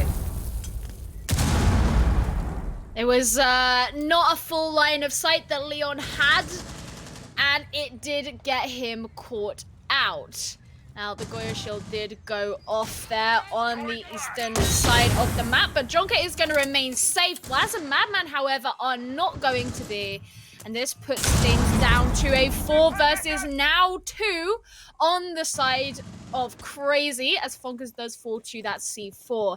He was pretty vulnerable there in the position that he was, and this is where we start to see this classic Crazy attack start to run rings around their opponents, and whether or not they can keep this up is going to be massively key as to whether they end up having a solid coastline map in the end and being able to bring in at least 1, but hopefully 3 points for their efforts today. Jonas looking to push in aggressively to the top floor. Something is needed here. He has Meepy with him, and they're going to look to take control over that VIP area. They do still have 2 crazy players on the roam top floor with them. Smoke canisters will be used. I would imagine that will have been thrown from the courtyard by Nathan, potentially. I'm not sure if he's still upstairs or not. I know he was up here with Jonker, so potentially still playing out of theatre as well. He is playing, yes, from the bottom of theatre corridor, so just using those toxic babe canisters to prevent the top floor push. We can see Jonas now taking advantage of those Capitao smoke balls. Packbull, however, will get his 3rd on the round. Dats will finish things off, taking Jonas out of the fight, and that is a round going to crazy. They certainly needed that for the first one of their defences. They needed that success. They needed to get themselves back into things on the scoreline. That's now 4-3, and they're keeping themselves within touching distance. This is not going to be an easy fixture for Team Secret to finish off. They have got Crazy absolutely clinging onto their coattails at the minute. They've got their arms wrapped around the ankles. They're not letting Team Secret get an inch away from them that they don't have to. Not at all. And if Crazy can, of course, keep up this very solid defense, then it's going to look pretty good for them and maybe have an entirely different story to what we ended up seeing on Border. I think that Secret just need to be a little bit more diligent going in here. There were just a couple of instances where they perhaps weren't thorough enough, didn't give it enough consideration. I mean, a perfect example was that upside down rappel that Leon took, where sometimes you can't really plan for those sorts of things, but when you open up parts of the window, you take in a line of sight, and it's just it's not the one. Not the one indeed. 4-3 now to Team Secret as we head into round number 8. We'll be getting to the action phase very soon. We're going to see a blue bar defense here. We saw a very good attack from Orglas in the first match of the night against Penta, whereby they got good office control, moved in and got a plant in the blue bar area, and that seemed to be much more effective than the poolside approach. The poolside approach seems to have become very, very popular lately, and it really has seen a drop-off in the use of that office side push. And I think largely the reason for that was when defences started figuring out that you could actually defend that from main lobby. What an opening kill from Nathan, though, taking a peek on the sunrise window, and he's just going to take the Capitao off. That is some serious utility to lose, and maybe just a bit of a slip in focus there from Jonas, not quite concentrating in the early round and losing his life there easily. Yeah, really not the position you want to be in if you're Jonas or Team Secret at all. Getting caught out like that is absolutely the opposite of what you're hoping for. Plaz looking to make a move in, but I don't know. He doesn't want to commit to it too much. And this is sort of the questions that you have to have is when you're making these kinds of attacks. Yes, of course, be careful. You don't want to rush too much, but you still need to be able to make those commitments. Overall, he has remained safe though, and that will lead Team Secret to be able to keep moving on forward. Bonkers coming in through Aqua. He's going to be opening up the floor here in Billiards, applying pressure down below. Attackers have dropped the bomb. So 1 minute 30 left to go on the round, and the pressure now is building, but Crazy still have 5 men on the board, and they are looking to keep it that way, I'm sure.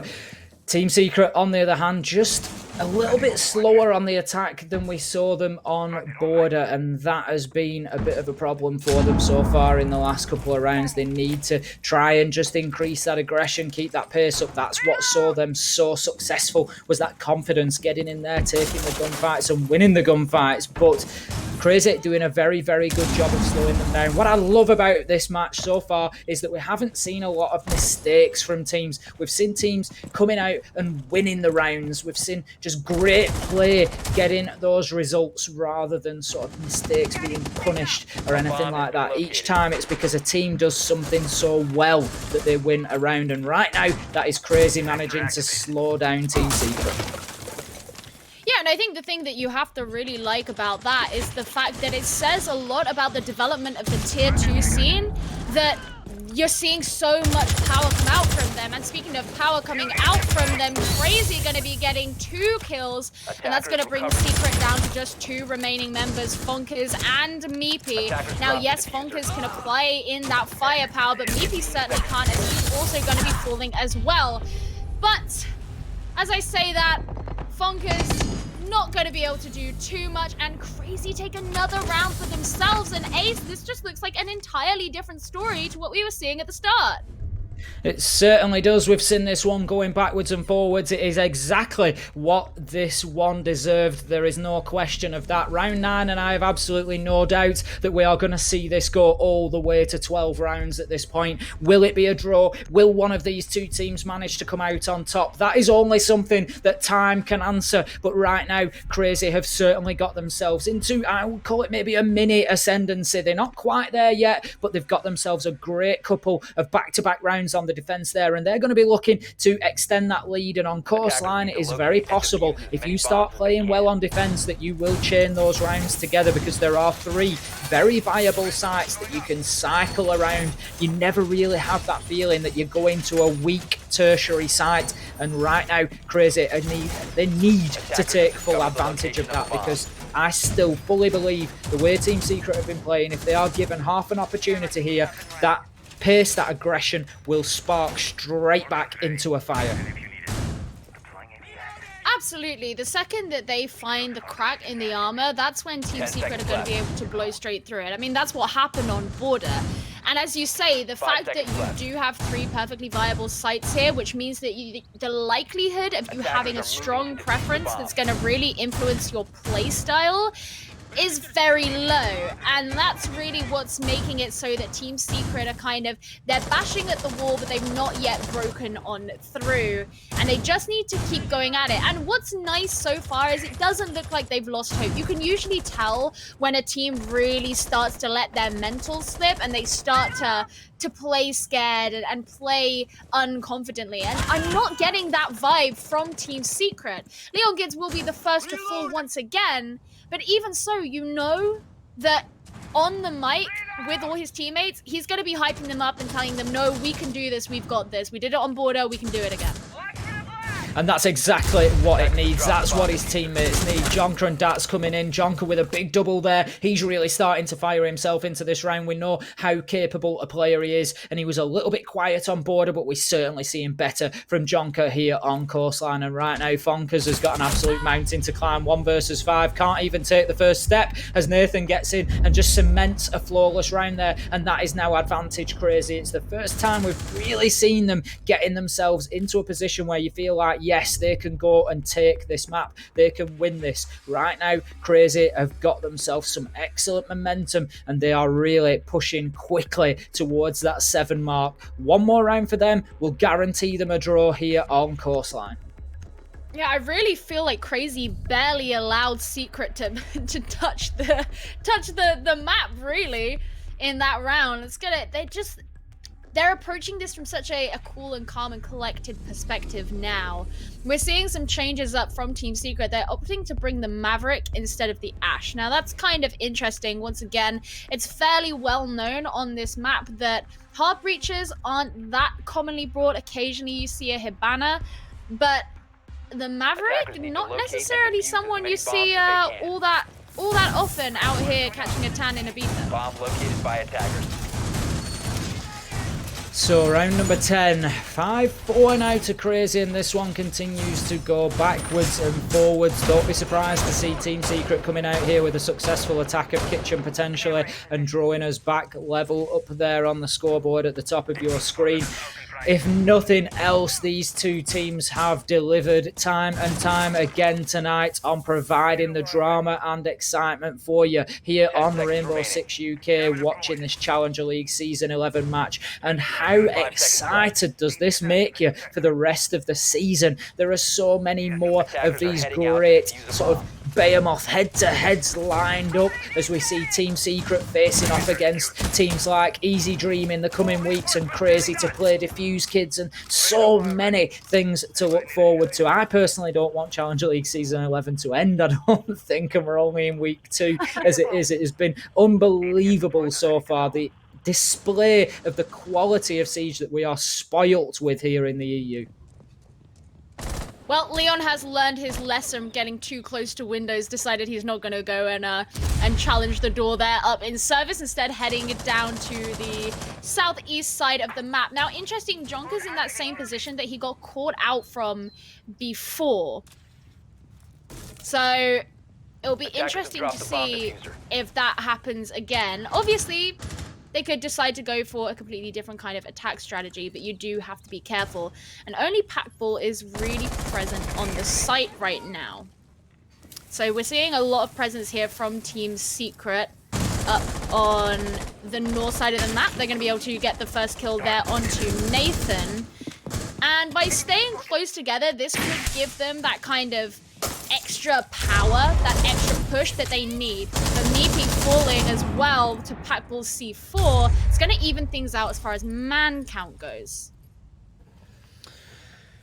1 minute 30 left on the clock, and we can see that we've got some map control gained by Team Secret now, and kills do start to follow as well. Blast with one onto Jonker. I commented last round that he was having a good round here on Coastline, so taking him off the board will be an important one. Dats and Packball are remaining, and they are facing off now against 4 as Leon Gids takes out Madman and leaves them 2 all alone. They've had reasonable matches between the two of them. Packball certainly stepping up here on Coastline as well with some great kills, a Nitro and a nice peek out of that barricade where he's playing now, to name but a couple. Bonkers looking to make a challenge onto that service entrance door, though he needs to keep his head down because right now Packball is ready to make a challenge. All they can do here is waste as much time as they can. Here comes a nade, but it will do no damage. If Packball pops up here, he might just get some joy with the SMG, but no, the stun grenade takes all the effect it needs to and allows Bonkers there to get the kill. Meanwhile, Dats gets one onto Leon, leaving himself in a 1 versus 3 here as he tries to move through the rotation. It will be Blas who finishes him off, and I think that pushes Blas into double-figure kills now here on Coastline. He's certainly coming through with that fragging potential. We know he can deliver. Team Secret did not want to let Crazy get too comfortable, and I actually quite like that whole having Fonkers on the outside. He sent in that lifeline, which obviously made life very difficult for Packball, but not only that, having the presence of him and Leon outside service while having everyone else above them in VIP meant that Packball, as the lone player on the site, had pressure from various directions, and he was always going to have to pick one way that he was applying his attention to. And that makes it very, very hard to, as a sole defender, hold on to that. Because then in that situation, even if the rest of your team are still alive, or if you have other people still alive, they have to make rotations and they could end up finding themselves heading into gunfire in order to deal with that. So I quite like the way that Team Secret sort of enveloped what was going on with Crazy. And this is exactly what I spoke about before, where it's like, let's find the weakness in their armor and let's exploit that. And if they can keep it up for 2 more rounds, then they've got this.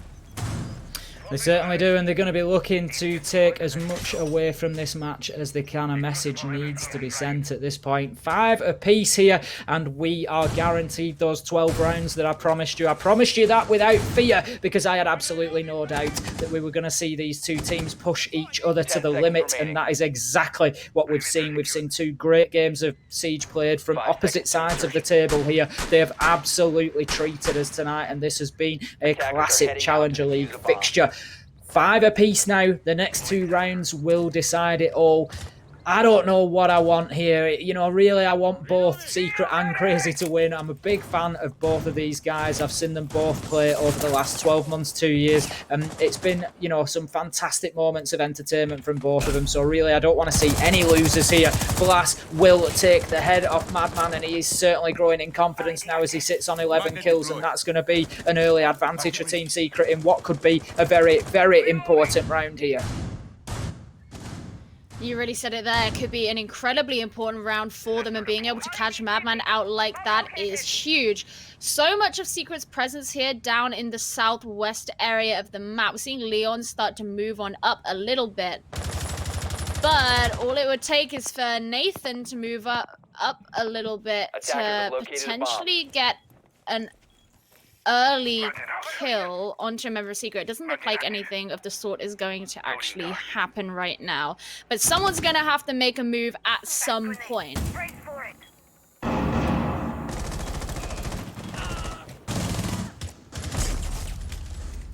A move did need to be made, and there it was. Leon coming in with a big double. Blast will back it up as well. Dats gets one for himself, but it's going to have to be an ace clutch from him. 1 versus 4 now. He's got an awful lot of work to do. He's got 1 minute 30 to do it, but the clock is not really on his side, being a defender, as Leon moves in and gets that kill. Dats had to attack towards site because the diffuser was likely to start going down at some point there, so he didn't have a choice but to make something happen. Another good round for Team Secret. Guaranteed draw for them. It was a really good round there for Leon as well, because, you know, he had a couple of rough rounds where he was getting picked off early, but in that round he got, what, 3 kills? Something like that, at the very least 2. And so it's nice to see him pick things back up, and that's obviously very encouraging for Team Secret heading into this last round. As you say, they've guaranteed themselves a draw, which means that they have earned at the very least 4 points today, but of course there is that chance that they could get a win. At the very least here, what Crazy are doing is damage control. And it's not a nice place to be, especially when you came into this matchup thinking that likely thinking that you were going to be doing so well and potentially getting a 2-0 today. Evidently not going to be happening. And so it's really good for Team Secret that, you know, one of their players who's had a kind of bad couple of rounds just because he was getting picked off early and it wasn't necessarily going their way, looking like he's a little bit more on point. Yeah, I think, you know, if we're all honest, I expected Crazy to be coming out on top today, even if that was maybe 4 points, not necessarily 6 points. You know, I know the ability that Team Secret can bring to the table, but just speaking from experience and how we saw them play last week, I really did not expect to see them turn up and deliver like they have done today. Team Secret, with the way they have fought and the work they have obviously put in before this today, deserve the win here. There is no question of that. I don't want to see Crazy taking 2 losses. You know, for the UK, it'd be great to see them get 1 win each, but that's not possible at this stage. And obviously, you know, we just want to see both of these teams do as well inside of the league as we can do. But Team Secret genuinely really do deserve this today. They've played very, very well so far. Yeah, sadly, you can't keep everybody happy. One of these teams is going to be feeling very happy today, and I'm willing to bet it's probably going to be Team Secret, because even if this ends out in a draw, Crazy are going to feel a little bit disheartened. The very least, what they can do here is try and put up a really solid defense. Madman's not going to be a part of that defense, though, anymore, as he will be picked off first, and that's not going to be great for how Crazy feel heading into this final round. And Team Secret are just going to feel like they have power at their fingertips, electricity surging through them. But they just need to stay disciplined. That's the important thing. We've seen a couple of instances of them being a little bit too aggressive as they got overconfident. As long as they don't do that, then things should work out for them. Things should work out, hopefully. 6-5 now. It is all down to the next 1 minute 30 to decide just how successful Team Secret are tonight.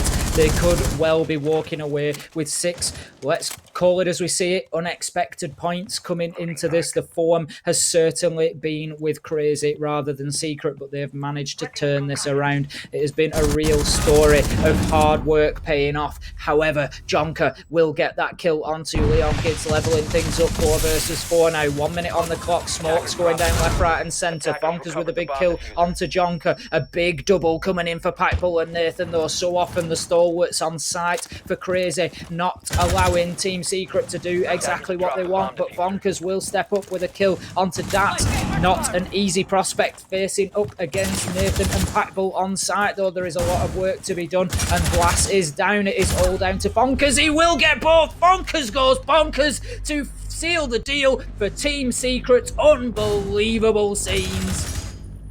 Fonkers will be basking in the light of his own exaltation as he looks back on the fact that he was just able to clutch out that final round and secure the 2-0 onto potentially their biggest rivals, their fellow UK team, Crazy. And Team Secret, we thought maybe there was a risk that they were down in the dirt, but it looks like they've clawed their way out. Well, they have the key and they have the secret. They have powered themselves back into contention of the Challenger League Season 11 in a really strong fashion there. 6 points picked up, and I'm going to pick out Blas and Fonkers once again there. It was Fonkers and Junus back in the first map. 23 kills again between the pair of them, the same as it was between Fonkers and Junus in the first, and that has really powered Secret over the line. I don't think there's any doubt about that.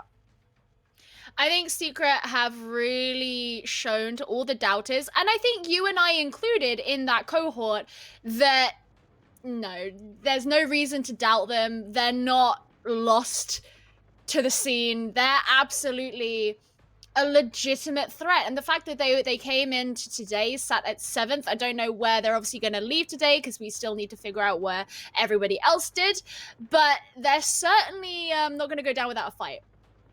They're certainly not, and I don't think anybody ever really expected them to, but over the last 6 months we have seen, as I've kept saying, we've seen them sort of put up a little bit of a fight and then die back down again, and put up a little bit of a fight, die back down again, and we just, I don't know, I think anybody who's a Team Secret fan out there is going to be familiar with that process, and they're going to be expecting off the back of this potentially, will they be able to build on that going forward? That's going to be the big question. I think the only important thing to take away from this really is that Demo, I'm sure, will be dusting off that Team Secret jersey that he's got in the wardrobe. He's going to be so happy, and undoubtedly he's going to be rubbing it in people's faces. That doesn't sound like Demo at all, Gio. All right, I'm sorry, I mischaracterized him completely. Everyone on Twitter and in chat will understand that. I'm not sure you did.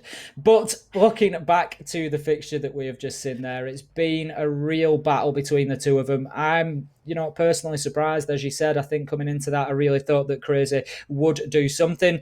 We do have an interview lined up for you with our winners Team Secret. We're going to be having a chat with Meepy. We'll get that sorted right now, and we'll just pick his brains a little bit and see what he thinks about that fixture and the last couple of weeks.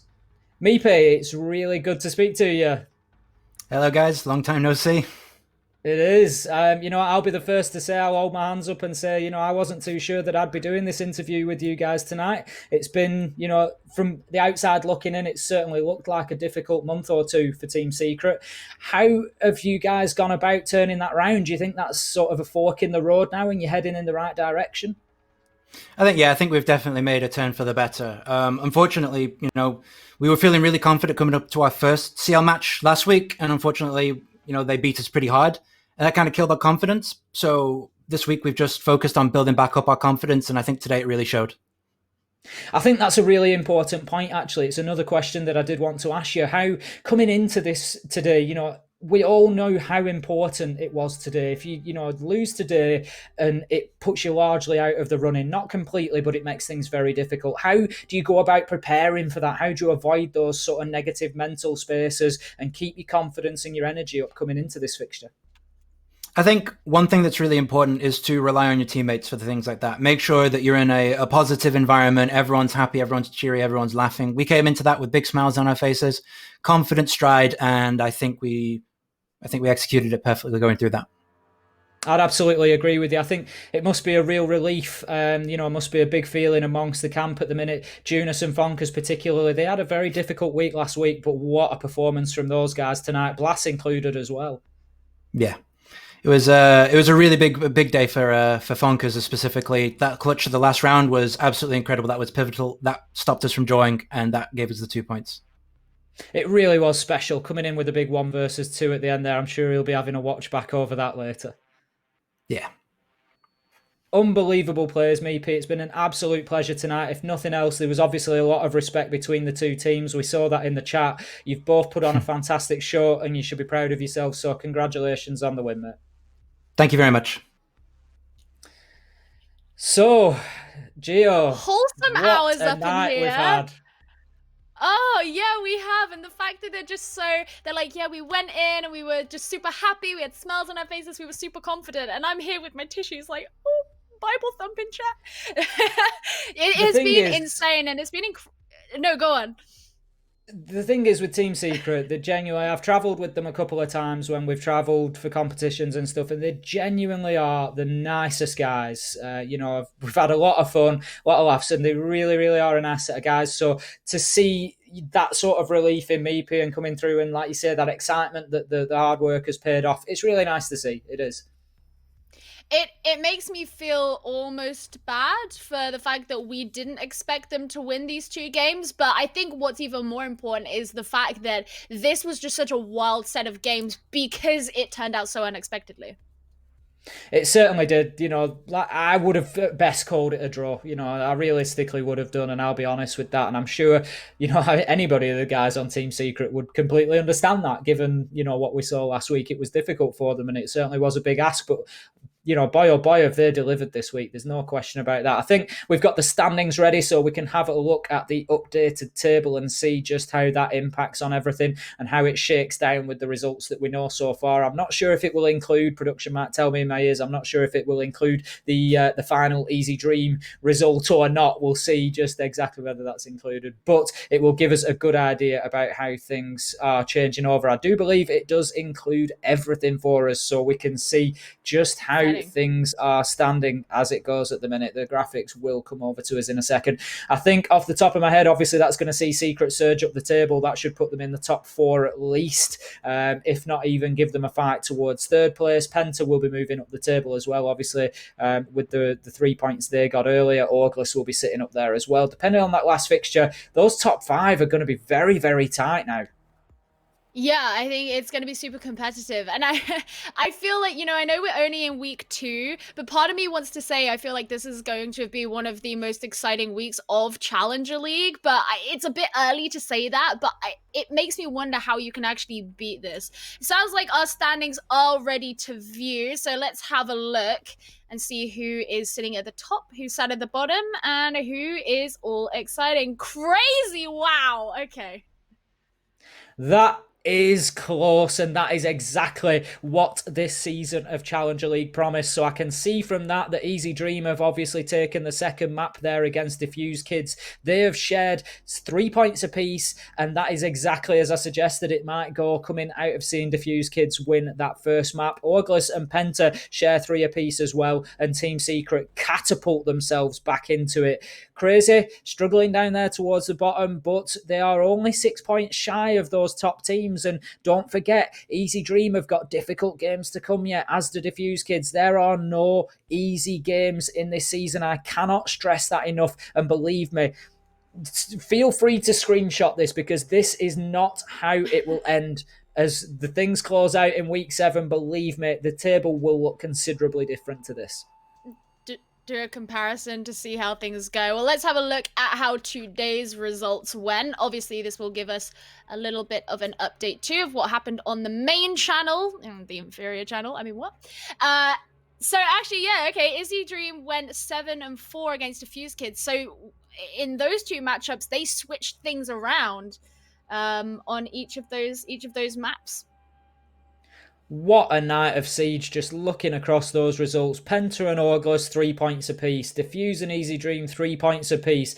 Zizou and Salamander, 4 points. Zizou coming out on top with 4. Salamander taking 1 point. Only one match of the night sees all 6 points going in one direction, and that is the one that we had here. I cannot wait to watch that one back and take down a few stats, because they are going to be super interesting. And what an entertaining match it is to watch back. I think I could probably watch that 4 or 5 times over quite easily. Yeah, no, it's going to be fantastic. I'm very excited to go back and watch the VODs from the main channel, because I think it's especially really interesting that Salamander, a team that we saw put up a relatively good fight against Auglis, now just had a loss to Zizou, who were really definitively sat at the bottom, and now Zizou aren't in the last place spot anymore. And then, of course, the 2 top teams fighting out for each other, and there's just so much infighting, and it's exactly what you said, in that there really aren't any bad teams or any standout amazing teams. These are all just really good, really skilled teams who have some skills on each other and some not skills on each other. They all have their pluses. It's like min-maxing, right? And so everybody's very, very close, and so I'm very excited to go back and watch those. The only prediction that we can realistically make confidently in this season of Challenger League is that there is going to be excitement, there is going to be twists in the tale, and we just cannot predict exactly what is going to happen from one week to the next, because as tonight has shown, rip up the odds, just forget about them, because any team can beat anybody else. That is the fact. So we've had a fantastic night here on the Rainbow Six UK Challenge. I've been Ace of Pyrite. Gio, thank you very, very much for joining me for the first cast that you've done for Challenger League. You've done absolutely brilliantly, and it's been a pleasure working with you. Again, Bible thumping chat. What? These all coming out of nowhere. No, it's been fantastic. We've been really, really lucky to have some incredible games today, and I'm sure as the season continues, we're just going to get even luckier with what these teams bring for us. I'm sure we will do. So that's all that we've got for you tonight. Make sure you check out the Twitter. We'll keep you up to date with all the information ahead of next week, including who your casters will be and the games that we will be featuring. Thank you so much for joining us. We hope that you've enjoyed the games even half as much as we have, because if you have, then you've had one hell of a night. Thank you very much, and we'll see you next week.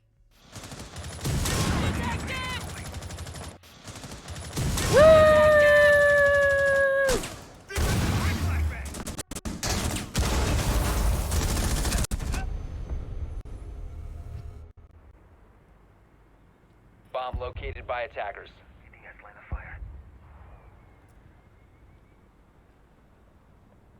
Attackers have dropped the bomb diffuser. Deploying drone.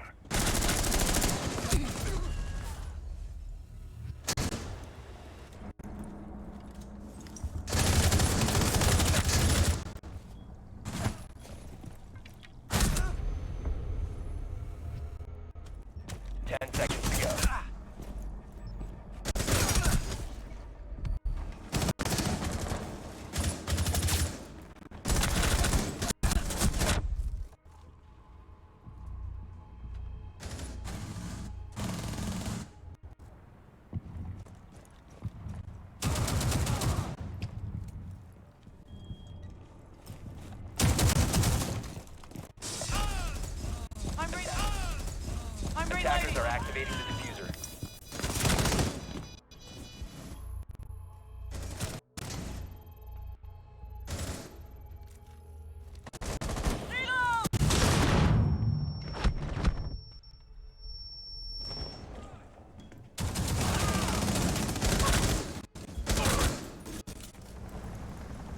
15 seconds to go.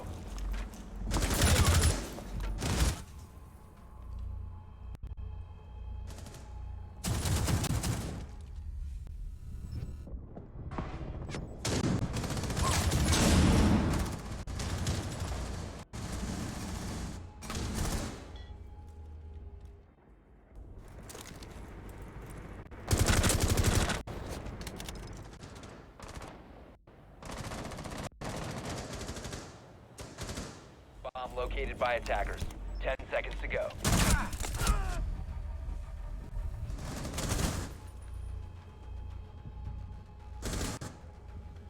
Seconds remaining. 10 seconds left. 10 seconds left. Attackers drop the bomb. Attackers bomb diffuser has been dropped.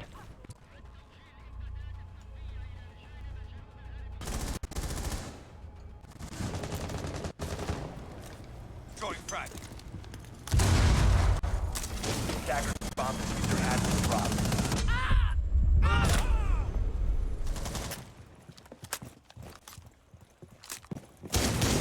Loading mag.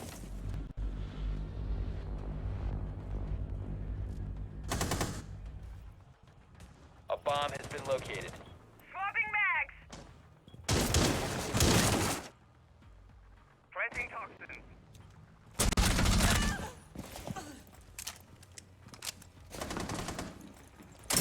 Attackers drop the bomb diffuser.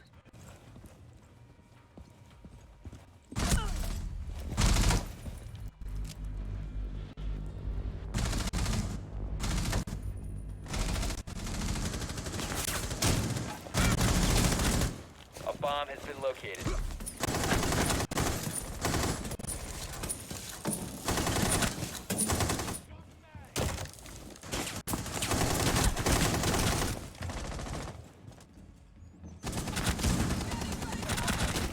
bomb diffuser has been dropped.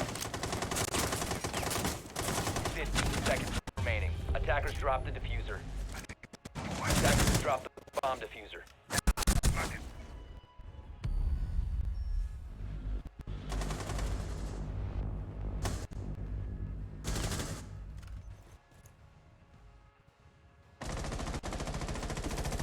Defender is approaching a kill.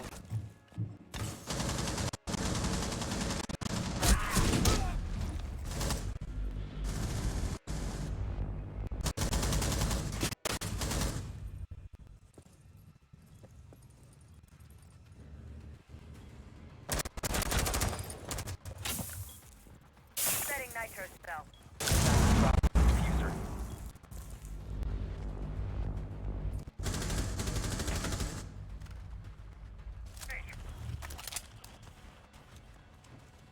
Switching to thunder.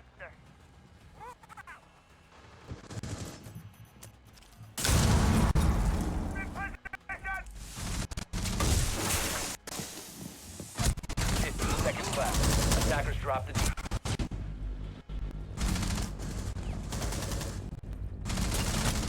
Attackers are moving out to locate a bomb and defuse it.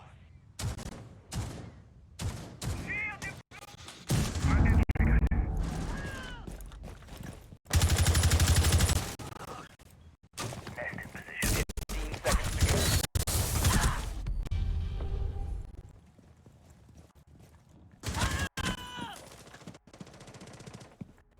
Watch for the blast. Attackers have dropped the bomb diffuser.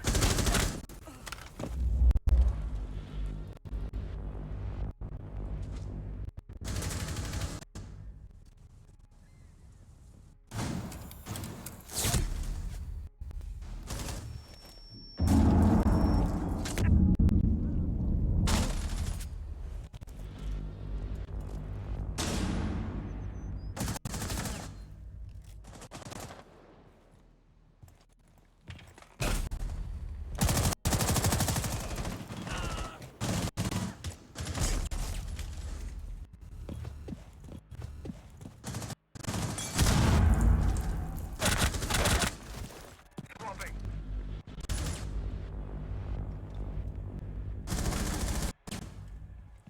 Readying concussion.